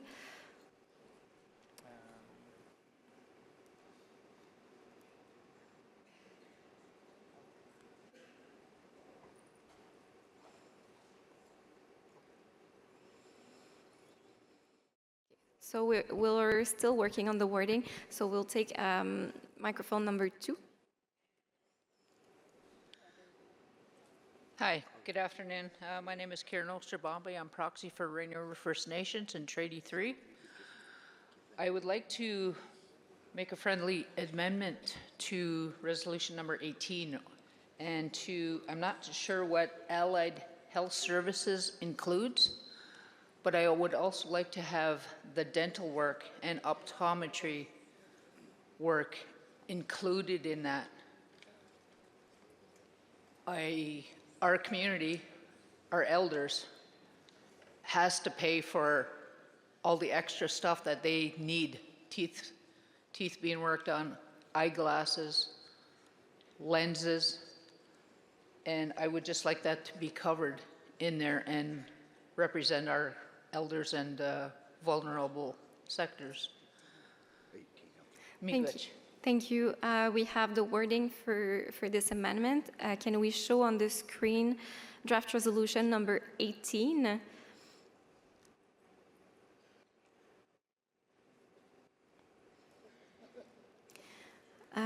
So direct the Assembly of First Nations to advocate for the Government of Canada to expand the non-insured health benefits program to cover allied health services to include, but not to be limited to, dental work, optometry, physiotherapy, occupational therapy, chiropractic services, speech therapy, audiology, and podiatry. Mover and seconder, do you agree with this amendment? Microphone number 2, please. Yes, I thought we were dealing with 25 before we come back to that one, because I have to identify who made that motion. Chief Roy Whitney and Chief George Cote, are they in the building? Yeah, we didn't have the wording yet for draft resolution number 25. That's why we went to Oh, I thought I just 18. saw it up there. We did after. We can go to 25. Yeah. We can. So first, do you agree with this one? And then we'll go back. Is Chief Roy Whitney or Chief George Cote here, please?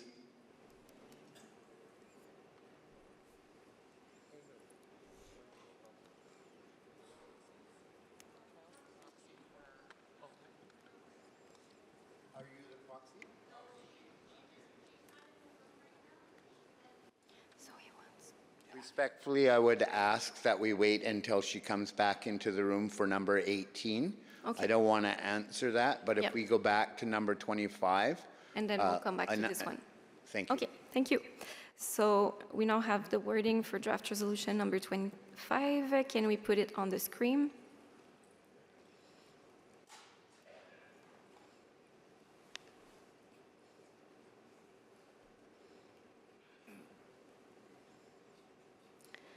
So 4, called upon ISC and CERNAC to develop and invest in long-term sustainable programming and funding to address the multi-levels of historical and ongoing trauma with effective outcomes for First Nations peoples, whether they reside on reserve or not.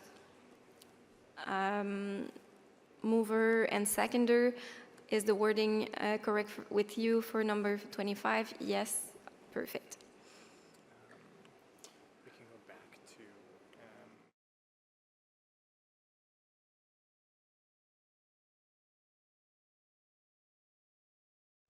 Yes, can we open a microphone number 2, please? If we could go to the next speaker until we get a confirmation that for number 18, I just want to try to... I think she just got in the room. ask for 18. Do we have the mover and seconder for draft resolution 18 in the room? No, sorry. Ask them to go to resolution 18. Okay. Can we go back to draft resolution 18 on the TBIR? So dental work, optometry. We added that on the point number 1.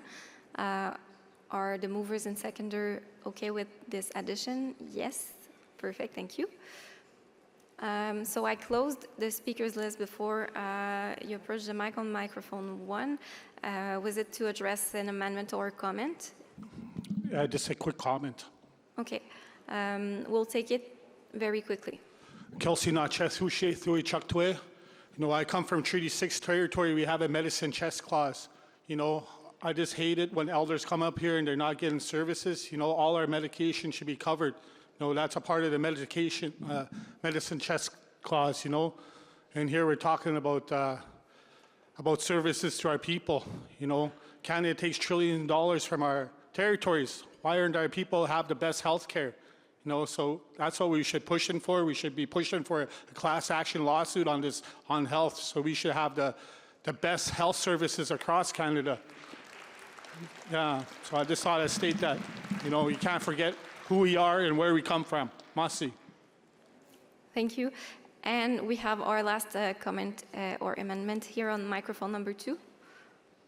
Thank you and good afternoon. I'm Cynthia Jameson, Councillor Six Nations. I'm here as proxy for Chief Sherry Lynn Hill. And we actually have a request, a recommendation for 2 friendly amendments, very short. I'll do the shortest first. Is Resolution Draft 24. It deals with the National Cultural Safety and Humility Standard. And that would be under the first, therefore, be it resolved. It would be simply to replace the word lead with fund.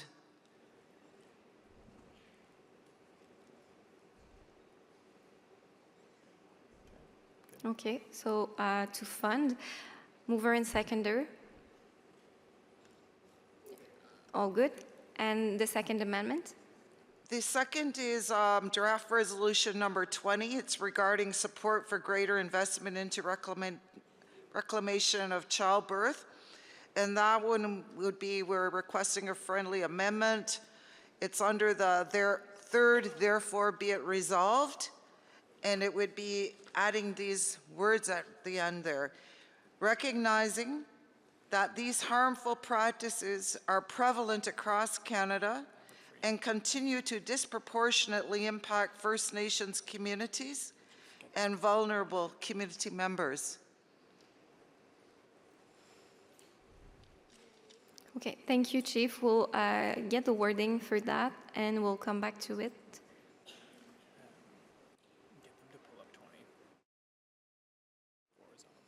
Can we show draft resolution number 20, 2024 on the screen, and it's on the point number 3. Thank you. Number 2, sorry. Can you hear me? Thanks. I can't imagine, but out of courtesy, I would ask if Chief from Nipissing First Nation, and I'm sorry, I don't want to butcher your name, Maureen Brown, are here. I can't imagine anybody would be opposed to adding those words, but out of respect for the original movers and seconders, I would ask if either of them is in the room.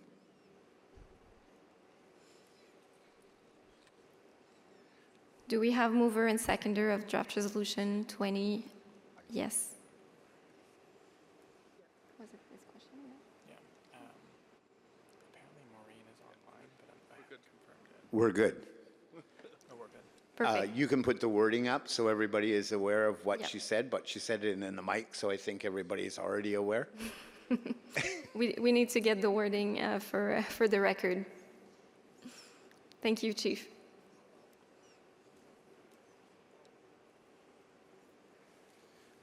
Just waiting now.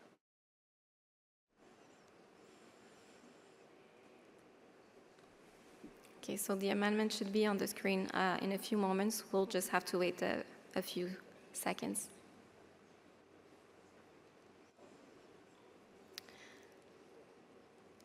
Number 3, recognizing that these harmful practices are prevalent across Canada and continue to disproportionately affect First Nations communities and vulnerable community members. We're good. Okay. Thank you, Chiefs, for these friendly amendments. We don't have any other speakers, so thank you. Question. We can go to the vote.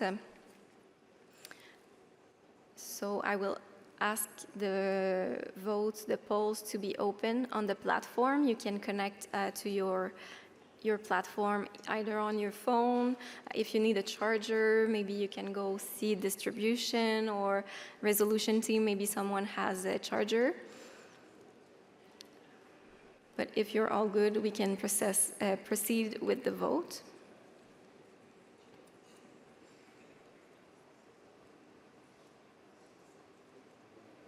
You can just say basket. So, just a reminder, we have basket 3 on health and healing that is open for a vote. It has 8 resolutions in 8 draft resolutions. So draft resolution 18, 19, 20, 21, 22, 23, 24, and 25.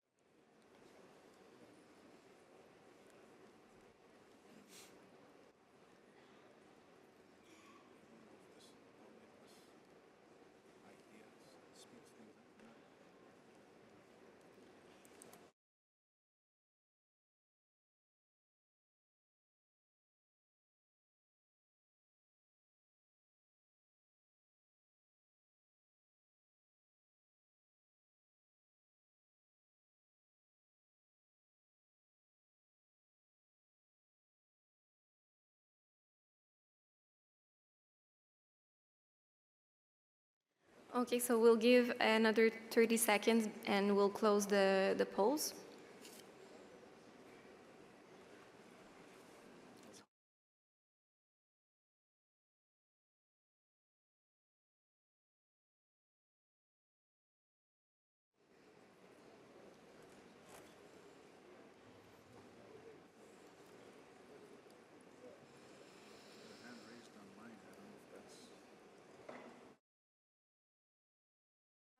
We have a hand raised online. Is it a question?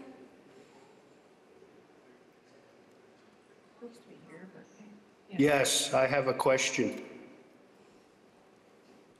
The wrong email was sent out for the vote.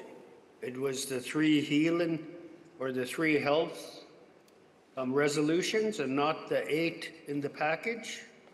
Can that be fixed? Because we can't vote if we're being sent the wrong resolutions. Yes, so the voting is open for basket 3 on health and healing from draft resolution 18 to 25. You don't see that on your polls. Is that your inquiry? Well, yes, because aren't we voting on resolutions 18, 19, 20, 21, 22, 23, 24, and 25? Yes. But in the email that I received has to vote on the 3 health resolutions and not the 8 that we're discussing right now. Oh, okay. I think maybe, so the basket is the basket number 3. Is that what you're referring to? So we have 8 resolutions in basket number 3. Okay, I'll have a look to see if it's the right one. Thank you. It's basket number 3. So we can now close the polls for this basket.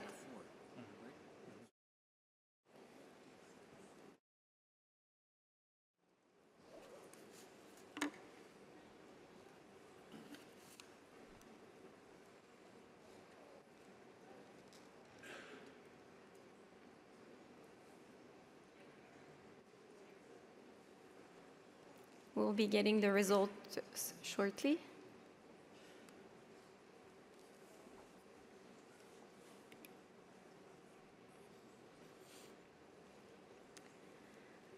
So we have 1 opposed and 226 for in support. So the basket is carried. Thank you, Chiefs. I will let Adam with you for the other package.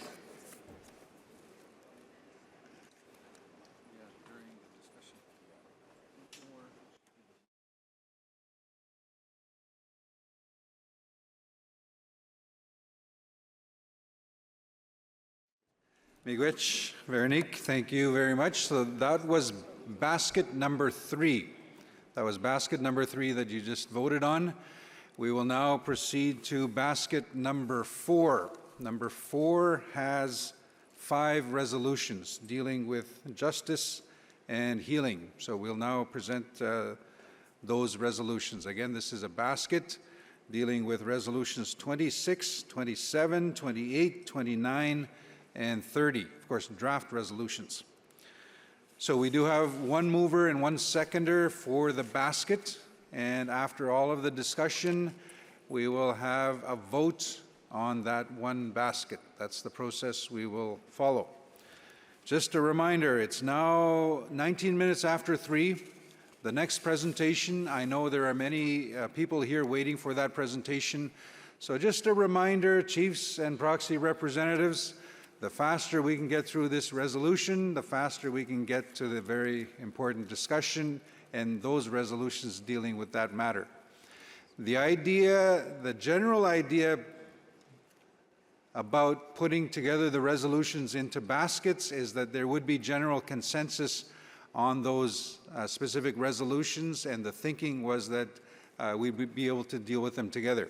So that's the thinking, that's the thought process, and hopefully we can get through and deal with all those resolutions. So, of course, the procedure is we're going to read all 5 of them. I was just reminded, if you would like to pull one out, you can certainly make that recommendation, and that would go to the mover and the seconder of the basket. So, I'm getting too technical here. I'm going to get right to the resolutions. So the first resolution is going to be draft resolution number 26. So the mover for the basket is up on the screen, Chief Constance Big Eagle, and the seconder of the basket is Chief Kelsey Jacko. Can I confirm that Chief Big Eagle is in the room? Just raise your hand. Oh, there we go. Thank you. So stand by. I'm going to be coming to you, I have a feeling, for a number of questions. Seconder, Chief Jacko is right here. Thank you. So we have the mover and the seconder. So I will read the therefore be it resolved, starting with draft resolution number 26. It reads, therefore be it resolved that the First Nations in Assembly 1 reaffirms support for amendments to the Criminal Code of Canada that will recognize forced and coerced sterilization of First Nations women as a specific offense and an act of genocide. 2, direct the Assembly of First Nations AFN to advocate for additional amendments to Bill S-250, an act to amend the Criminal Code sterilization procedures, which recognizes that sterilization of persons without their consent is a legacy of systemic discrimination, colonization, racism, and genocide that disproportionately affects First Nations. 3, direct the AFN to advocate for amendments to Bill S-250, including A, adding legal safeguards and protections for free, prior, and informed consent that recognize there could be linguistic and cultural barriers when conveying medical information. B, adding language involving medical practitioners where their role is clarified in preventing forced sterilization before proceeding with sterilization procedures. C, protections for First Nations and racialized persons, including that patients are provided with an opportunity to consult with a trusted person or support person before giving consent, and an opportunity to say who should be present or not present for conversations regarding sterilization procedures. and safeguards to address the power imbalances between First Nations women and medical providers. D, allegations into forced sterilization be impartially investigated and those identified in carrying out such crimes are held accountable. E, there are added legal consequences for subsequent or multiple offenses. And F, that a victim's First Nations identity be considered an aggravating factor in sentencing. Draft resolution number 27, therefore be it resolved. We'll have it up on the screen. I'll just wait for the team to put it up on the screen and then scroll down to therefore be it resolved.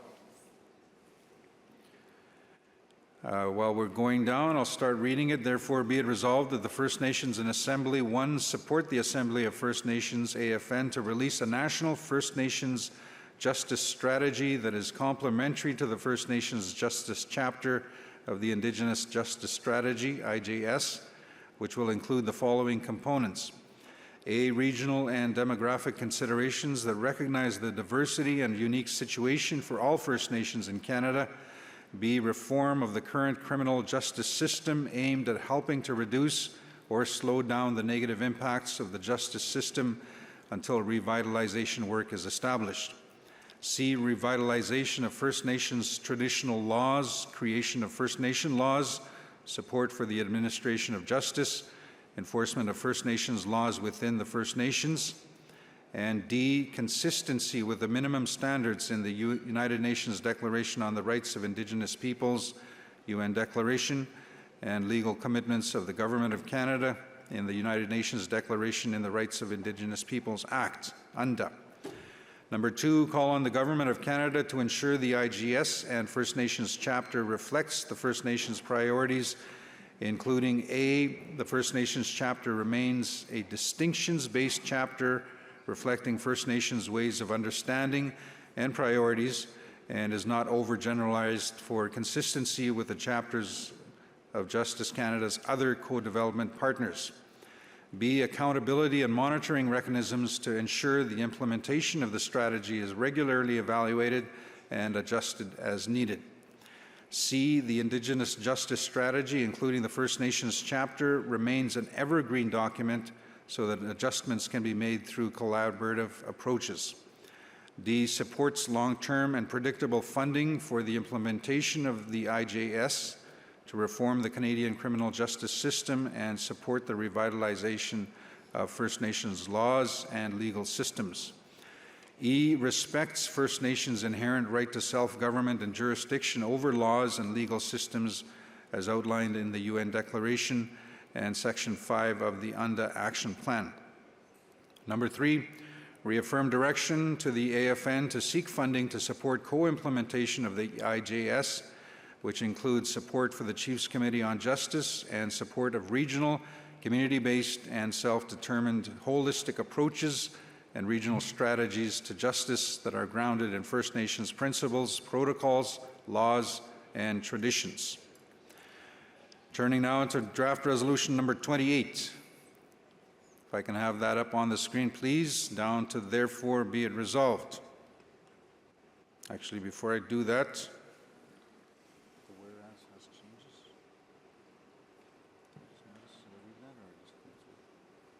Yeah, they're right before. So I notice there is a change in the preamble as well, the whereas, so I'm just going to read that. Whereas on October 31st, 2024, and the version I'm looking at was just covered up, there we go. On October 31st, 2024, the Honourable Senator Mary Jane McCallum introduced the following motion in response to the final report that the Standing Senate Committee on Indigenous Peoples be authorized to examine and report on how the Indian residential school system constitutes a crime against humanity and a genocide, pursuant to the Crimes Against Humanity and War Crimes Act 2024 and Articles 6 and 7 of the Rome Statute of the International Criminal Court, and in accordance with Article 2 of the United Nations Convention on the prevention and punishment of the crime of genocide, and that the committee submit its final report to the Senate no later than June 26, 2025. Therefore, be it resolved that the First Nations in Assembly, 1, call upon the Government of Canada, provinces and territories in full partnership with the First Nations to take immediate action to fully implement the Indigenous-led reparations framework and the 42 obligations outlined in the final report of the Special Interlocutor for Missing Children and Unmarked Graves and Burial Sites, including, but not limited to, A, obligation number 2, establishing a national Indigenous-led commission of investigation into missing and disappeared Indigenous children and unmarked burials to address barriers and support access to search technologies such as ground-penetrating radar and other methods to use search, recovery, identify, and repatriate remains of children found in unmarked graves at former residential schools or medical facility sites. B, obligations number 7 to 11, consistent with the international law, take meaningful steps to address the genocide it committed against First Nations and make full reparations in different forms as found in the 2005 United Nations Basic Principles and Guidelines, gross violations of international human rights law, and serious violations of international humanitarian law, including apologies, financial redress, return of lands, public education, rehabilitation, land reform, policy change, and rewriting of national history. Number 2, call upon the Assembly of First Nations to monitor the implementation of the Indigenous-led reparations framework and submit an annual progress report to the First Nations in Assembly. Number 3, call upon the Government of Canada to commit sufficient resources in Budget 2025 to implement. I'm going to grab some water. This is a long one.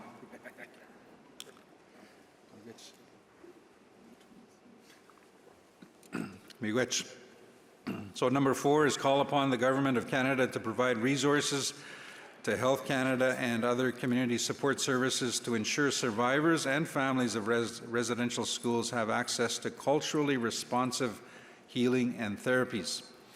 Number 5 has been added. I'll highlight it. It's in red up on the screen. Call on the Senate of Canada to adopt the proposed motion by Honourable Senator Mary Jane McCallum that an order of reference to be directed to the Standing Committee on Indigenous Peoples consistent with the findings of the Special Interlocutor for Missing Children and Unmarked Graves and Burial Sites, particularly obligations number 7 to 11, international obligations, number 31, apology and action as reparations, and obligations number 35 to 37, fighting denialism and rewriting Canada's history. We will go to resolution number 29 and go to therefore be it resolved. We'll just get it on the screen. We'll scroll down just to make sure everybody can see it. Scroll down to therefore be it resolved.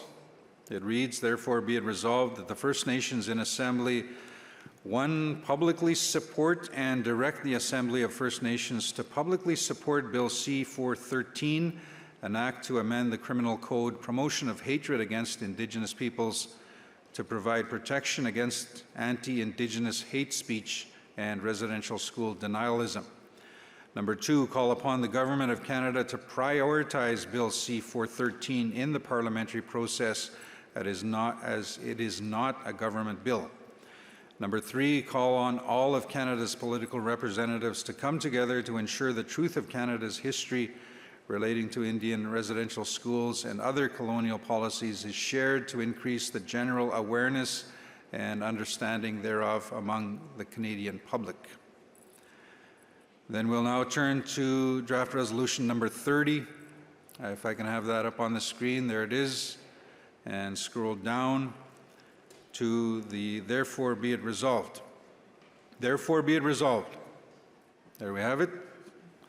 That the First Nations in Assembly, 1, direct the Assembly of First Nations, AFN National Chief and Executive Committee to take necessary steps to change the name of the missing and murdered Indigenous women and girls and 2SLGBTQQIA+, in brackets MMIWGS2S+, executive portfolio to Missing and Murdered Indigenous Peoples, MMIP, to be inclusive of First Nations men and boys. Number 2, direct the AFN to advocate for dedicated resources and funding to support work to address the issues of missing and murdered Indigenous men and boys, MMIMB. Number 3, call upon the Minister of Justice, Attorney General of Canada, and the provinces, the Department of Justice Canada, and the Royal Canadian Mounted Police, provincial and municipal forces across Canada to commit to devoting greater resources to addressing MMIMB, take action to thoroughly investigate cases involving MMIMB, and urgently address the issues of police-related deaths of First Nations individuals. So those are the 5 resolutions in the basket. The mover of the basket is, of course, present. The seconder is present. If you wish to speak to the resolution's mover and seconder, I'll start with the mover who was over here. Do you wish to speak to the resolutions, or are you okay? You're okay? Okay. Seconder at microphone number 2. Good afternoon, Chief Kelsey Jacko, Cold Lake First Nations. My colleague and I initially submitted resolution number 29, and I have agreed to bundle it into the omnibus resolution. Specifically to our resolution, in the Canadian parliamentary system, the bills presented by the representatives who are not part of the ruling party are often set aside on the docket to make room for discussion of government bills, but the government can choose to prioritize them if it wants to. Public support and the support of other parties is therefore critical, important. We cannot afford to have this bill pushed aside. Denying the horrific events of the Holocaust is already considered a criminal offense in Canada. It is well known that Hitler modeled the concentration camps on the reserve and reservation systems created in North America. That Canada would provide specific consideration for a global people who have suffered at the hands of the government policies while refusing to do so for the peoples indigenous to these lands, whose existence and humanity have greatly suffered from Canadian governmental policies, would be an additional emotional harm. I ask the Chiefs to support this resolution to make sure that the truth of Canada's history cannot be denied for political or personal gain, and that it cannot be buried through misrepresentation and lies. I ask the Chiefs to support this package of resolutions because they all speak to holding Canada and Canadians accountable to our people. Masi Cho.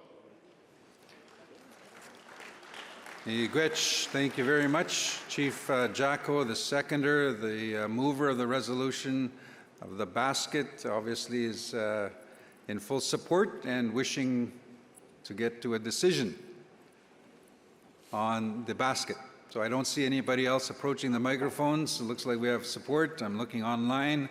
No hands are raised. So I see an arm going. Okay, I see a number of, so what I'm going to ask is, so that we can get on to the next discussion, if you would like to speak to this resolution, if you can approach the microphone now, and then I will very shortly be closing the speakers list. So approach the microphone now if you could. Microphone number 1. Go ahead. Up to 4 minutes. Good afternoon. Thank you. I'm speaking. Chief Eugene Hope has yielded his time for me. My name is Jennifer Duncan. I'm a Denna lawyer, and I'm pleased to speak in support of Resolution 27. I don't have any amendments to propose. Canada has been aware of the overrepresentation of First Nation people in Canadian prisons for decades, and yet little has been done by Canada to alleviate the steady rise in the proportion of incarcerated First Nation people. In 1997, 12% of federal inmates were Indigenous. In 2005, 17% of federal inmates were Indigenous. Today, 32% of people in federal prisons are Indigenous, while 50% of women in federal prisons are Indigenous.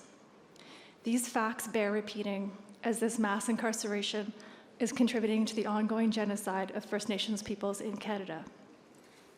Indigenous peoples are disproportionately exposed to the most punishing and damaging aspects of prison, including spending most of their sentences in custody, experiencing torture through solitary confinement of more than 15 days, violent and restrictive maximum security environments, and use of force by officers.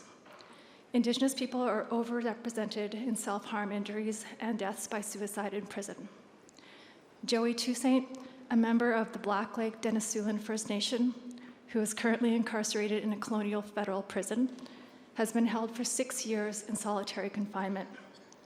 Joey and others report prison officers sometimes encourage Indigenous peoples to kill themselves when they are feeling suicidal, and have even given them razor blades to harm themselves.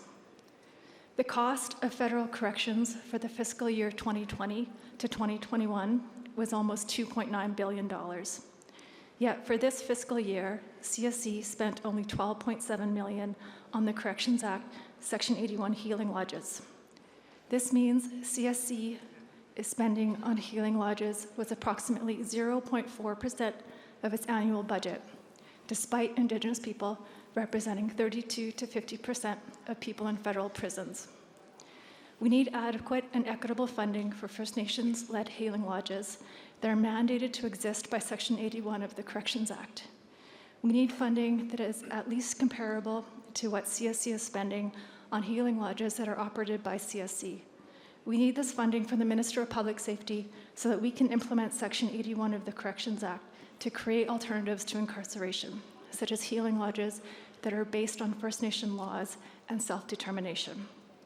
Equitable funding for healing lodges is a solution to help First Nation people like Joey Toussaint to get out from the abuse they experience in colonial federal prisons. We need to hold Canada accountable to do what Canada said they would do in March 2024 at the United Nations during their 4th Universal Periodic Review, which is to invest in community-based, Indigenous-led alternatives to incarceration. We need your strong voices to advocate for our most vulnerable people. If anyone has any questions or would like to speak with me further about these actions and the work that we're engaged in to get Canada to live up to their commitments to end the mass incarceration of First Nations people by investing in First Nations healing lodges, I'm more than happy to meet with you. Merci. Thank you. Microphone 2, Proxy Crowchild. Hi, okay, I've got 3 friendly amendments, Chief. First of all, on resolution number 26, just an add under number 2, direct the Assembly of First Nations to advocate for additional amendments, Bill CS-215, an act to amend the Criminal Code sterilization procedures, which recognizes that sterilization of persons without their consent is a violent assault and is a legacy systemic discrimination. I just want to include a violent assault. You've got to say that, because that's what it is without their prior informed consent. On resolution number 27, in our treaties, we never gave up our right to our legal systems, our justice systems. And the criminal code and all laws of Canada should respect that and let us revitalize and implement in our legal systems. Because the criminal code is set out and it gives certain rights to the provinces that affect our inherent rights and our treaty rights that we never gave our consent to. So Canada or the provinces try and implement enforces on those. So I want to make an amendment.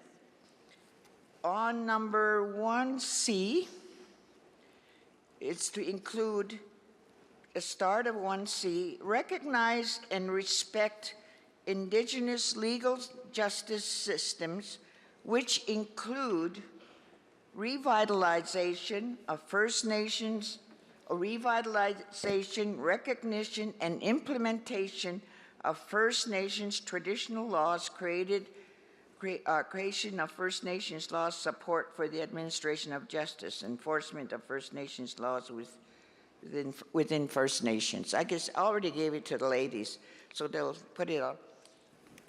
You agree? Who's the mover? You agree? They agree. With Thank big you. smiles. How could you not agree? I shouldn't have said that.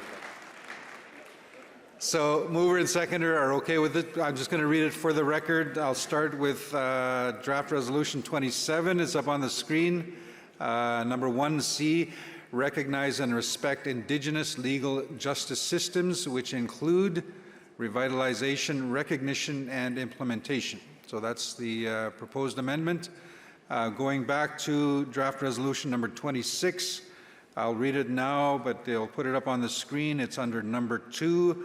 It adds, without their consent is a violent assault and is a legacy of systemic discrimination, and then it continues on.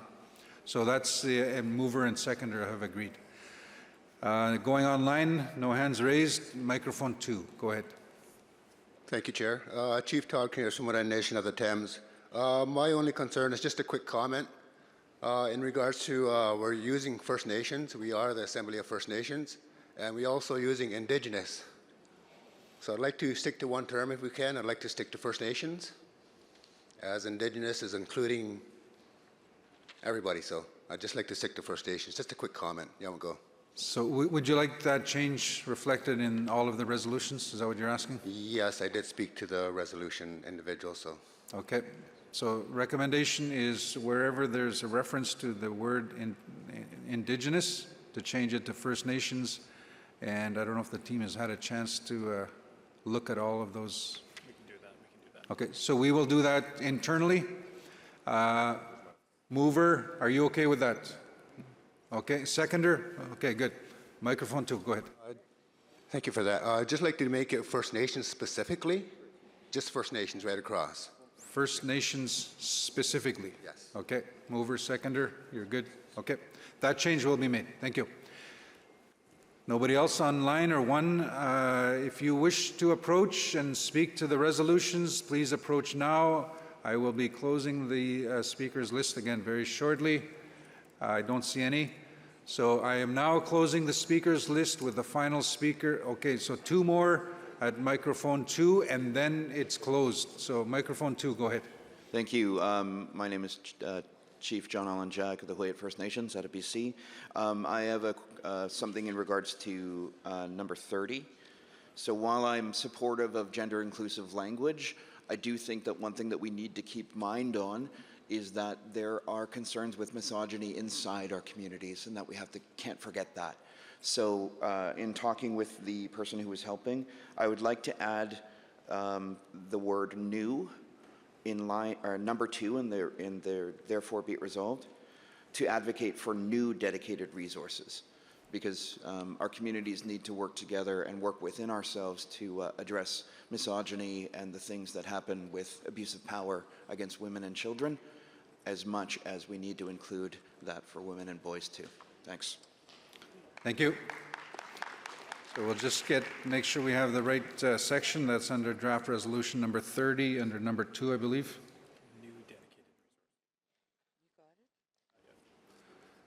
So it would read new dedicated resources. Is that correct? Okay, mover? You're good? Mover? Seconder? Okay.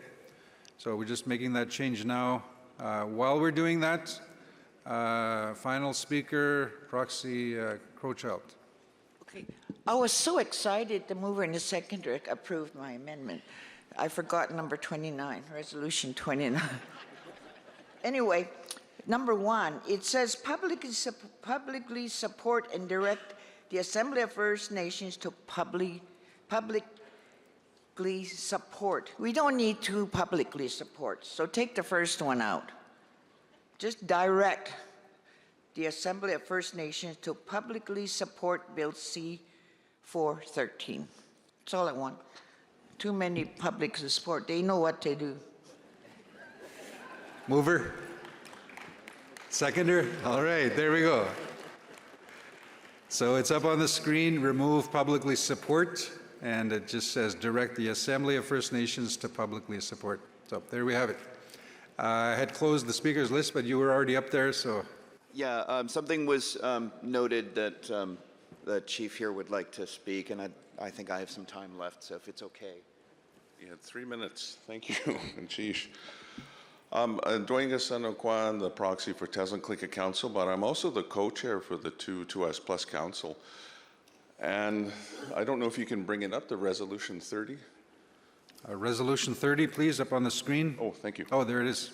No, sorry, this is Resolution 29. I just really have some real concerns with this. Like nobody's not saying that the men and boys are not going murdered and missing. But at the same time, what the women and the girls and the 2S Plus, what we have faced misogyny, we have faced homophobia, transphobia from within our own community as well. And so to try to say that even to change the name to Murdered and Missing Indigenous Peoples, you know what it reminds me of? It was like when Black Lives Matter was out. And all of a sudden you'd had people, oh, all lives matter. To try to water down and undermine the work that we were focusing on. It's like when you're at triage in an emergency room. The people who are in the most need are the ones who get the most attention. That's why the women and the girls and the 2S Plus, that's why we had a commission that was looked at all that we had gone through and going through and suffering and coming up with recommendations on how to improve that. Because a lot of that comes from hands of men. And so I really have real concerns with this Resolution 30 if there's any way that there could be looking at another forum to look at what's happening with men and boys, but not take away from the work that's been done for MMI GW2S+, for murdered and missing Indigenous women and girls in Two-Spirit.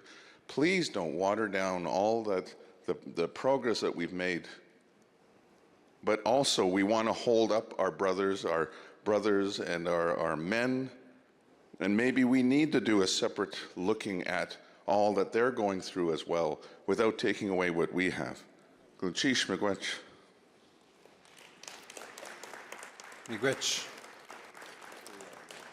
So it's a recommendation. I'm looking to the mover if there are any thoughts on those comments. And again, I have closed the speakers list, so no new matters, but we are dealing with this matter that has been raised. So I'm looking to the mover, and she's approaching the microphone. Chief Constance Big Eagle.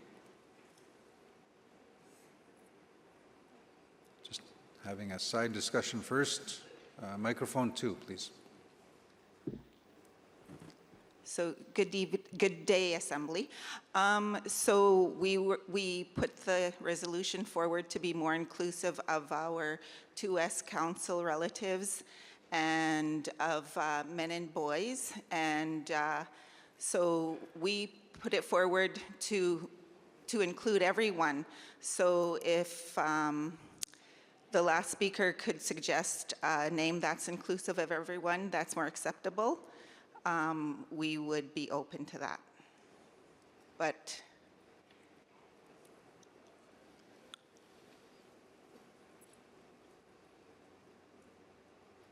so there's just a quick discussion taking place, and we'll allow for that. Give it a minute.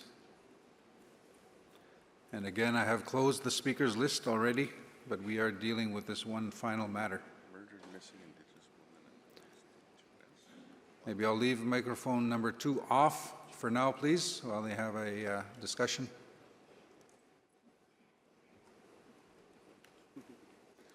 And then we will come back to microphone number 2 once they've completed.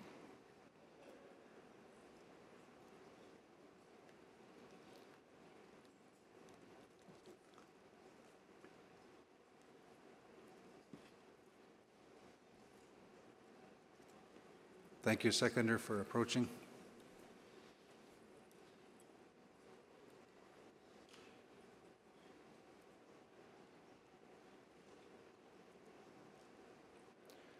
Just a reminder while that is happening, once it comes to a vote, we will open the electronic voting, and you can use the previous email from earlier today. So you don't need to wait for a new email, although there will be one. We're just having a discussion. I'm not sure what the decision is. We're proceeding. Sorry, mover of the basket. Okay, having a discussion. While I am waiting for the mover of the basket, who's also the mover of the resolution, Chief Big Eagle, while we are waiting, just a reminder again on the voting process.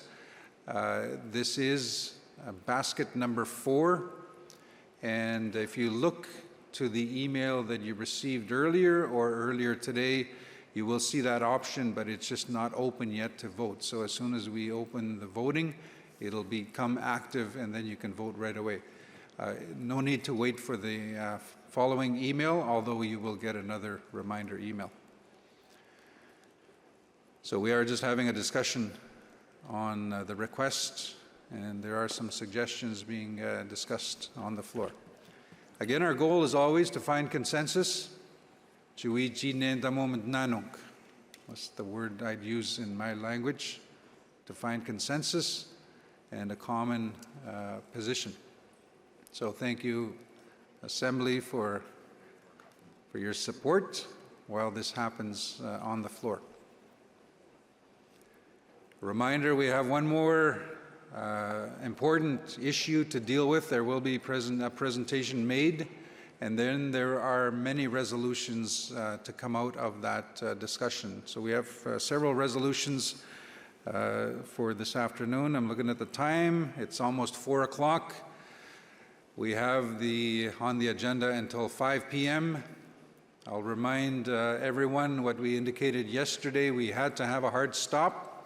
We also have to have a hard stop tomorrow. This is the only day where there is no hard stop required, but you have approved the agenda to conclude at 5 p.m. I'll also remind you, it is in the rules of procedure that if you wish to extend the time for discussions, you may do so. You may put forward a motion to extend time to deliberate on any resolutions. So that is your prerogative. Chiefs and proxy representatives. So again, the team here is working with the mover, trying to come up with some wording that they will be comfortable with. Thank you for doing things in a good way. Mover, microphone number 2, are you ready? Yes. So the name will be Missing and Murdered Indigenous Women, Girls, and 2S LGBTQIA+, and Missing and Murdered Indigenous Boys and Men. Okay. So mover, you're okay with it, obviously. Seconder, you're okay with it. So for the record, we'll put it up on the screen. It should be up on the screen on both sides. And I'll have it highlighted in blue, and the team will notify me once they finish the additions, and then I'm just going to read it for the record. And then we will be going to the vote.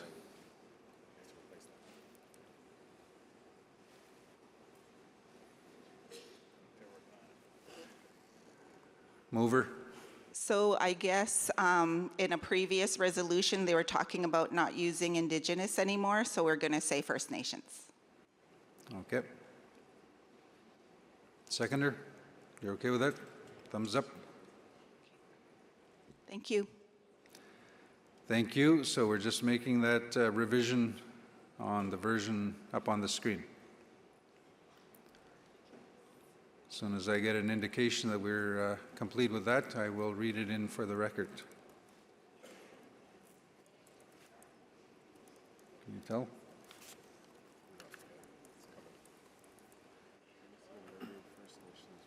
So I won't read the entire paragraph. Are we good to go?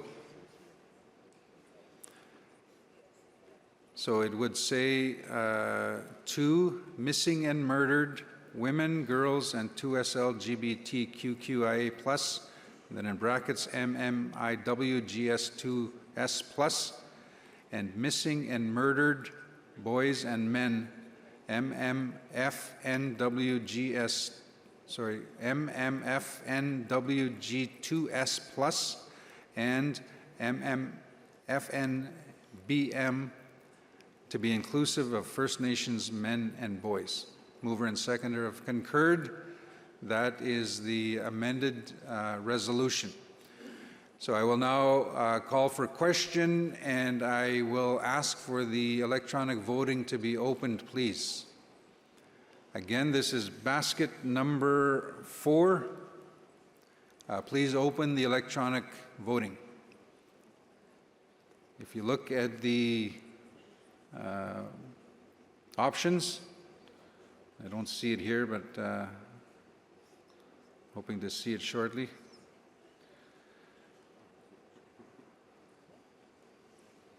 I'm just looking at our screen here. I want to make sure that it's actually open so that I can give you the title. There it is. It's called Basket 4, Health, Healing, and Justice, and it's dealing with the 5 resolutions. The electronic voting is now open, and we've got quite a few that have voted.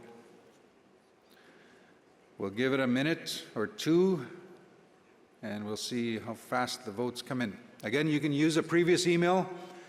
If you already opened, it takes you to your own personalized voting site. Reminder, all the information is encrypted, and the votes are coming in.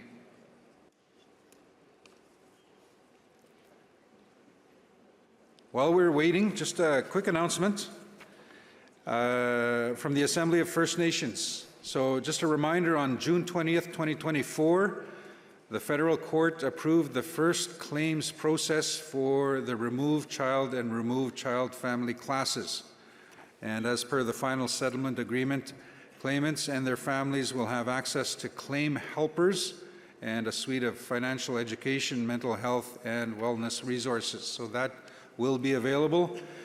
So to support First Nations access to those supports, the Assembly of First Nations is proud to announce that they have an allotment of used laptops to be distributed to First Nations that will assist with submitting a request.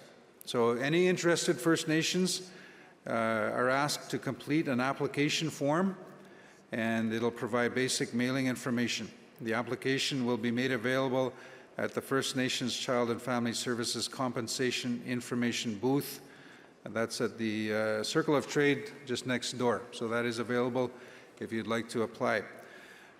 Just a note, there's limited numbers of devices, so they don't have a lot. There's limited numbers, so priority will be given to First Nations who are considered remote.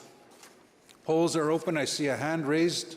Anyone with a red lanyard? If you have, sorry, what am I talking about? Blue lanyards will come and assist. So I see 2 hands raised, 3 hands that have been raised over here. Needing some assistance on voting. I see several hands that have gone up.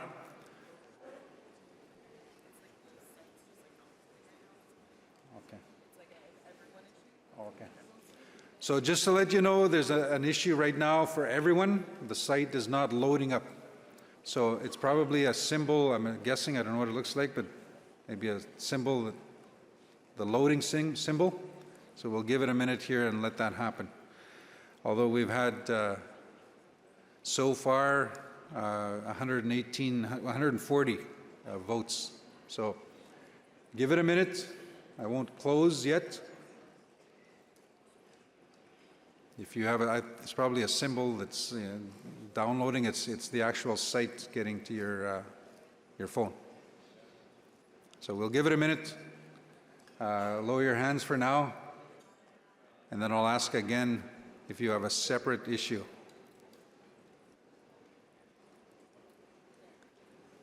Hands went down, so I'm hoping that people were okay, and all of a sudden I see a big jump in the voters.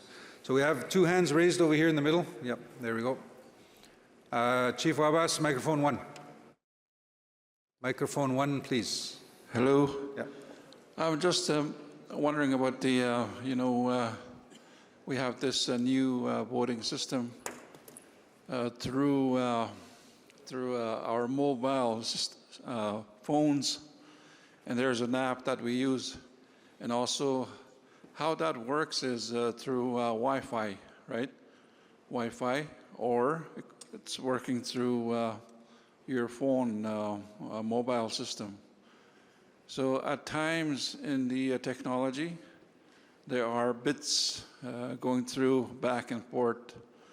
The download bit goes down, the upload goes upload. So if the upload is only 10 megabits or 20 megabits, or it's going to clutter. It's going to clutter your upload. When you vote, you're uploading the information. Okay, so if 300 people at the same time are voting and uploading that information, it's going to clutter. Yeah. So we need to kind of watch that, kind of watch that in the future. Maybe set up a local Wi-Fi system here that can handle 1,000 devices at the same time. All right, thank you. Nigwich. Chief Wabas, sounds like you know what you're talking about. For a while there, I thought you were going to start talking about Netflix and the Mike Tyson fight. So it looks like we've got a high number of votes. Any more issues? Any more issues? Technical issues? Raise your hand. I'll say, raise your hand if you have a technical issue. One more technical issue here. So we'll get staff with the blue lanyard to come up. One more issue right here. Just in the middle, raise your hand. She's right over here. You have an issue? You're okay now? Okay, microphone 2, go ahead. Thank you, Chair, Chief Marcel Head, Shoal Cree Nation. If everybody realizes the time, it's 4:04 now, and there's a number of resolutions that have to be entertained and passed at this assembly. We're always pressed for time at the assemblies, and and some of us come a long way, to be here, and we're only limited, the number of, the duration to be here to speak and even support some of the resolutions that are going to be presented at this assembly. But due to that time, like even some of us, have an early flight going back home tomorrow morning, so we won't be here tomorrow. And therefore, I would like to ask the Assembly to consider a motion, to extend the time for resolutions for the day. So I know we have a 5 o'clock time, to conclude the Assembly. So I'd like to ask, if we can extend that time to maybe 2 hours, Chair. Thank you. So on the floor, you're presenting a motion to extend deliberations for 2 hours? That's right. Okay. Just to let you know, we're actually in the middle of a vote, so we can't do another vote in the middle of one vote. So as soon as we're done, we'll come back to that. I'm going to hand it over to Cedric, who was nearby, or I might deal with it as soon as this vote closes. So thank you. Is it a separate issue? It's just to address how the voting is going. I just want to voice my support for how things are going now.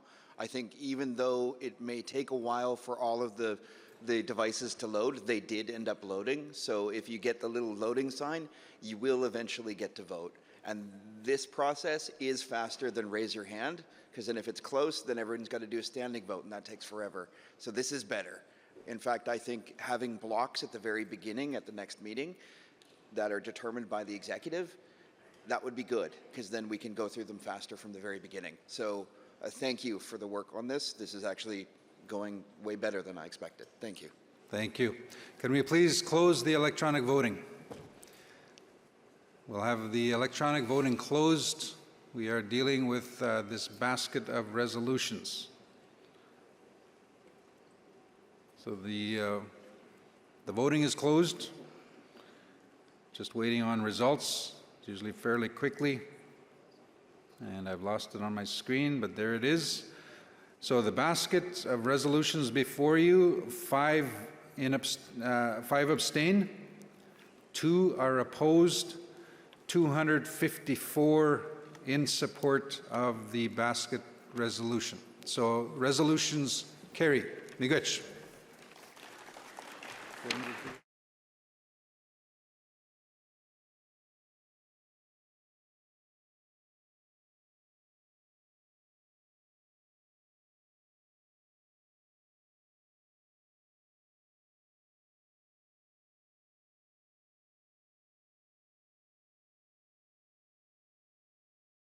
Okay, so now there is a motion on the floor. Do you want to? We'll just take a 10-second recess.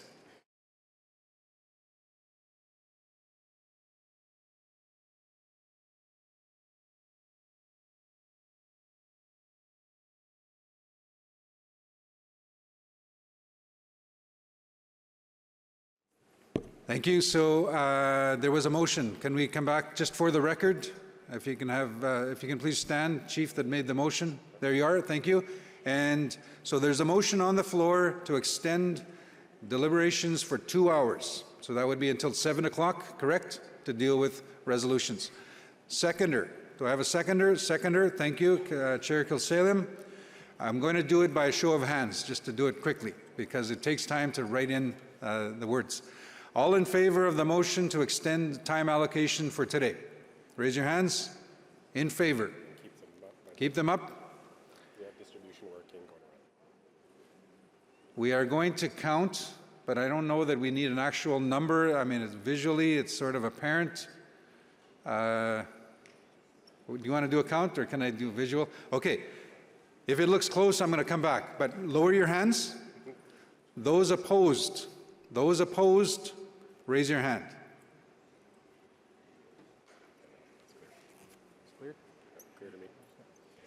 Thank you. You can lower your hands. So visually, it looks like, it is apparent that the motion carries. We will extend deliberations for another 2 hours. So thank you. I'll now, before I turn it over to my colleague Cedric, microphone number 2, go ahead. Microphone 2, please. Thank you. There we go. John Jack, Kuwait First Nations. Hi again. I just wanted a point of clarification. 2 hour extension is 6 o'clock, not 7 o'clock, right? Okay, thank you.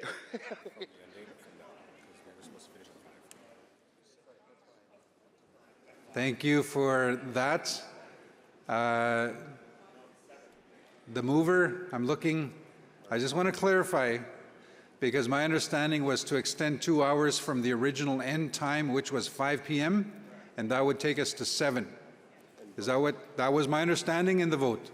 Okay, so, and the seconder was, you were okay with that. So it is until 7 p.m., 7 p.m., 2 hours from the original end date. Thank you. Turn it over to my colleague Cedric for the next agenda item.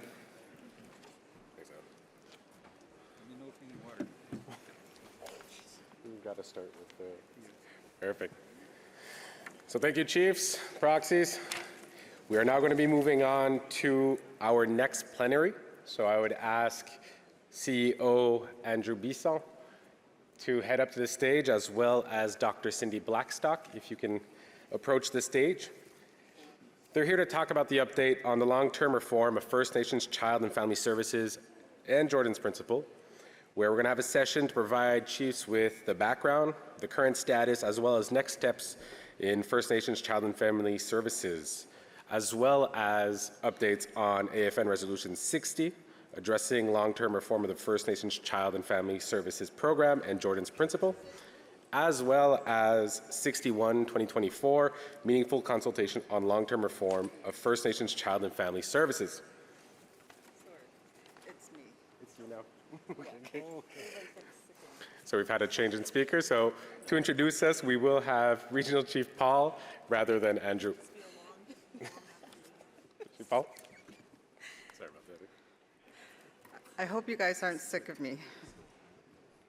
Okay, so I'm pleased to be joining First Nations leadership today for these important updates on the implementation of AFN resolutions passed at the October Special Chiefs Assembly on the long-term reform of the First Nations Child and Family Services Program. Oh, I thought we had a slide presentation.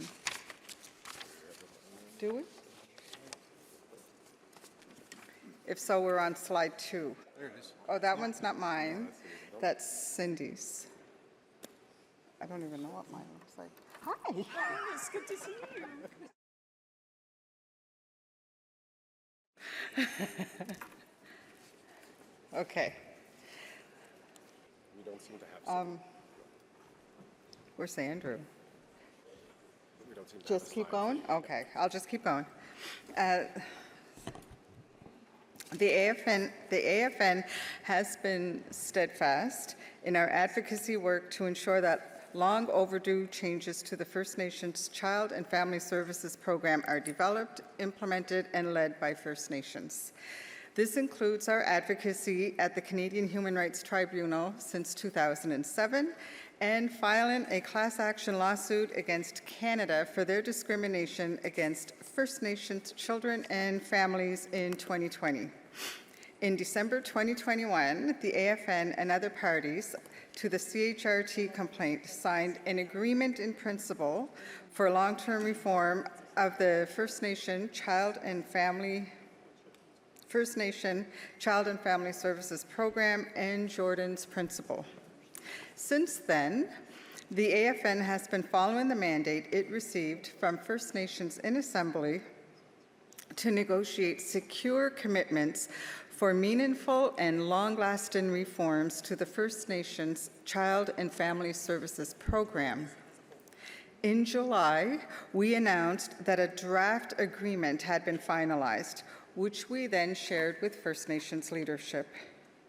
After the draft agreement was shared with First Nations in July of this year, the National Chief and AFN staff focused on outreach and engagement during the summer and visited First Nations across the country to share information about the agreement. The AFN heard some very important concerns during these travels, including that there needed to be more room for regional oversight and room for regional variation. And many of the concerns heard over the summer were addressed in the amended draft agreement presented to First Nations at the Special Chiefs Assembly in October. At the Special Chiefs Assembly in October, we heard further concerns from First Nations about the negotiation process and governance over implementation of reform. We also heard the need to include children living off reserve and the reluctance to end CHRT oversight.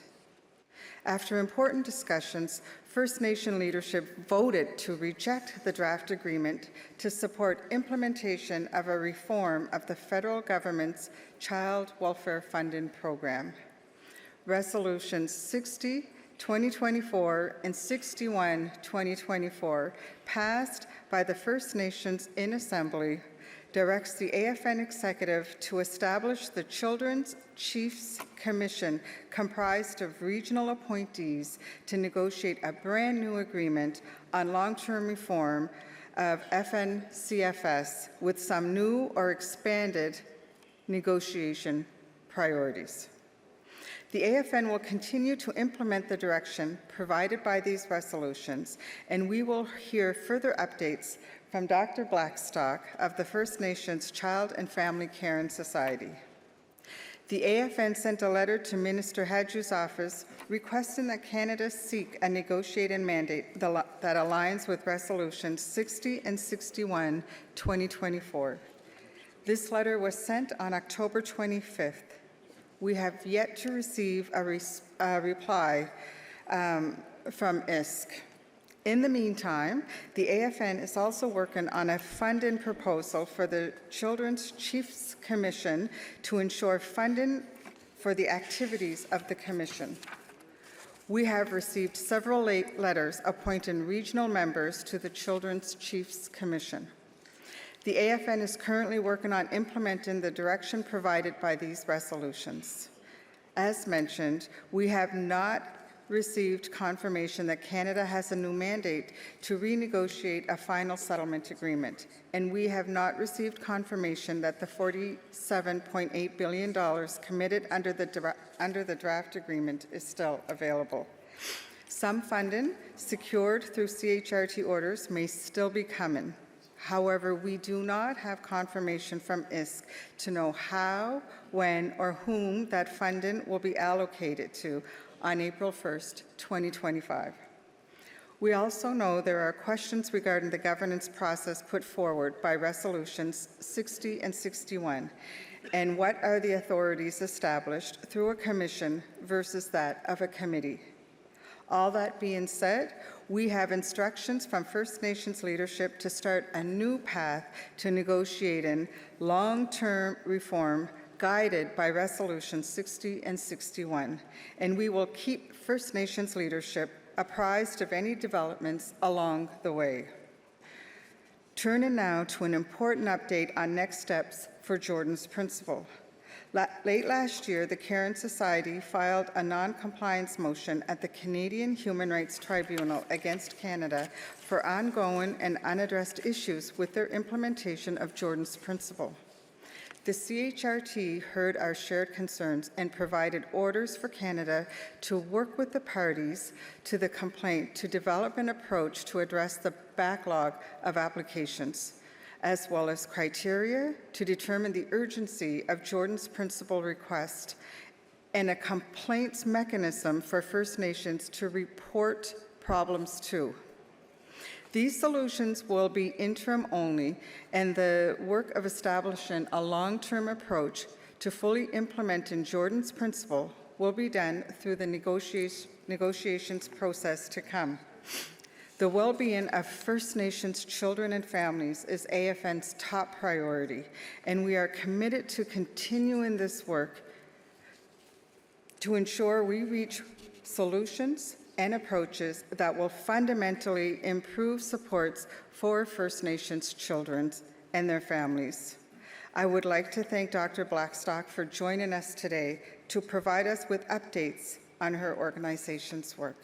Wilalio. Oh, you're so welcome. It's so good to see you. Good to see you too. So if I could ask for Dr. Blackstock's presentation to be put. We've been having issues, but if you point it upwards, it seems to work. Oh. I don't know why. Good. Do you want anything to drink? Or are you okay? No. So a very good afternoon to everyone.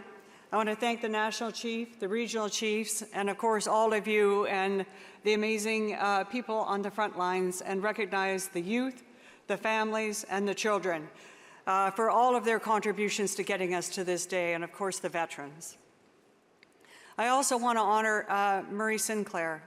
I want to recall that the top Truth and Reconciliation Commission calls to action was with regard to Child and Family Services, and number 3 was with regard to Jordan's Principle. Taking inspiration from Negan Sinclair, his son's beautiful offering during the service for Murray Sinclair, the best way to honor his father's legacy is to do the work and do it together. We'll go through a bit of an update on this critical kind of point flowing from what has happened in Calgary. Just a reminder, everyone, the Canadian Human Rights Tribunal case has 2 pieces. Stop the discrimination against First Nations children in Child and Family Services, now and forever. Canada should not hurt our kids ever again. Number 2, do the same thing with Jordan's Principle, and I just want to really honor Jordan's Principle is a sacred gift from a boy's spirit.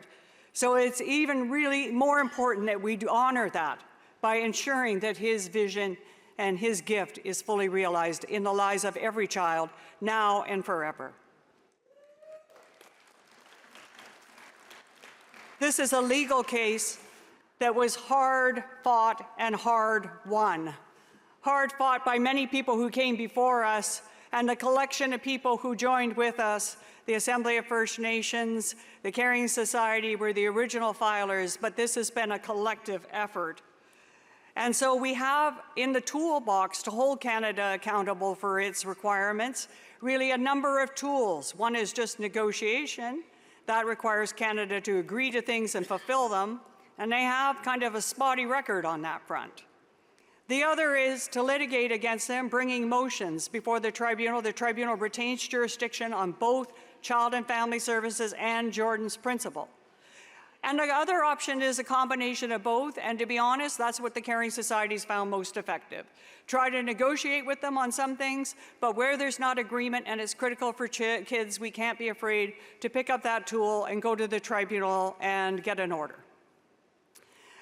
Here are the resolutions. I think Chief Paul gave you an overview. You know them well, 60 and 61.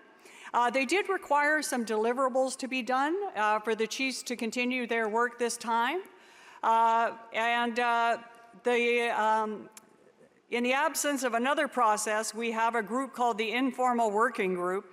This group was created after the NAC meeting stopped in February of 2023.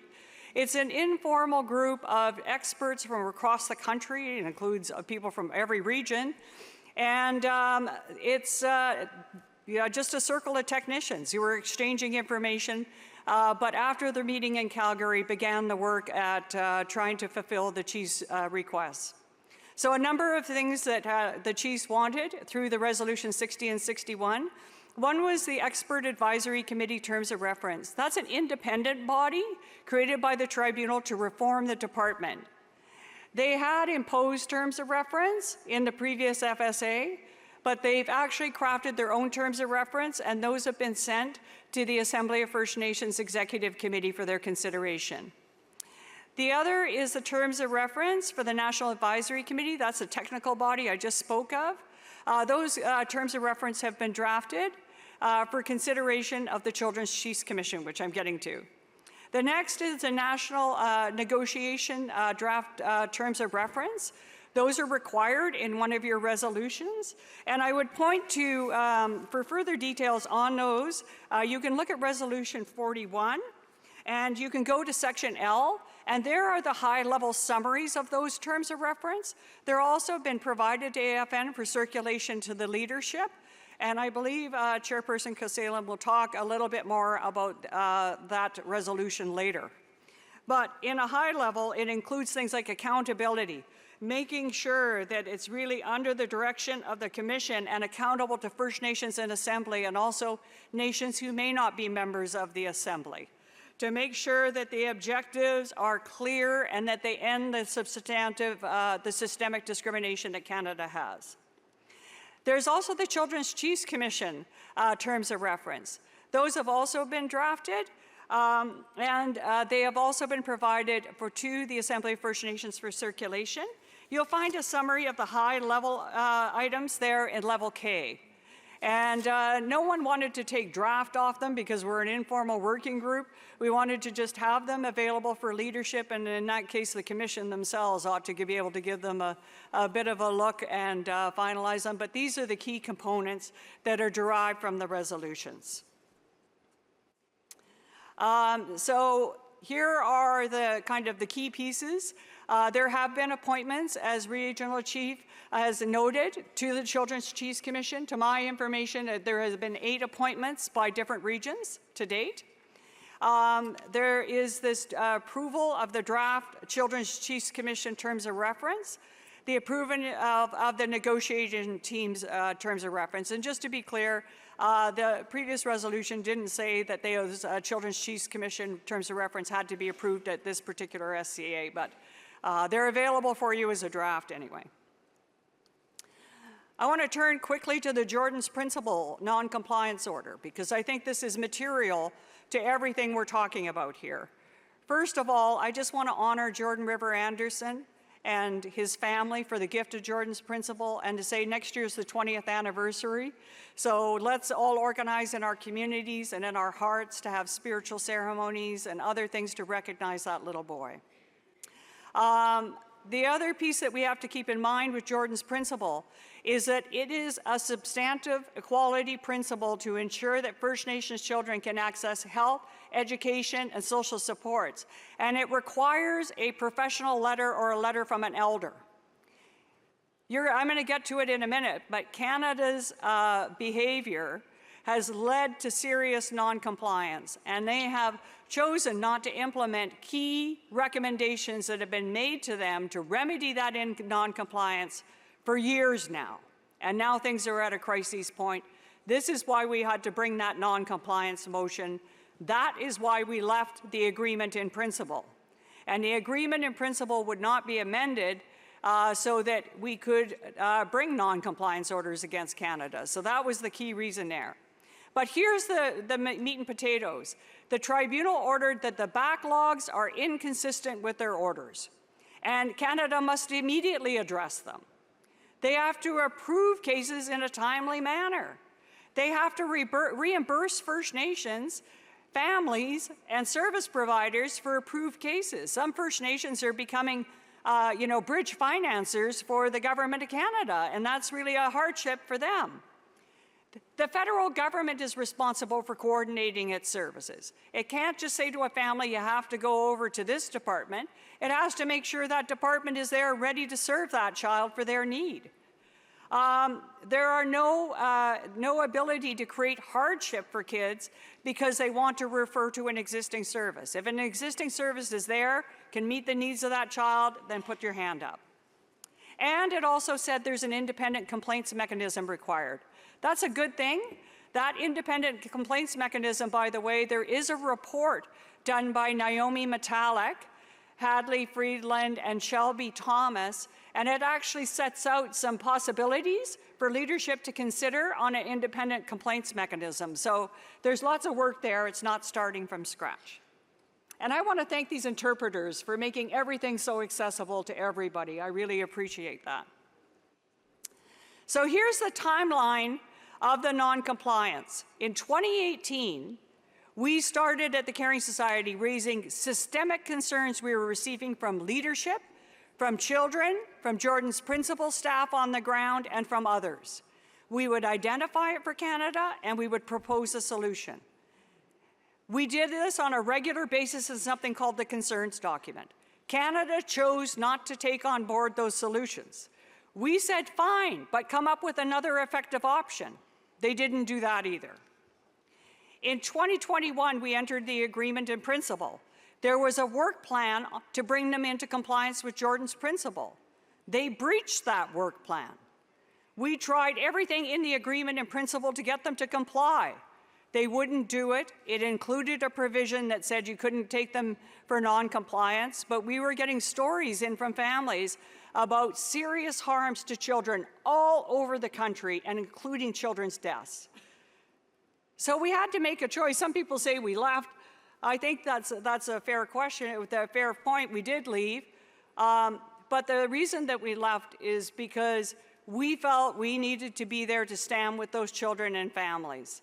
And we made it clear we wanted to be a part of the negotiations, but the agreement in principle was not amended so that we could hold Canada accountable. So then in November or in 2022, Chiefs in Assembly passed another resolution saying we could go back to the tribunal. The agreement in principle was not amended even after that. And then in November of last year, there was a new negotiation mandate. Canada took 7 months to get that mandate. They got it, and then the negotiation started in December. So that's when we left to bring the non-compliance motion. But we've put all our positions and our suggested amendments online to be transparent and accountable. So here's what I mean. Here's those pieces where Canada's behaved itself into non-compliance. And before the tribunal, they were arguing that now things are so bad, they can't, that's a reason for continuing the discrimination. We say no. They had multiple opportunities from multiple expert bodies to do the right thing for children. And they ought to take on board those solutions and implement them, because children should not suffer because of Canada's mismanagement.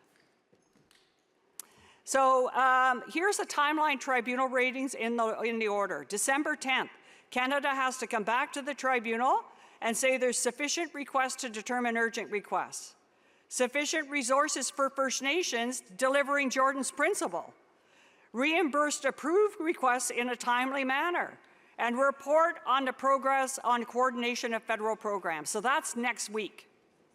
Then on January 9th, they have to come back with a full plan on ending the backlogs.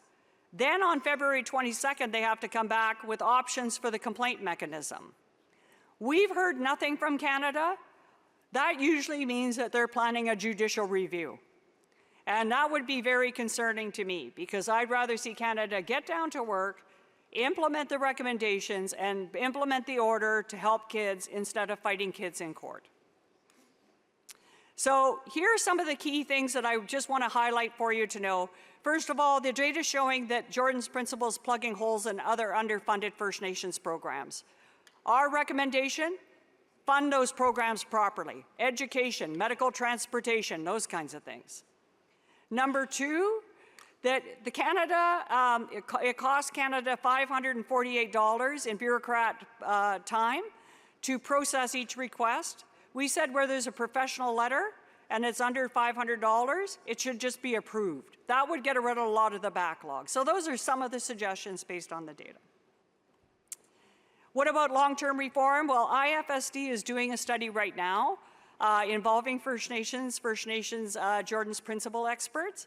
The results are expected in early 2025. They're slightly delayed because Canada was delayed in providing data. And you can see there that those are some of our early recommendations. We want to wait to see what the research says, and we also want to wait until we hear from groups like the Children's Chiefs Commission, and of course the chiefs are represented here before we move forward. So I'm turning now to child welfare.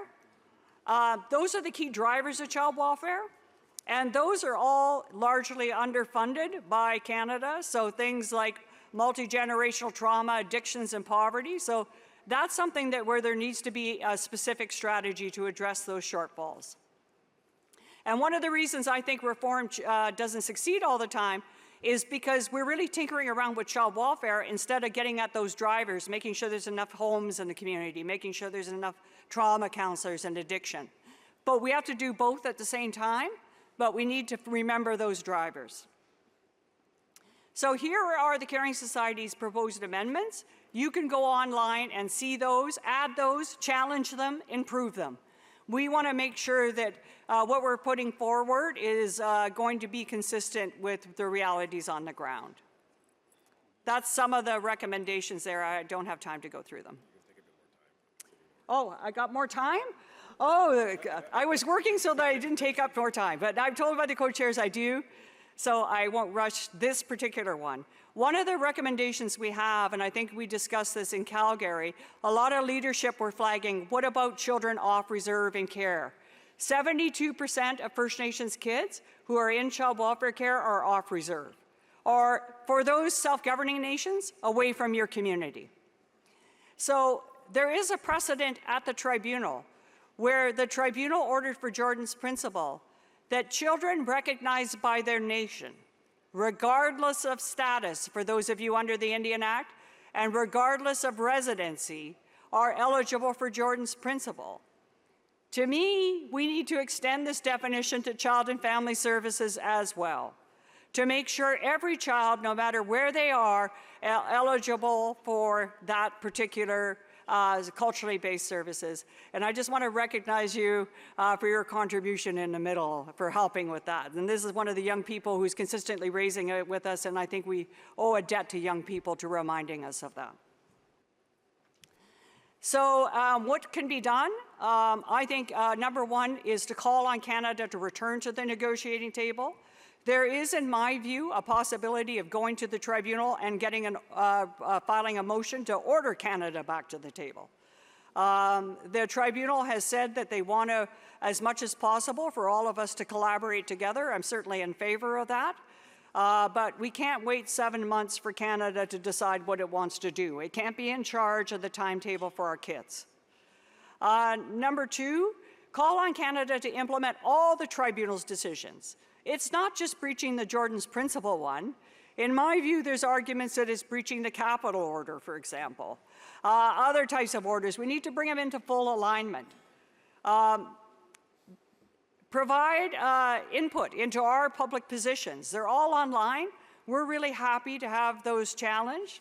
Caring Society is a party to the proceedings, and we try to do whatever we're doing in a transparent way. And we recommend, supporting the implementation of Resolution 60 and 61. I know there are a number of resolutions that are going to come after this where the chiefs will take important decisions for children. And we look forward at the Caring Society to collaborating with the Children's Chiefs Commission and the experts, and of course the AFN and the Chiefs of Ontario and the Anishinaabe Nation, and really making sure that we're able to bring this across the line so that no First Nations child in Canada ever has to recover from Canada's discrimination in child and family services and Jordan's Principle again. And with that, I'm just checking my notes. So just a reminder, the Children's Chiefs Commission terms of reference are summarized in Resolution 41 under K, the negotiation team under Section L, and one final piece is, I think another win was that Supreme Court of Canada decision on Honor of the Crown. And I want to recognize the Quebec First Nations for bringing it, but I think it puts us in a strong position to renegotiate back with Canada, because tripartite agreements are now subject to Honor of the Crown, including funding agreements on policing, as I read that decision.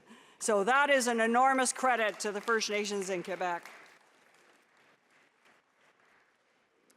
So with that, I think that concludes my update, National Chief, Regional Chiefs, and Chair, and thank you very much for the opportunity and taking time on this very important day for all of you while you're discussing such important matters.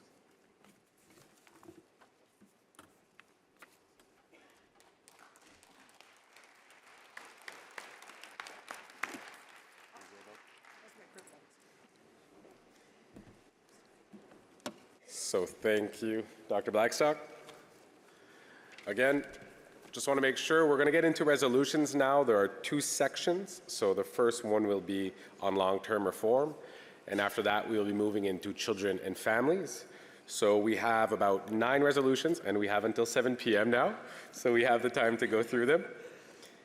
If I can have the draft resolution 40, ensuring fair and equitable inclusion of the Northwest Territories in the Child Welfare Compensation and Long-Term Reform Final Settlement Agreement. If our technical staff can have that posted to the screens, please.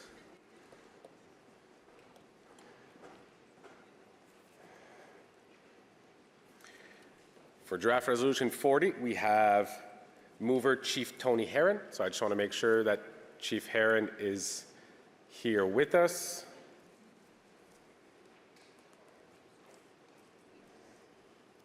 Is our mover Chief Tony Herron here? We also had seconder Chief Philip Blake. So I just want to make sure if we have Chief Blake with us. Chief Blake? And Chief Herron? We cannot proceed unless we have a mover, so would there be, I have a staff coming up.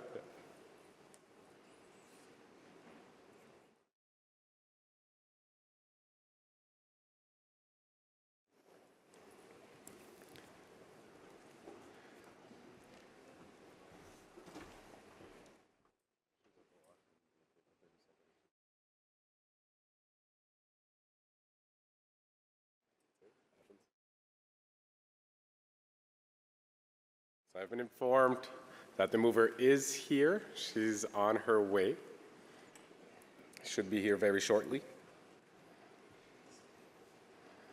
And again, just to inform you that the 4 resolutions that we will be addressing in this segment are Draft Resolution 40, Draft Resolution 38, Draft Resolution 39, and Draft Resolution 41. I see a delegation of people from the Northwest Territories.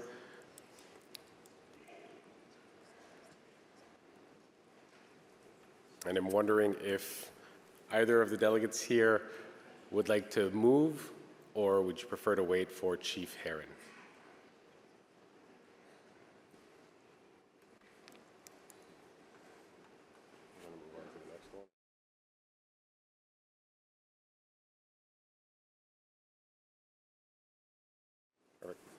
So since we've been informed that Chief Heron is supposed to be here, what we'll do is we'll table draft resolution 40 and we'll go directly to draft resolution 38 to ensure that we can keep going on with the process.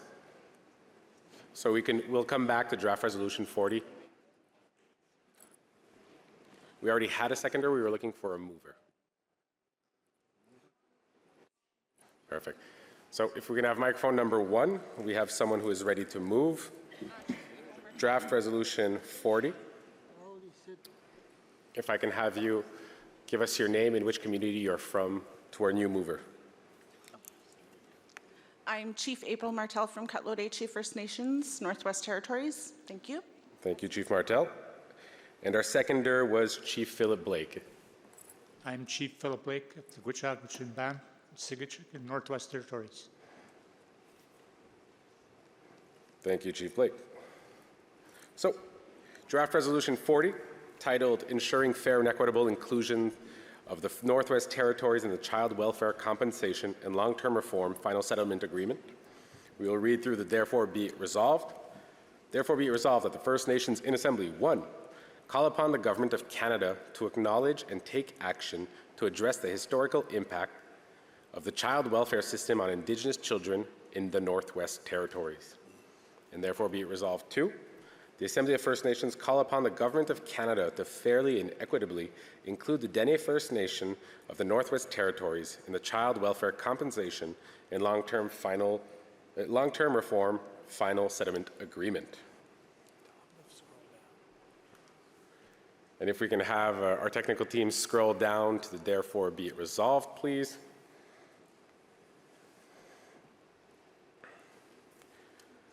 So I will look towards our mover to address the Assembly. Chief Martel.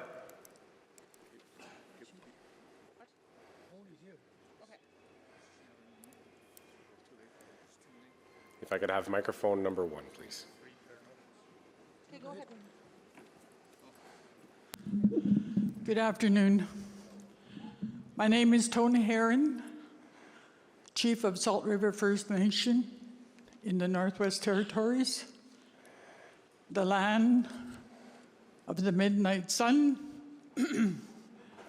where the green grass grows and the river flows, and the sun shines on us all.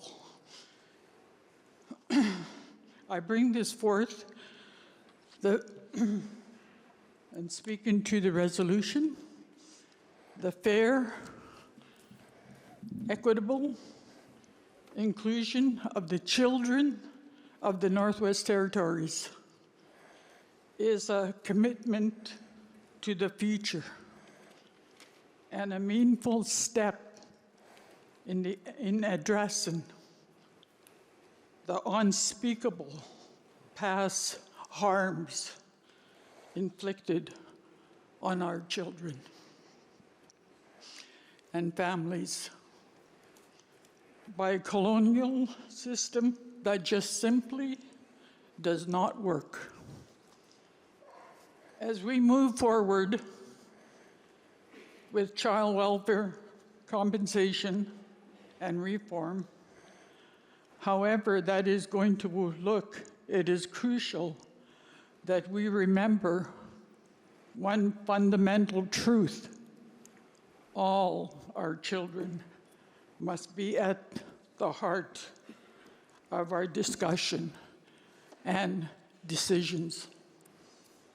We must ensure that the children of the Northwest Territories are included in all aspects of any agreement. Unity and the inclusion is essential as we work to create a system that is not only effective, but also compassionate and just. In the NWT, the Northwest Territories, our children are strongly impacted by the systematic issues that plague the child welfare system.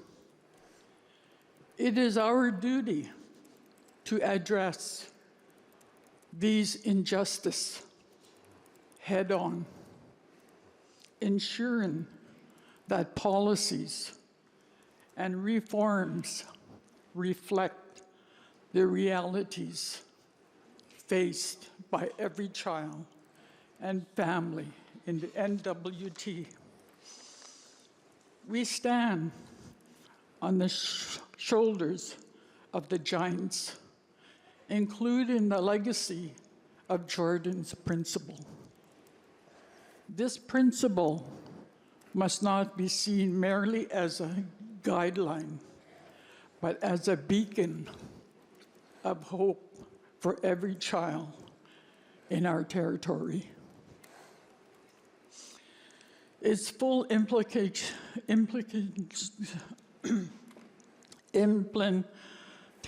is non-negotiable. We must advocate for the rights and needs of First Nation children, promoting equitable access to services without delay or denial based on judicial disputes. We cannot allow red tape to hinder the well-being of those who need us the most, our children. We know that current child welfare system can often overlook the very individuals they are meant to serve. That is why it is crucial that we, as an assembly, do not allow this to happen today. When we work together with children at the center of our efforts, we can foster an environment where all of our children feel valued If you can start and closing. supported. Let us pledge to lift the voices of our children, to honor their experiences, and to prioritize their needs in our decisions on child welfare. Let us implicate Jordan's principle in its entirety, ensuring that no child in the Northwest Territories is left behind. If you can please close. Together, we have the power to change lives. Together, we have built a future for our children that embodies hope, equity, and opportunity. Let us commit ourselves to this cause, not only for the children of today, but for all generations to come. We are asking for fair and equitable inclusion. Chief Heron, I'm going to have to stop you. We can Thank give you a bit more time. Thank you, thank you, thank you. Thank you, Chief Heron. so much. And for the record, I just want to state that Chief Martel did delegate her time to Chief Heron for opening comments. I will look towards our seconder, Chief Blake, for comments. Microphone number 1, please. Thank you. I'm just going to give my time to our regional chief, George McKenzie. Thank you. Perfect. So there's 3 minutes 50 left. Merci.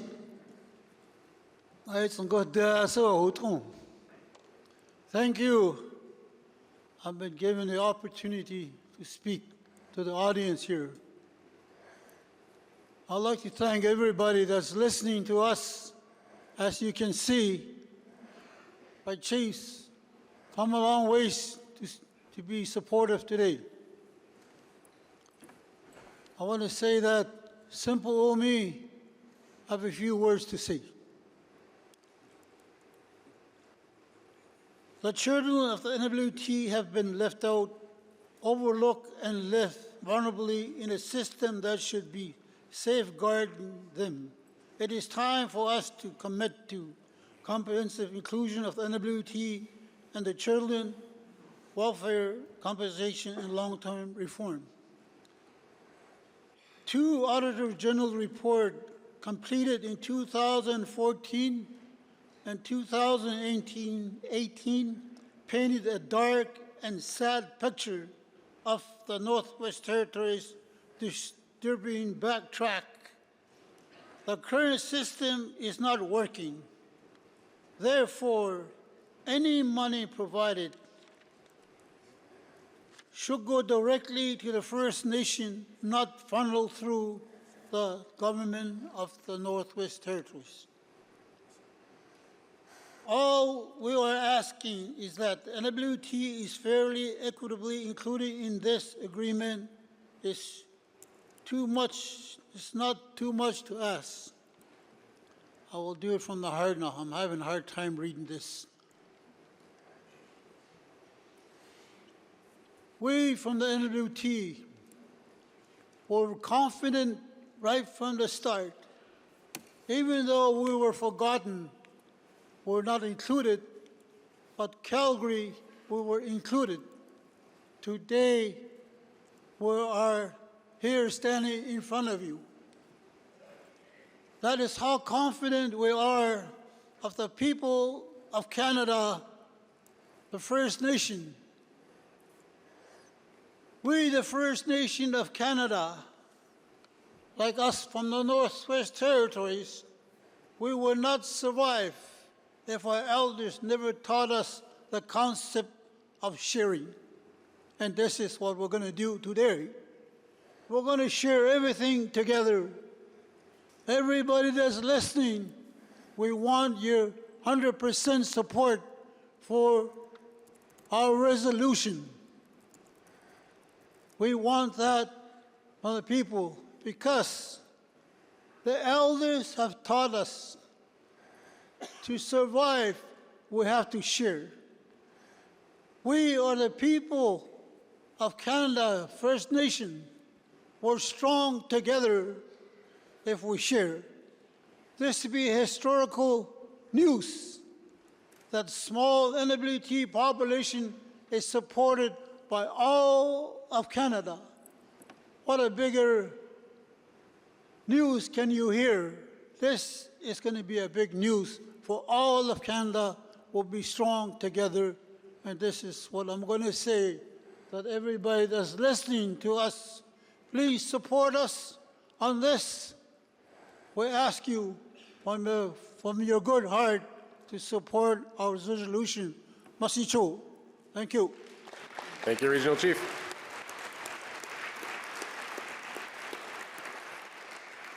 So we will now be moving towards the discussion period, again, as we have been doing all day. Microphone 1, 2, and then we'll go to the Zoom platform for our hybrid people. So does anyone want to address microphone number 1? I see quite a few delegates. Microphone 1, please. Okay, my name is Chief Ernest Messina, Chief of the Yellowknife Dene First Nation in Yellowknife, Northwest Territories. I want to say to the Assembly that in the Northwest Territories, we are here, we are alive, and we are here to seek support for our motion that's being presented right now. So we're hoping that the Assembly, the chiefs, the proxies would support us on this motion. So I appreciate the time. Masicho. Thank you, Chief. Microphone number 2, please. Chief Kelsey Jackal, Cold Lake First Nations. These are my people. It is the duty of Canada to include Dene Nation First Nations of Northwest Territories in agreements that impact First Nations child family services, and is further discriminatory practice to exclude certain nations based on geographic factors. So I'm in full support of this. Masi. Thank you, Chief Jacko. I see no one on our Zoom platform. Just a quick reminder, you have to use the raise hand function. So I will look towards microphone number 1. Marcy Cho, CCZ, James Marlusul, Ye Lutzakets, and Zonenga, the Johnny Yasi, the Chiti Hanitil, Marcy the Series in Johnny Yahaitha. My name is Chief James Marlowe, Lutzaket and First Nation, Northwest Territories. I come here a long ways to ask the Assembly for our support for our children. As you know, we've been left out through a lot of lobbying and asking our relatives from all provinces of Canada to help us to approve this resolution, because where I come from, I know that Jordan's principle does not exist because we have no services, no coordinators, nothing. So I support this so that we can begin the process of helping our children that need help.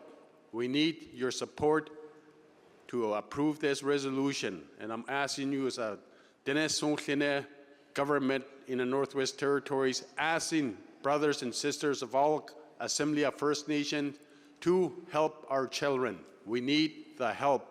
And I thank you, Marcy Cho. Thank you, Chief Morrow. Speaker on microphone number 2. Anista, asimina nanaska mau gutawino, nanaska mau towinska, mina nanaska mau miomacho ni migoyano tahaski. I first give thanks to the Creator for allowing myself to get up today. The life that He gives us here on earth. Chief Greg Desjardins, Grand Chief, Treaty 6, Alberta. Just want to bring our support. Just been watching the last couple days. I just want to remind everybody, you know, and just watching even one word up there being changed today, forcing the government, not asking. We have to be careful how we're crafting these resolutions, because the government is going to watch us, and they can hurt us, and we can hurt ourselves. I was told this is a chief's table, you know, so I come here not asking the executive committee, but to remind them, you know, during the election, they say they work for us. We have to remind them. And to our brothers to the north there, you know, we should not be scrutinizing anybody. I've seen a lot of resolutions going up there, just accommodating one certain area or one treaty area. We have to, when you vet your resolution, it has to be across the board, regardless if you don't have a treaty, if you're an international treaty or a modern day treaty. You have to be respectful of each other. I want what each and every one of you want. I want what you're going after with the province, trust me. But I don't come here to ask. I do that on my own, to go after the government, my RDG, the ADMs in my area. You know, and that's how it's done. We have to be looking at the issues that are plaguing our people. Even the housing that was put into health, that should have been done years ago. Many of our people, our elders are in their 60s, never had a home. You know, so I want to offer our support to our brothers here and our sisters, because we are all human beings in this world.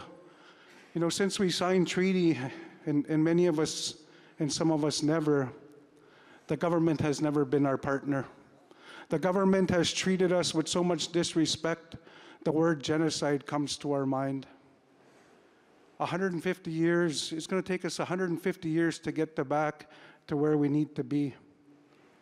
You know, and we need to hold the government accountable, not brush their hair. We need to be hard on them. You know what? The people, the children that they talk about, they don't get to this microphone like we do. So we need to speak in a good way for them. The elders, some of them die with their trauma. 30 seconds. You know, and I just wanted to remind each and every one of you, because I see many people coming to the mic, sometimes the same people. No disrespect, but you know, and I'm thankful we're able to extend, because it's about our children. Let's hold the government accountable. Kananaskaman for listening. I'm grateful. Thank you. Looking online, seeing no one, and also the way I'm understanding it is there's a lot of support by the people of the delegation. So I just want to make sure, Chief King, you'd like to address also. And behind Chief King, is it just part of the delegation? Yeah, perfect. So we will close the speakers list now. Behind Chief King on microphone 1 and Proxy Crow on microphone 2. But for now, microphone 1, please. My name is Pauline Frost. I'm the Chief of Funtuquichin First Nation in the Yukon. I'm proud to stand here before the Chiefs in Assembly to support our brothers and sisters in the Northwest Territories. It's an emotional time for all of us. As you heard from my friends in Northwest Territories, we cannot leave one child behind. And it's quite shameful, actually, for us to be standing here to advocate for our children in this way. So I encourage, and I'm telling, and I'm not going to ask you, but I encourage you all to please support the resolution before the Assembly. The children in the Northwest Territories are marginalized in that they're isolated. We live in remote communities. Life is difficult, and they've not been supported historically. And this is a good representation of what they've been experiencing, further discrimination and marginalization, and it's not acceptable in this day and age. It's not acceptable. So I encourage all the chiefs to please vote in support of the resolution, and I speak now to the Executive of the Assembly of First Nation to have a resolution like this before the Chiefs in Assembly that goes against the outcomes of the Human Rights Tribunal about further discrimination or elimination of discrimination or further marginalizing children. Look at the agreements and make a good decision when you present and represent our children. As colleagues indicated, we can debate and we can go to Canada and we can get the resources, but when funding is allocated to a set block of organizations and leaves a whole bunch of children behind, we have a way of calculating. So if you look at the Indian Registry and how children are registered under the system, there are children that haven't been captured in that process. Yukon is an example, right? Some of the treaty communities in Northwest Territories as well. We have citizens and beneficiaries that are not captured in the Indian Registry that will not be identified in this process. So there are many complications. So I encourage, and Yukon First Nations are in 100% support of the NWT. Masicho. Thank you, Chief.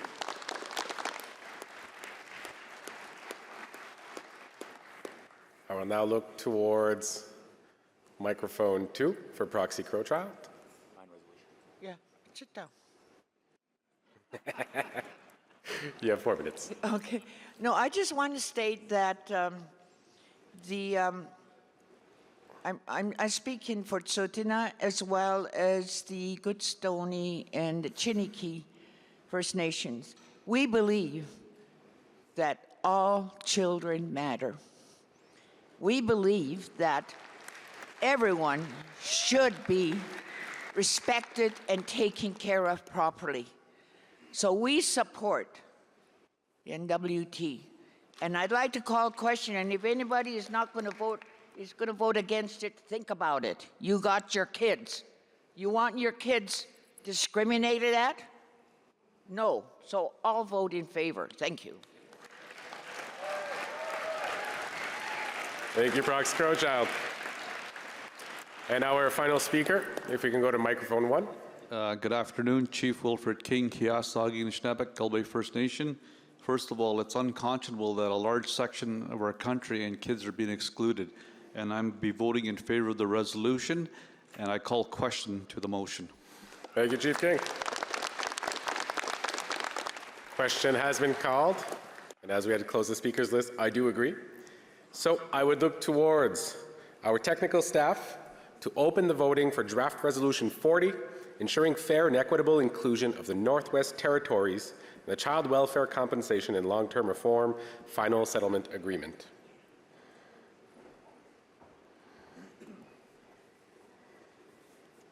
So voting is open. You should have received the notification. And also, just to give a heads up to our technical staff, we will be moving to Draft Resolution 38 after this. We'll give another 30 seconds, I believe. We have quite a few results already in.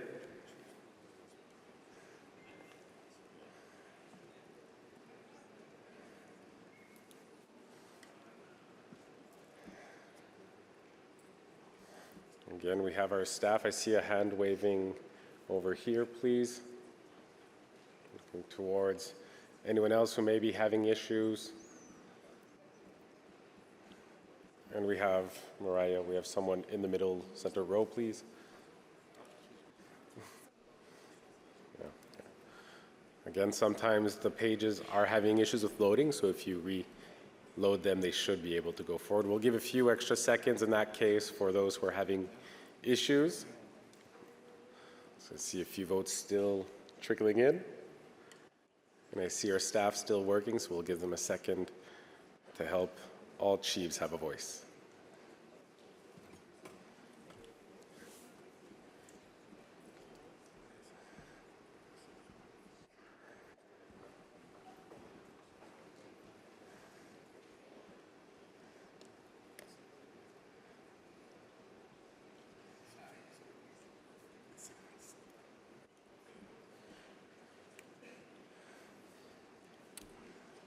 So I'll look towards our distribution team. Are we okay with issues?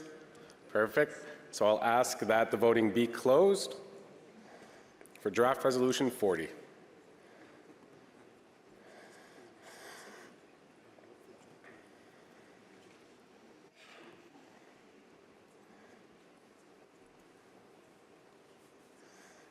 So we have the results for, again, Draft Resolution 40, ensuring fair and equitable inclusion of the Northwest Territories in the Child Welfare Compensation and Long-Term Reform Final Settlement Agreement. We have 3 abstentions, 1 opposition, and 243 in support. The motion is carried.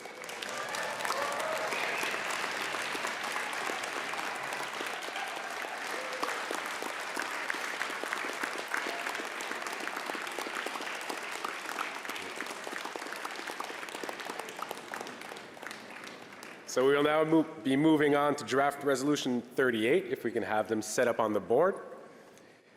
We have Draft Resolution 38, implementing the Chief's direction to end Canada's discrimination in First Nations child and family services.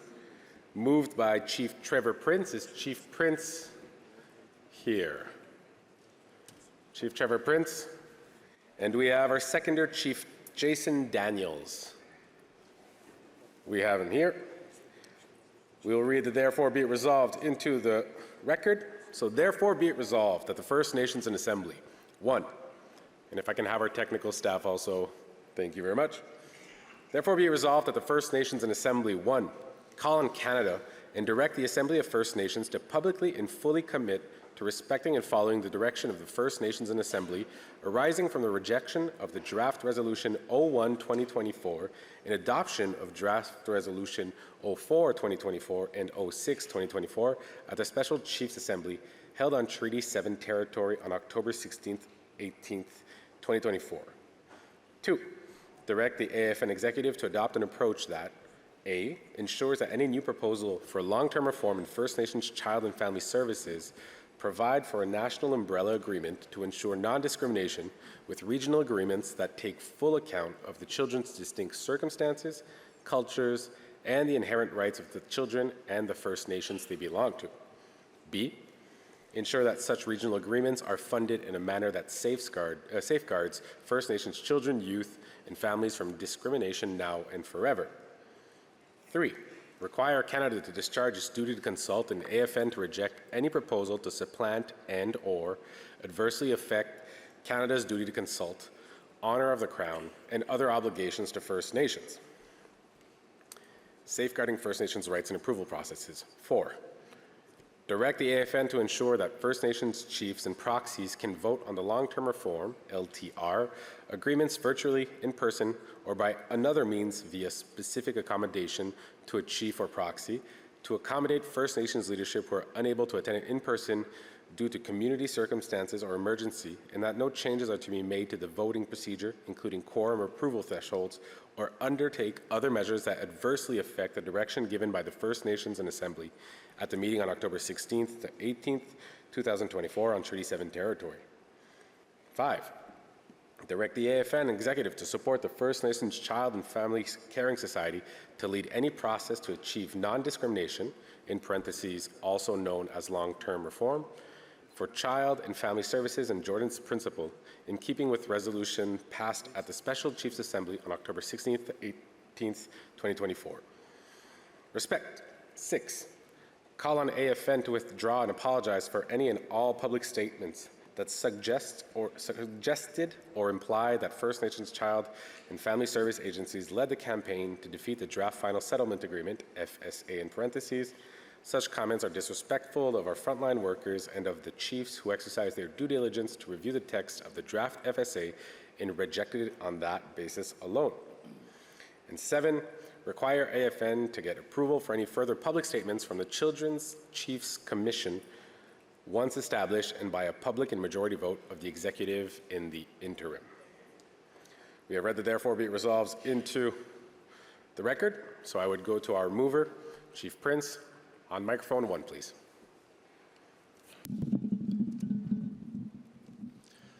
Seguni Janish Nabek, Makadebenes des Nikas, Kawi Kwendongak Dunji. Netamawi Ding, a king Dunji. Akwewa, Kinondana Nakomin, Makinoma, Makana Kanabata Beot. My name is Trevor Prince, Chief of Sandy Bay Ojibwe First Nation in the Treaty 1 territory. This resolution speaks for itself due to the seriousness of the situation of our children's future.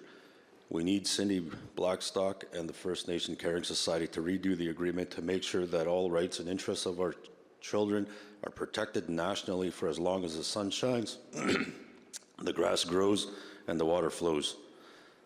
I call on my fellow chiefs to stand with us and support this resolution and act on the greater long-term interests of our children and the ones yet to come. Nondewa was saying makno ogimakanak the wichi abwet toyot nom wachiniani coming the nianish kamakwenda this resolution. Akina benucha kachina, and that was every child matters. You which. Thank you, Chief Prince. Our Seconder, Chief Daniels, would you like to address the Assembly? Microphone 1, please. Good evening, everyone. My name is Jason Daniels. I'm the Chief of Swan Lake First Nation, and just want to express my support for this resolution. All children matter. We need to get back to the table. There has to be regional representation, because each province is different, and even in Manitoba, Northeast is a little different than Southwest. Southeast is a little bit different than Northeast, so we also have those considerations we have to take into account for Manitoba when we're looking at any agreement. So I support this resolution. I urge the chiefs to consider, and Miigwech, thank you very much. Thank you, Chief Daniels. We will now go to discussion. So again, 1, 2, and Zoom. No one-on-one. Microphone 2, please. Good afternoon. Khal Salem, Squamish Nation Chairperson. Just here to issue my support for this resolution. I know we have many resolutions to get through before the end of the day, and as mentioned earlier, people are going to be leaving, so we want to be able to get all the important business dealt with tonight, which I think we can, but I know we have more resolutions on our most important wealth, our children. So with that, I'm going to call question on this resolution, so we can get on to the next resolutions. Thank you. Thank you, Chairperson. Seeing no one at the microphones, we have no one on Zoom. We have 2 final speakers, so what I'll do is I'll close the speakers list now. We'll get to our 2 speakers just to allow for that space also, and then we will go to the vote after. So microphone number 2, please. Bonjour, Wajir. Asmino Mananon Daus. Okamakan Archie Wabasnis Gas. One of my lake on Sean. Omake Gagi Anokban Gagi on edge got take when I get what you got take in Calgary. Kia no one Kawanjun Sap Seg when gaining Gainendaman. Gainendaman Gumaki, Ontario. Kawanjun Sap Seg when here. I got so and we could get in Endaman. Miazi no Gomogazi Gagi Sagak. Chikiko is up and got take when you Gagi in Endamagaban. I was not done all Ashak. I'm going to go. My mamma got that up mag. Yeah, Chikiwicha no Panogum, no Gomago. Okay, I'm saying that briefly introduce the Calgary rejection to Ontario's position to take on FSA. There was $47.8 billion in 10 years funding that is available. And like I said, my children in our community, the parents and the families need help right now. We cannot prolong this process. So I'm not going to support this resolution. Looking at the resolutions today, unfortunately, resolutions 60 and 61 from AFN Child Welfare Special Chiefs Assembly and the current draft resolution 38 and the resolution 41 fall fatally short. My call to you is clear. Vote no to resolutions 38 and 41 and vote in favor the resolution 38 that we're going to be presenting. You know, I don't know how much time do I have, 1 hour, 1 minute? About a minute and a half. Let's keep it at that. Okay. Resolution number 38 we're going to be presenting is the only viable path forward for ensuring long-term reform for the FNCFS program that respects our sovereignty, addresses our regional issues, the real issues, and safeguards in the future of our children. It is the only option that ensures no conflicts of interest from external organizations and is truly in the realm of First Nation jurisdiction and authority and self-determination over First Nation children and families. So that's why that's why I'm in opposition to this resolution, because the deal is ready for signing, and it's and our kids and our children need our help right now. They are suffering. They need help right now. We cannot hold this any longer or prolong this any longer. Thank you. Thank you, Chief. Your position is on the record. And now our final speaker on draft resolution 38. Microphone number 2, please. Okay. I'm speaking again for the for our G4 chiefs. We support this resolution. You know, just a few minutes ago, we passed the support for NWT. We have children that live off reserve. all of those children matter. The money on that proposed final settlement agreement is not going to take care of all our children. We cannot discriminate against our own children. So we need a new agreement that is going to take care of all of our children. We can't just think of ourselves today. We have children that are still coming up, and we have to make sure that they don't get discriminated and lose the support or the services that they require. We, as Indigenous peoples, are not here just to look after ourselves today. You got to think of everybody. We shouldn't even be in leadership if all we're thinking about is ourselves. So please vote in favor of it. Thank you, Proxy Crowchild. So as mentioned, we had closed the list, so we will be proceeding to the vote. If we can have our technicians pull that up and open the voting period for Draft Resolution 38, implementing the Chief's direction to end Canada's discrimination in First Nations child and family services. The voting is open. Again, if ever there are any issues, maybe try reloading the first time, and if not, then raise your hand and our staff will go see you.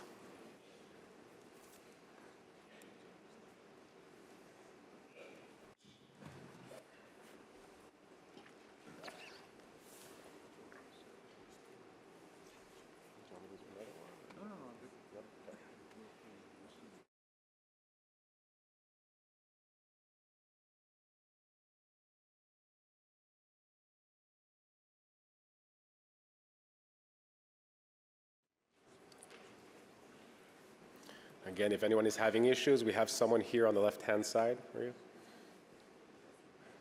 Someone's coming over to you right now.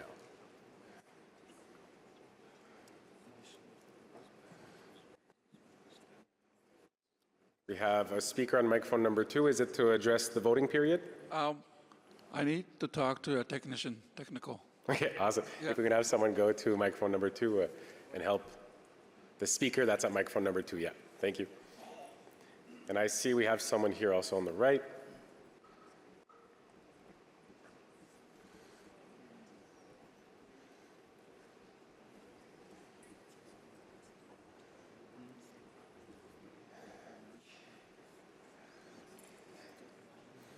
Quite a few votes have come in. If anyone's having any issues, I see our technicians are still helping around, so we'll give it a few more seconds.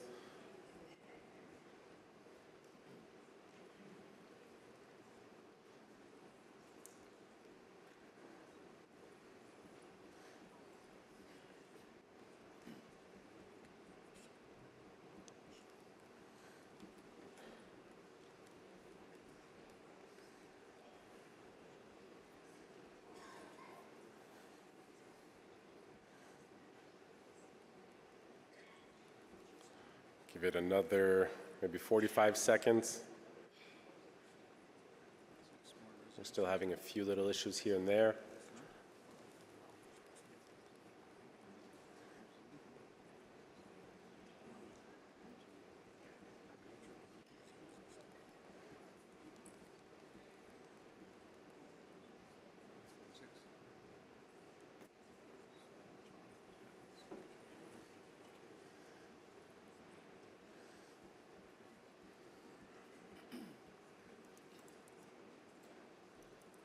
Microphone number 2, please. Can you give me some time? Like my app is not operating well, so I need technical help. Perfect. Can our staff assist, please? Thank you.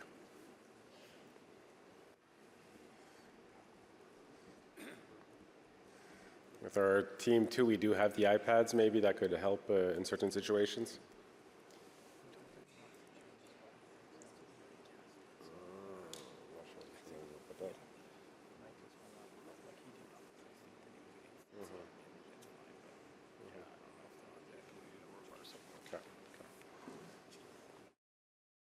Look towards our technical staff. Are we okay?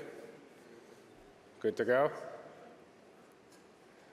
Perfect. So I would ask that our technicians please close the voting.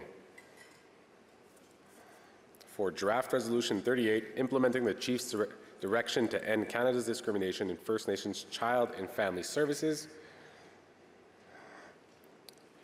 We have 6 abstentions, 70 opposed, and 189 for.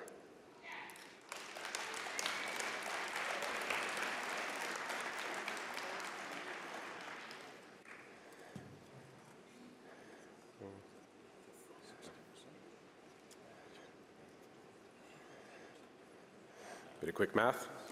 So, Draft Resolution 38, implementing the Chief's direction to end Canada's discrimination in First Nations child and family service, is adopted.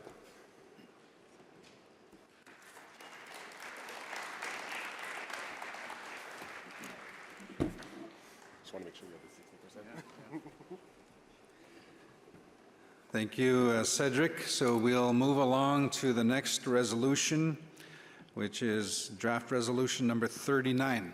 So if I can have draft resolution number 39 up on the screen, please. There we go. So draft resolution number 39 is titled Our Children, Our Future, Draft Agreement on Reforming the First Nations Child and Family Services Program. It's moved by Chief Dan Manuel. Can I confirm that Chief Manuel is in the room, who I think was in the room? I see a hand up here, but I know that's not Chief Manuel. Microphone 1, you're ready to go. Thank you, Mr. Chair. Just considering the vote supporting the resolution number 38, we'd like to table our resolution. You'd like to table this resolution? Yes, please. Okay, can I get confirmation from the seconder? Table to a future time at this assembly or at a future assembly? You're just tabling it? We'll table. Okay, thank you. So we'll now go to draft resolution number 41. Draft resolution number 41. If I can have that up on the screen, please. There we go. Draft resolution number 41 is up on the screen. It's titled Renewing Negotiations Toward Long-Term Reform of First Nations Child and Family Services and Jordan's Principle. Moved by Council Chairperson Kilsalem, who I know was here. Are you still in the room? Oh yeah, he's right there. Seconder is Chief John French. Chief French is also in the room. So mover and seconder are here. So I will read the resolution. If we can have it on the screen, please. Let's go down to the therefore be it resolved. And that's on page 4. It reads, therefore be it resolved that the First Nations in Assembly 1 reject all sections of the Agreement in Principle, AIP, on Long-Term Reform, LTR, of the First Nations Child and Family Services, FNCFS program, and Jordan's Principle, completed on December 31st, 2021, that are in conflict with resolutions passed by the First Nations in Assembly as described above. 2, clarify that by way of Article 2 of Resolution 60-2024, the First Nations in Assembly called for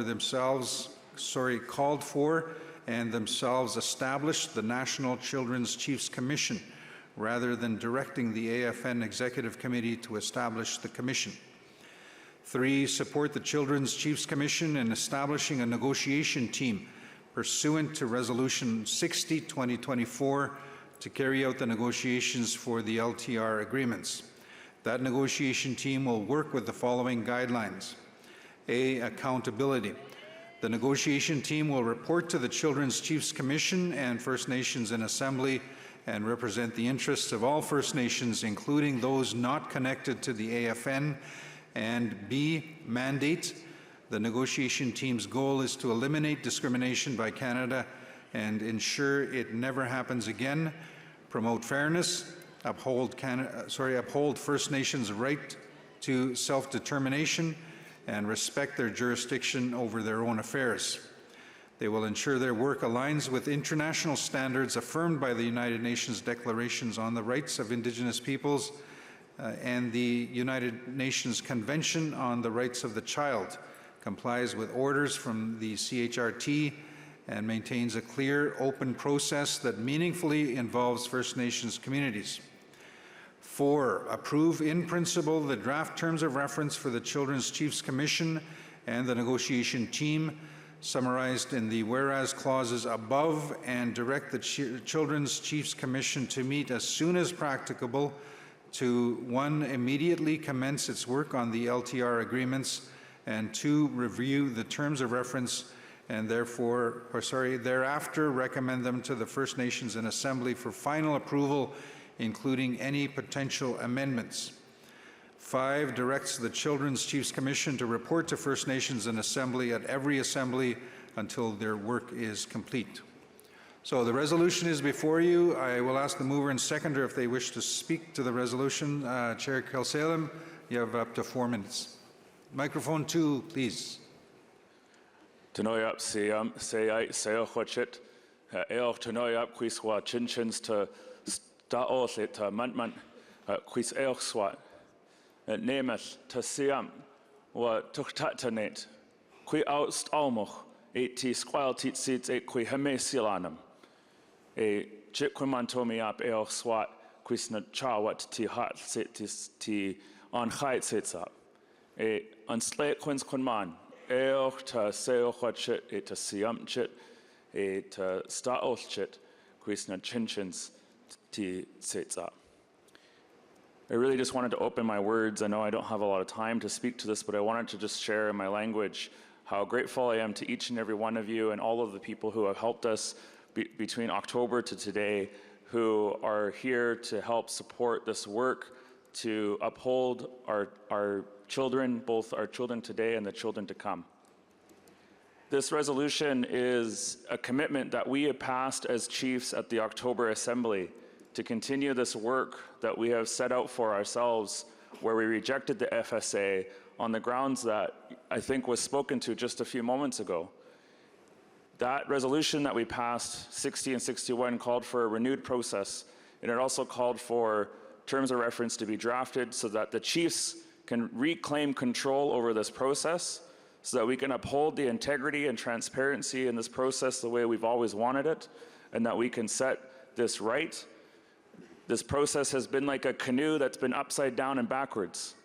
And over the last month, through collaboration, through working together, through upholding ourselves as leadership to the highest standards, what we are doing is we are taking that canoe, we are flipping it backside up, we're turning it back in the right direction, and we're bailing out the water so that we're all paddling together for our children. It's hard work, it's complicated work, and there's going to be a lot of nuances that we have to resolve as we go through this process. But this resolution is really continuing that work, clarifying where there had been ambiguity, and also following through on the commitment to start establishing this National Children's Chiefs Commission. As you heard from Cindy, 8 have appointed already. We now have draft terms of reference that have been collaborated on by technicians from across the country, across various regions. We want to respect, just to make a note, we want to respect that we haven't had a chance to have the terms of reference distributed for wide absorption yet. They have been handed out today. There have been challenges that we've experienced on sort of coordinating between all the various complicated processes, especially at the AFN. So what we've crafted in the resolution that we think is in the spirit of what we're putting forward is we've outlined the broad principles of the draft terms of reference within the resolution, and this was a recommendation from AFN staff, so we want to thank them for that. We've provided the draft terms of reference to the chiefs here, and they'll be made available online and for distribution. And we take the principles that are outlined in the resolution as the go-forward basis. This will allow time for the commission and the negotiation team and the technicians to continue to review the draft terms of reference, and then they'll be brought back for final approval at the next Special Chiefs Assembly. So it kind of tries to balance both, that we had outlined that this is work that we wanted to have started and we can get going, but at the same time give an opportunity for collaboration and consultation. So I know there's a lot to speak to, but I'll just say that what we're really doing here is following the mandate and the will of our chiefs and proxies who set this out for us at the last SCA, and we're continuing that work in a good way. Osia. Thank you. I'll now go to the seconder, Chief French, at microphone 2. Masai Katsalam, Dini Chane, Daine, Sekeze, Denise, Denine, as Katne, Abedzatne. Dake, no tak diesel seine, Tsiane. Hunzu gana, no tak na nisochsil, Gladan Lene auch na. Dini no es Katne, Tellen. Zena, Adak the Bay, Yadastak. Ini Abedzatne. On a few basic principles, I fully support this resolution. As there had been a lot of discussions in Calgary and moving forward, there was a lot of discussion and debate. It is saddening that we ended up at that place where we were so against each other on this resolution. I think it's something to really consider as we do business and move forward, that we do things in a little different way and learn some lessons from that time. It was an unfortunate situation, and how we ended up there should really be considered so that it doesn't happen again. My basic principles to support this resolution is we should leave no one behind. Every child matters. The previous draft did not take in every child. There was nations left out. There was a lot of our off-reserve members in my community. 75% of my people were not going to be involved. On some of these principles, I fully support this to start a process that's going to move us forward. The next principle is prior, and informed consent. Every chief represents their nation, and they should have the knowledge of this as it moves forward, and they should be able to put their consent to it to best serve their children from their communities. They also need to add into this the ones that are on the ground working with the children on a daily basis, the technicians of family services. These negotiations have to be guided by technicians that have been on the ground for many years. I think through the commission, the Chiefs Commission that will be established will be a fair process to give us the information we need so that we can get to this to the place that will serve us all. It's a Masai. Thank you. So we've heard from, so this would be a supplementary. So we have heard from. I'd like to give the last minute to Kasalem here to finish, please. Okay, go ahead. Thank you. Just two final points. We did want to make some just minor changes to the resolution, and it's just to include our First Nations youth. There's a few places where they had requested to add First Nations youth, and it is referenced in the draft terms of reference around accountability, but we want to strengthen the resolution. So we have given those changes to the resolutions committee, so they do have that language. Sure. And then the last thing I'm going to say for my last 30 seconds, I do actually want to acknowledge a group of people that are in the room with us, because I think they've been doing their job, but I also know that it's a tough job, and leadership sometimes doesn't get acknowledged when they do the right thing.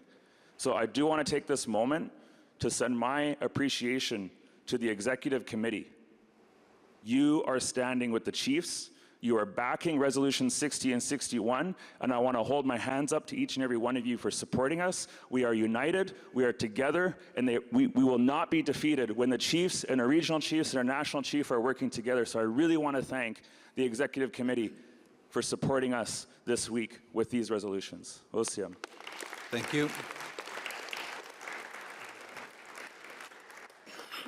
So we will open up the floor for discussions. Just a reminder, chiefs and proxy representatives, we do have a number of other resolutions to get to this evening. Although we have extended the time, we do still have many decisions to make. I do see large delegations at the microphones. I'm not sure if everybody is wishing to speak, but what I'm going to do now, we don't want to cut anybody off, but I'm going to close the speakers list very shortly. So if you wish to speak, I'm asking you to please approach a microphone now, and then I will be closing the speakers list, just to give some advance notice. I will do that very shortly, and so maybe 10 seconds. I do see another chief approaching the microphone. If you wish to speak, approach, please. Thank you. And I will now close the speakers list with everyone that is at the microphones. We'll start with microphone 1. Good day, Kelsey Jacko from Cold Lake First Nations again. I just need some point of clarification for Resolution 41. Section 3 of the Be It Resolved reads that the First Nation Assembly will support the new Chiefs Commission and establish a negotiation team. Section K X of the resolution indicates the Commission will have to work with Canada to get funding for independent legal and technical support. And Section 10 of the terms of reference just circulated leaves the important part about who will reimburse the chiefs and technicians for their participation in the in-person meetings. It's blank. There are 2 placeholders, X's, that are on the second last page. Does the technical reading of this motion intend to mean that the AFN as an organization will not support the Commission financially at all? And a point of clarification, number 2. Why do the regions not represented by the AFN not have technicians? So, you know, if the chiefs are going there, I think the technicians should be involved no matter who you are. And I was going to say more, but I'll leave it for Georgina. Thank you. Just for clarification, were you just pointing out some of those, or did you require amendments? Well, yeah, I'd require amendments to that. You know, it's a good resolution. I'm in support, but if you can just change those, that'd be great. So if you do want amendments, if so, please take it to the resolutions team. We will look at that, but what we will do in the meantime is go back to the original amendments that were requested by the mover. Chair Kilsalem, resolutions team, I believe, has those, so I'm just going to read them into the record just to make sure. So we are looking up on the screen. We're going to start in the K. Is that in the preamble? Okay, so we're going to go to the preamble, K, so scroll up, please. Anything that's highlighted should be letter K.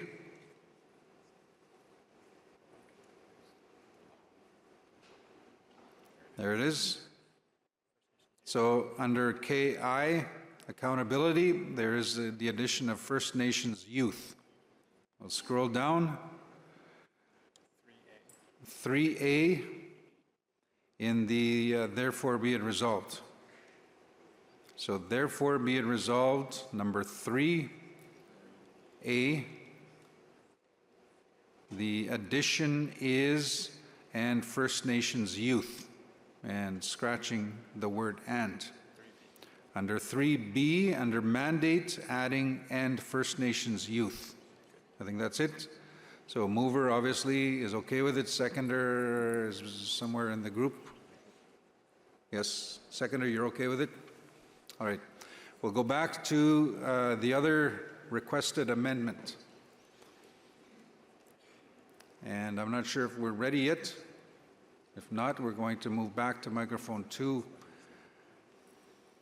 It looks like they're still in discussions, so we will come back to that proposed amendment. So I'll turn now to microphone number 2. Marilyn Charlie Boyce at the Donas Gu and Guzun. Silkot in the Ninasli Title Del Haya. My name is Marilyn Charlie Boy. I'm proxy for Title Del First Nation. I work as a wellness and prevention manager overseeing child and family services in my community in the front lines. And I'm so thankful to our chief for giving up his space for me as a proxy here today so I can make my voice heard. Child and family services is my passion, and it has been for many, many years. I work on the front lines in the trenches with the ladies that there's only 3 of us in our community. I also sit at the jurisdiction table, the Needling table for my nation, the Tilkoti Nation, and we're in negotiations right now. It's been difficult to make the government understand that our services are front-end loaded.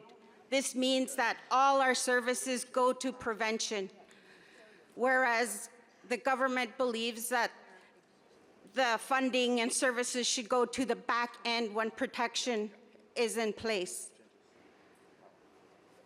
We've worked hard in our community to bring our children up in a really good way, and we make sure that they are never harmed in any way. But the difficulty has been that our communities are so colonized. Trying to bring back the way of life of our people has been difficult, and this is something that the government has done. It has compartmentalized all our services so that we can't.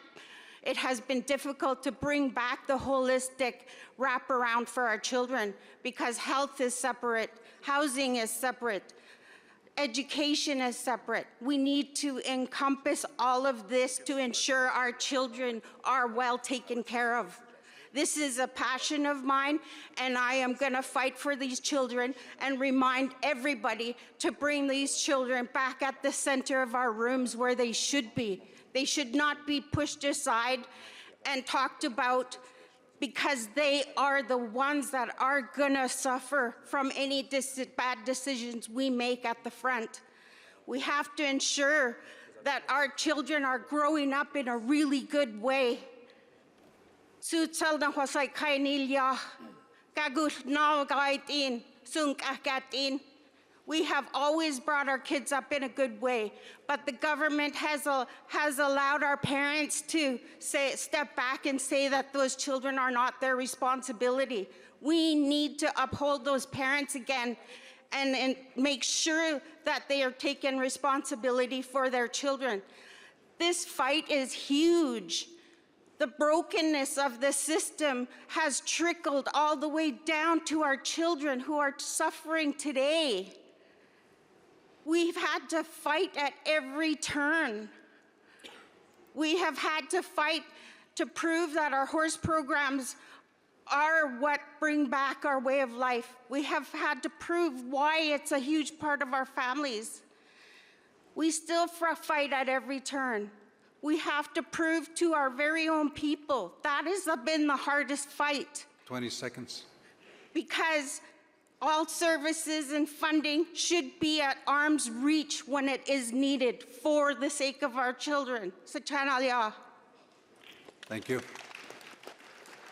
Nobody online, microphone 1, but before I do that, before we do that, we've finished with the proposed amendment, so I'm not sure where the mover of the proposed amendment is. Okay, so we're going to go to the screen, and I'm just looking at my screen down here. There was a proposed amendment. I want to make sure we go to that. And where is it? So in the whereas clause K, paragraph K, number 4. So we'll have to scroll up, please, so that we can see on the screen. Scroll up to paragraph K, number 4. This is in the whereas. There we are. So it's number 4, and it's the addition of the 3 words, and their technicians, and their technicians. We can scroll down. Where else? And that's the only amendment. Mover, are you okay with that? Chair Kilsalem? You need to see that again, so if you can, mover and seconder are good with it. Thank you. So I'm looking to microphone 1. Just a reminder, we do need the red lanyard. We do need a chief to have others recognized. Go ahead, Chief, on microphone number 1. Chief Sylvia Gustajan Matadawabin at Obscut. I'd like to give my time to one of our members, Jocelyn Wabano Aitel. Thank you. Miigwech, go ahead. Just a reminder that we do have the time running, so it is up on the screen. Go ahead. Wachie. Gagashe Howden Dagos in the Shinhason. Masquana dotem. In an OEO square Nina. A Dobskatogo Magashe CB, Hoshio, Niniga Hegok. My spirit name is the one who behaves elderly. I'm from the Bear Clan.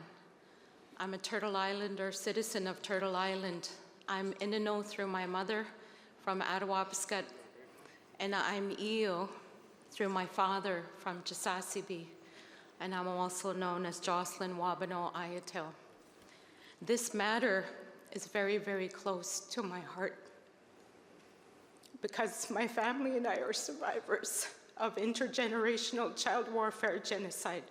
These are the war conflicts of Indian Residential School, 60 Scoop, Indian Day School, Millennium Scoop, the colonial institutions, all made up of white supremacist, racist, colonial, genocidal policies and ways of knowing, thinking, living, and being.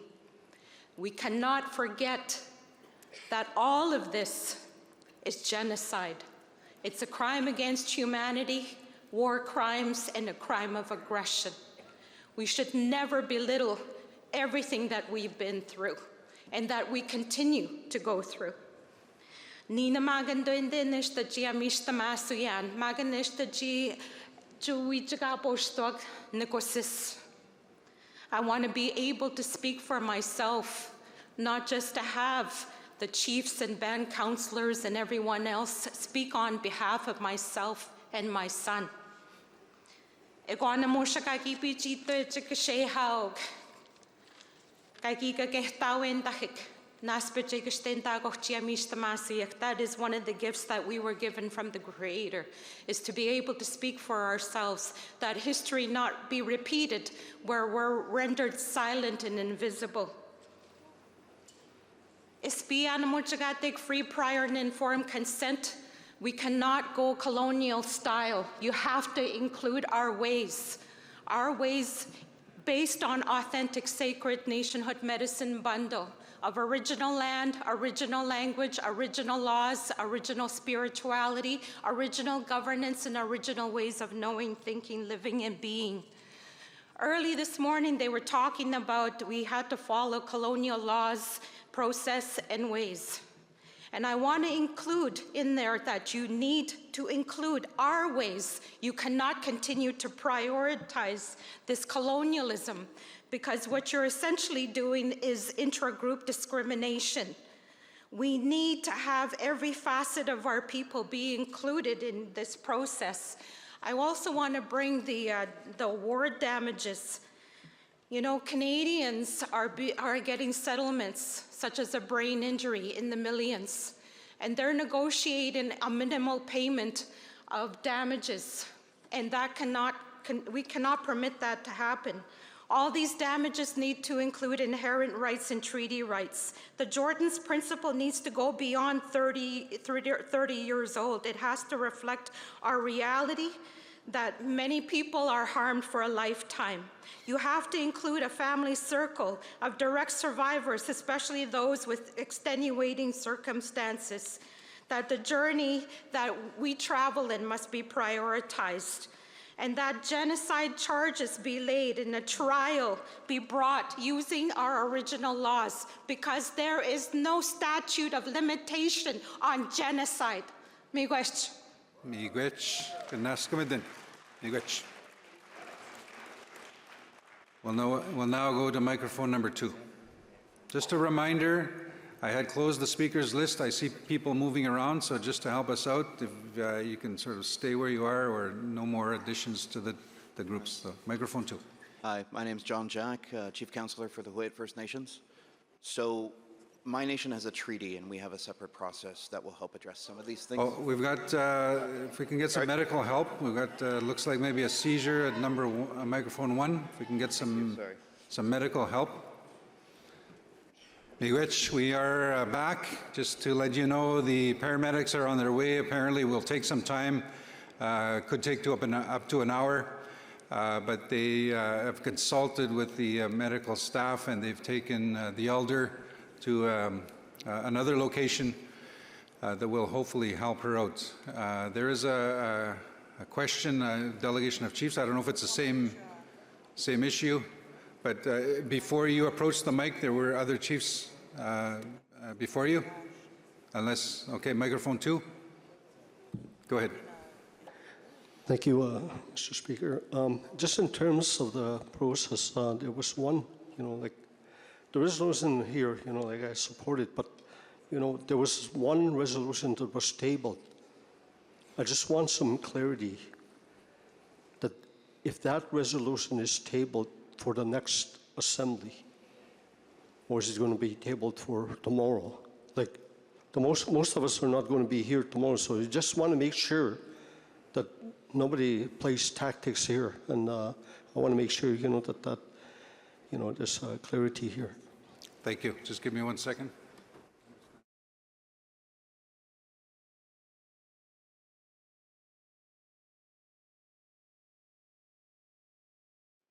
Thank you. So that resolution was tabled, and I asked for clarification whether it was tabled to later on or even tomorrow, and I was told no, that it was tabled, it was removed. So it will not be dealt with today or tomorrow.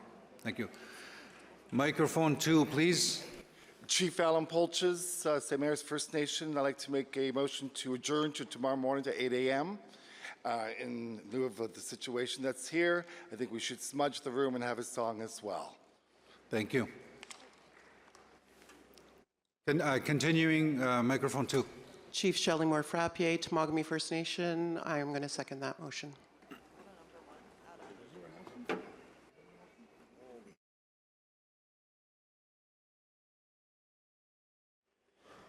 So there is a motion on the floor to adjourn in light of the circumstances we've just gone through. There is a requirement or a request that we smudge the room. Also, we have the elder standing by to offer a prayer. It's very important that we have the prayer. So there is a motion on the floor to adjourn.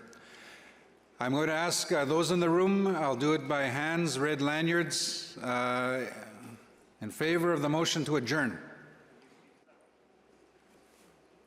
Oh, sorry. Let me complete this. I've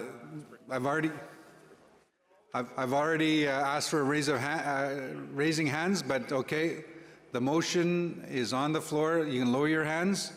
They would like to speak to the motion, but I just want to say that we're not only hearing that here. I think that's consensus among many others that it's the appropriate thing to do to adjourn.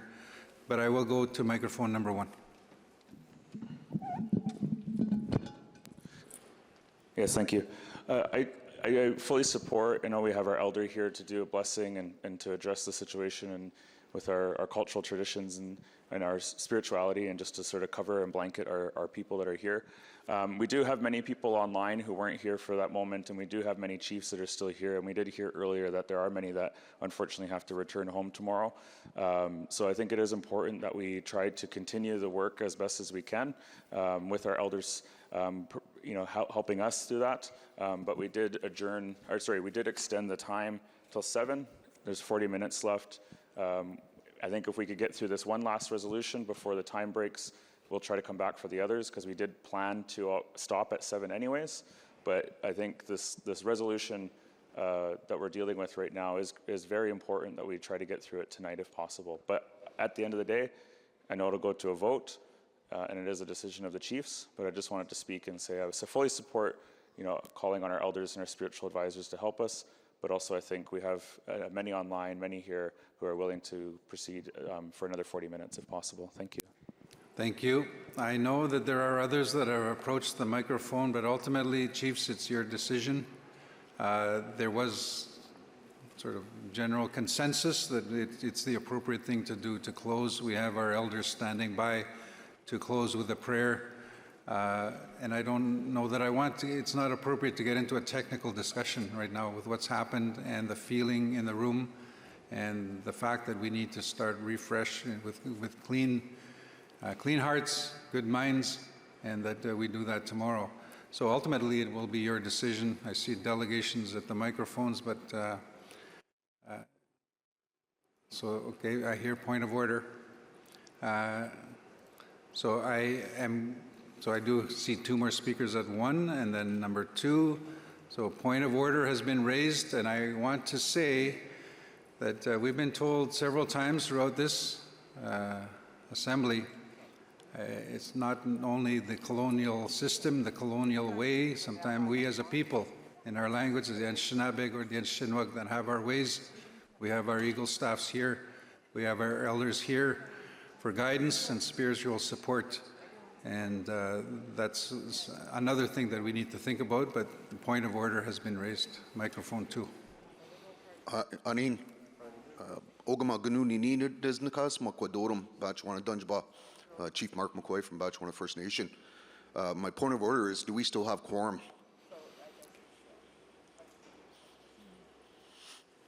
I'm just looking around. I will say that we did have a very low threshold for today, and I would ask for a count, but I'm fairly confident that if we do a count, we do have quorum because of that number. I'll give you the number. So this morning, when we called to order, the total in the room was 84. The quorum to maintain business is 43. We need at least 43, and looking around the room, it's fairly obvious we do have quorum. I didn't do an official count. So with that, need some guidance, I guess, but otherwise I can go to the 5 or 6 more speakers and we can debate this until 7 o'clock, or I can ask for a show of hands. So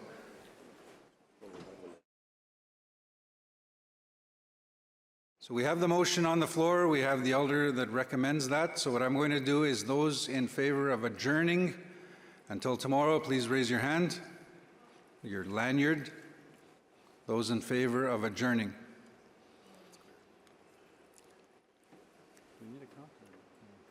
Thank you. Lower your hands if you wish to continue. Raise your lanyard.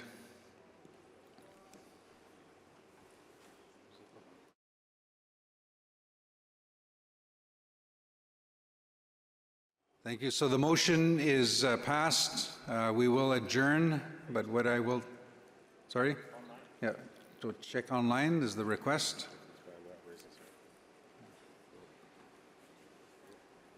So you can now lower your hands. Online, we did see the hands that were raised. So we will adjourn, but it's very important that we close in a good way so that we can start again in a good way in the morning. So I'm going to call upon our elder to do the closing prayer. And another point of order has been raised. Microphone number 2. Go ahead. So I didn't see a formal count for that last vote. I didn't see a formal count for the online or the in-person. So how is the chair making a determination when there hasn't been a formal count?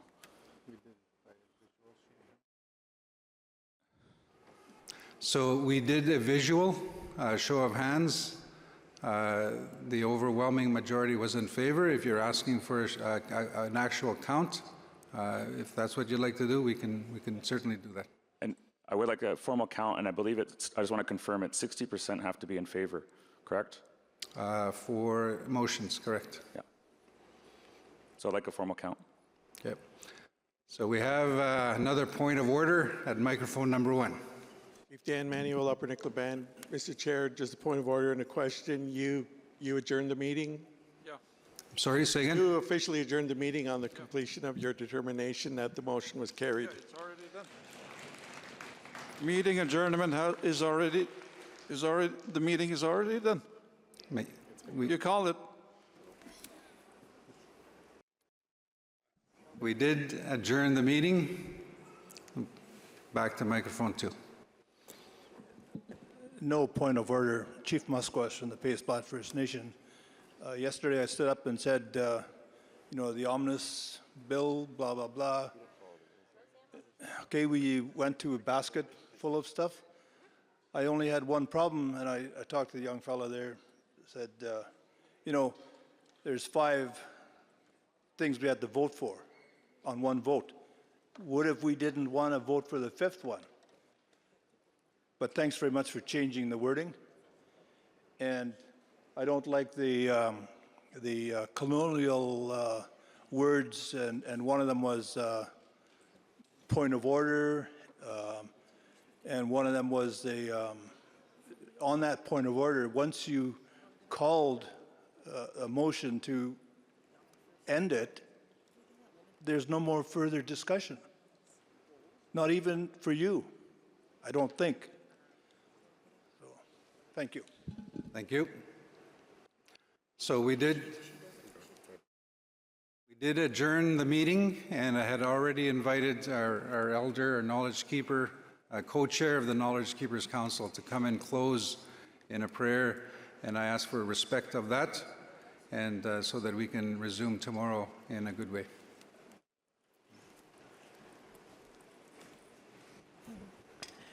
To our co-chairs, regional chiefs, to all our leaders here, to our knowledge keepers, going to call in the Spirit, special blessings for the dear one that struggled there. Creator, calling on the Creator to strengthen her so that she can carry on. Asking to bring your minds and hearts together. To have a strong mind and strong heart at this time. Asking you to accept the blessings of the Creator so that we can carry on in a good way, bring everybody's hearts and minds at with a good mind and a good heart again through this song.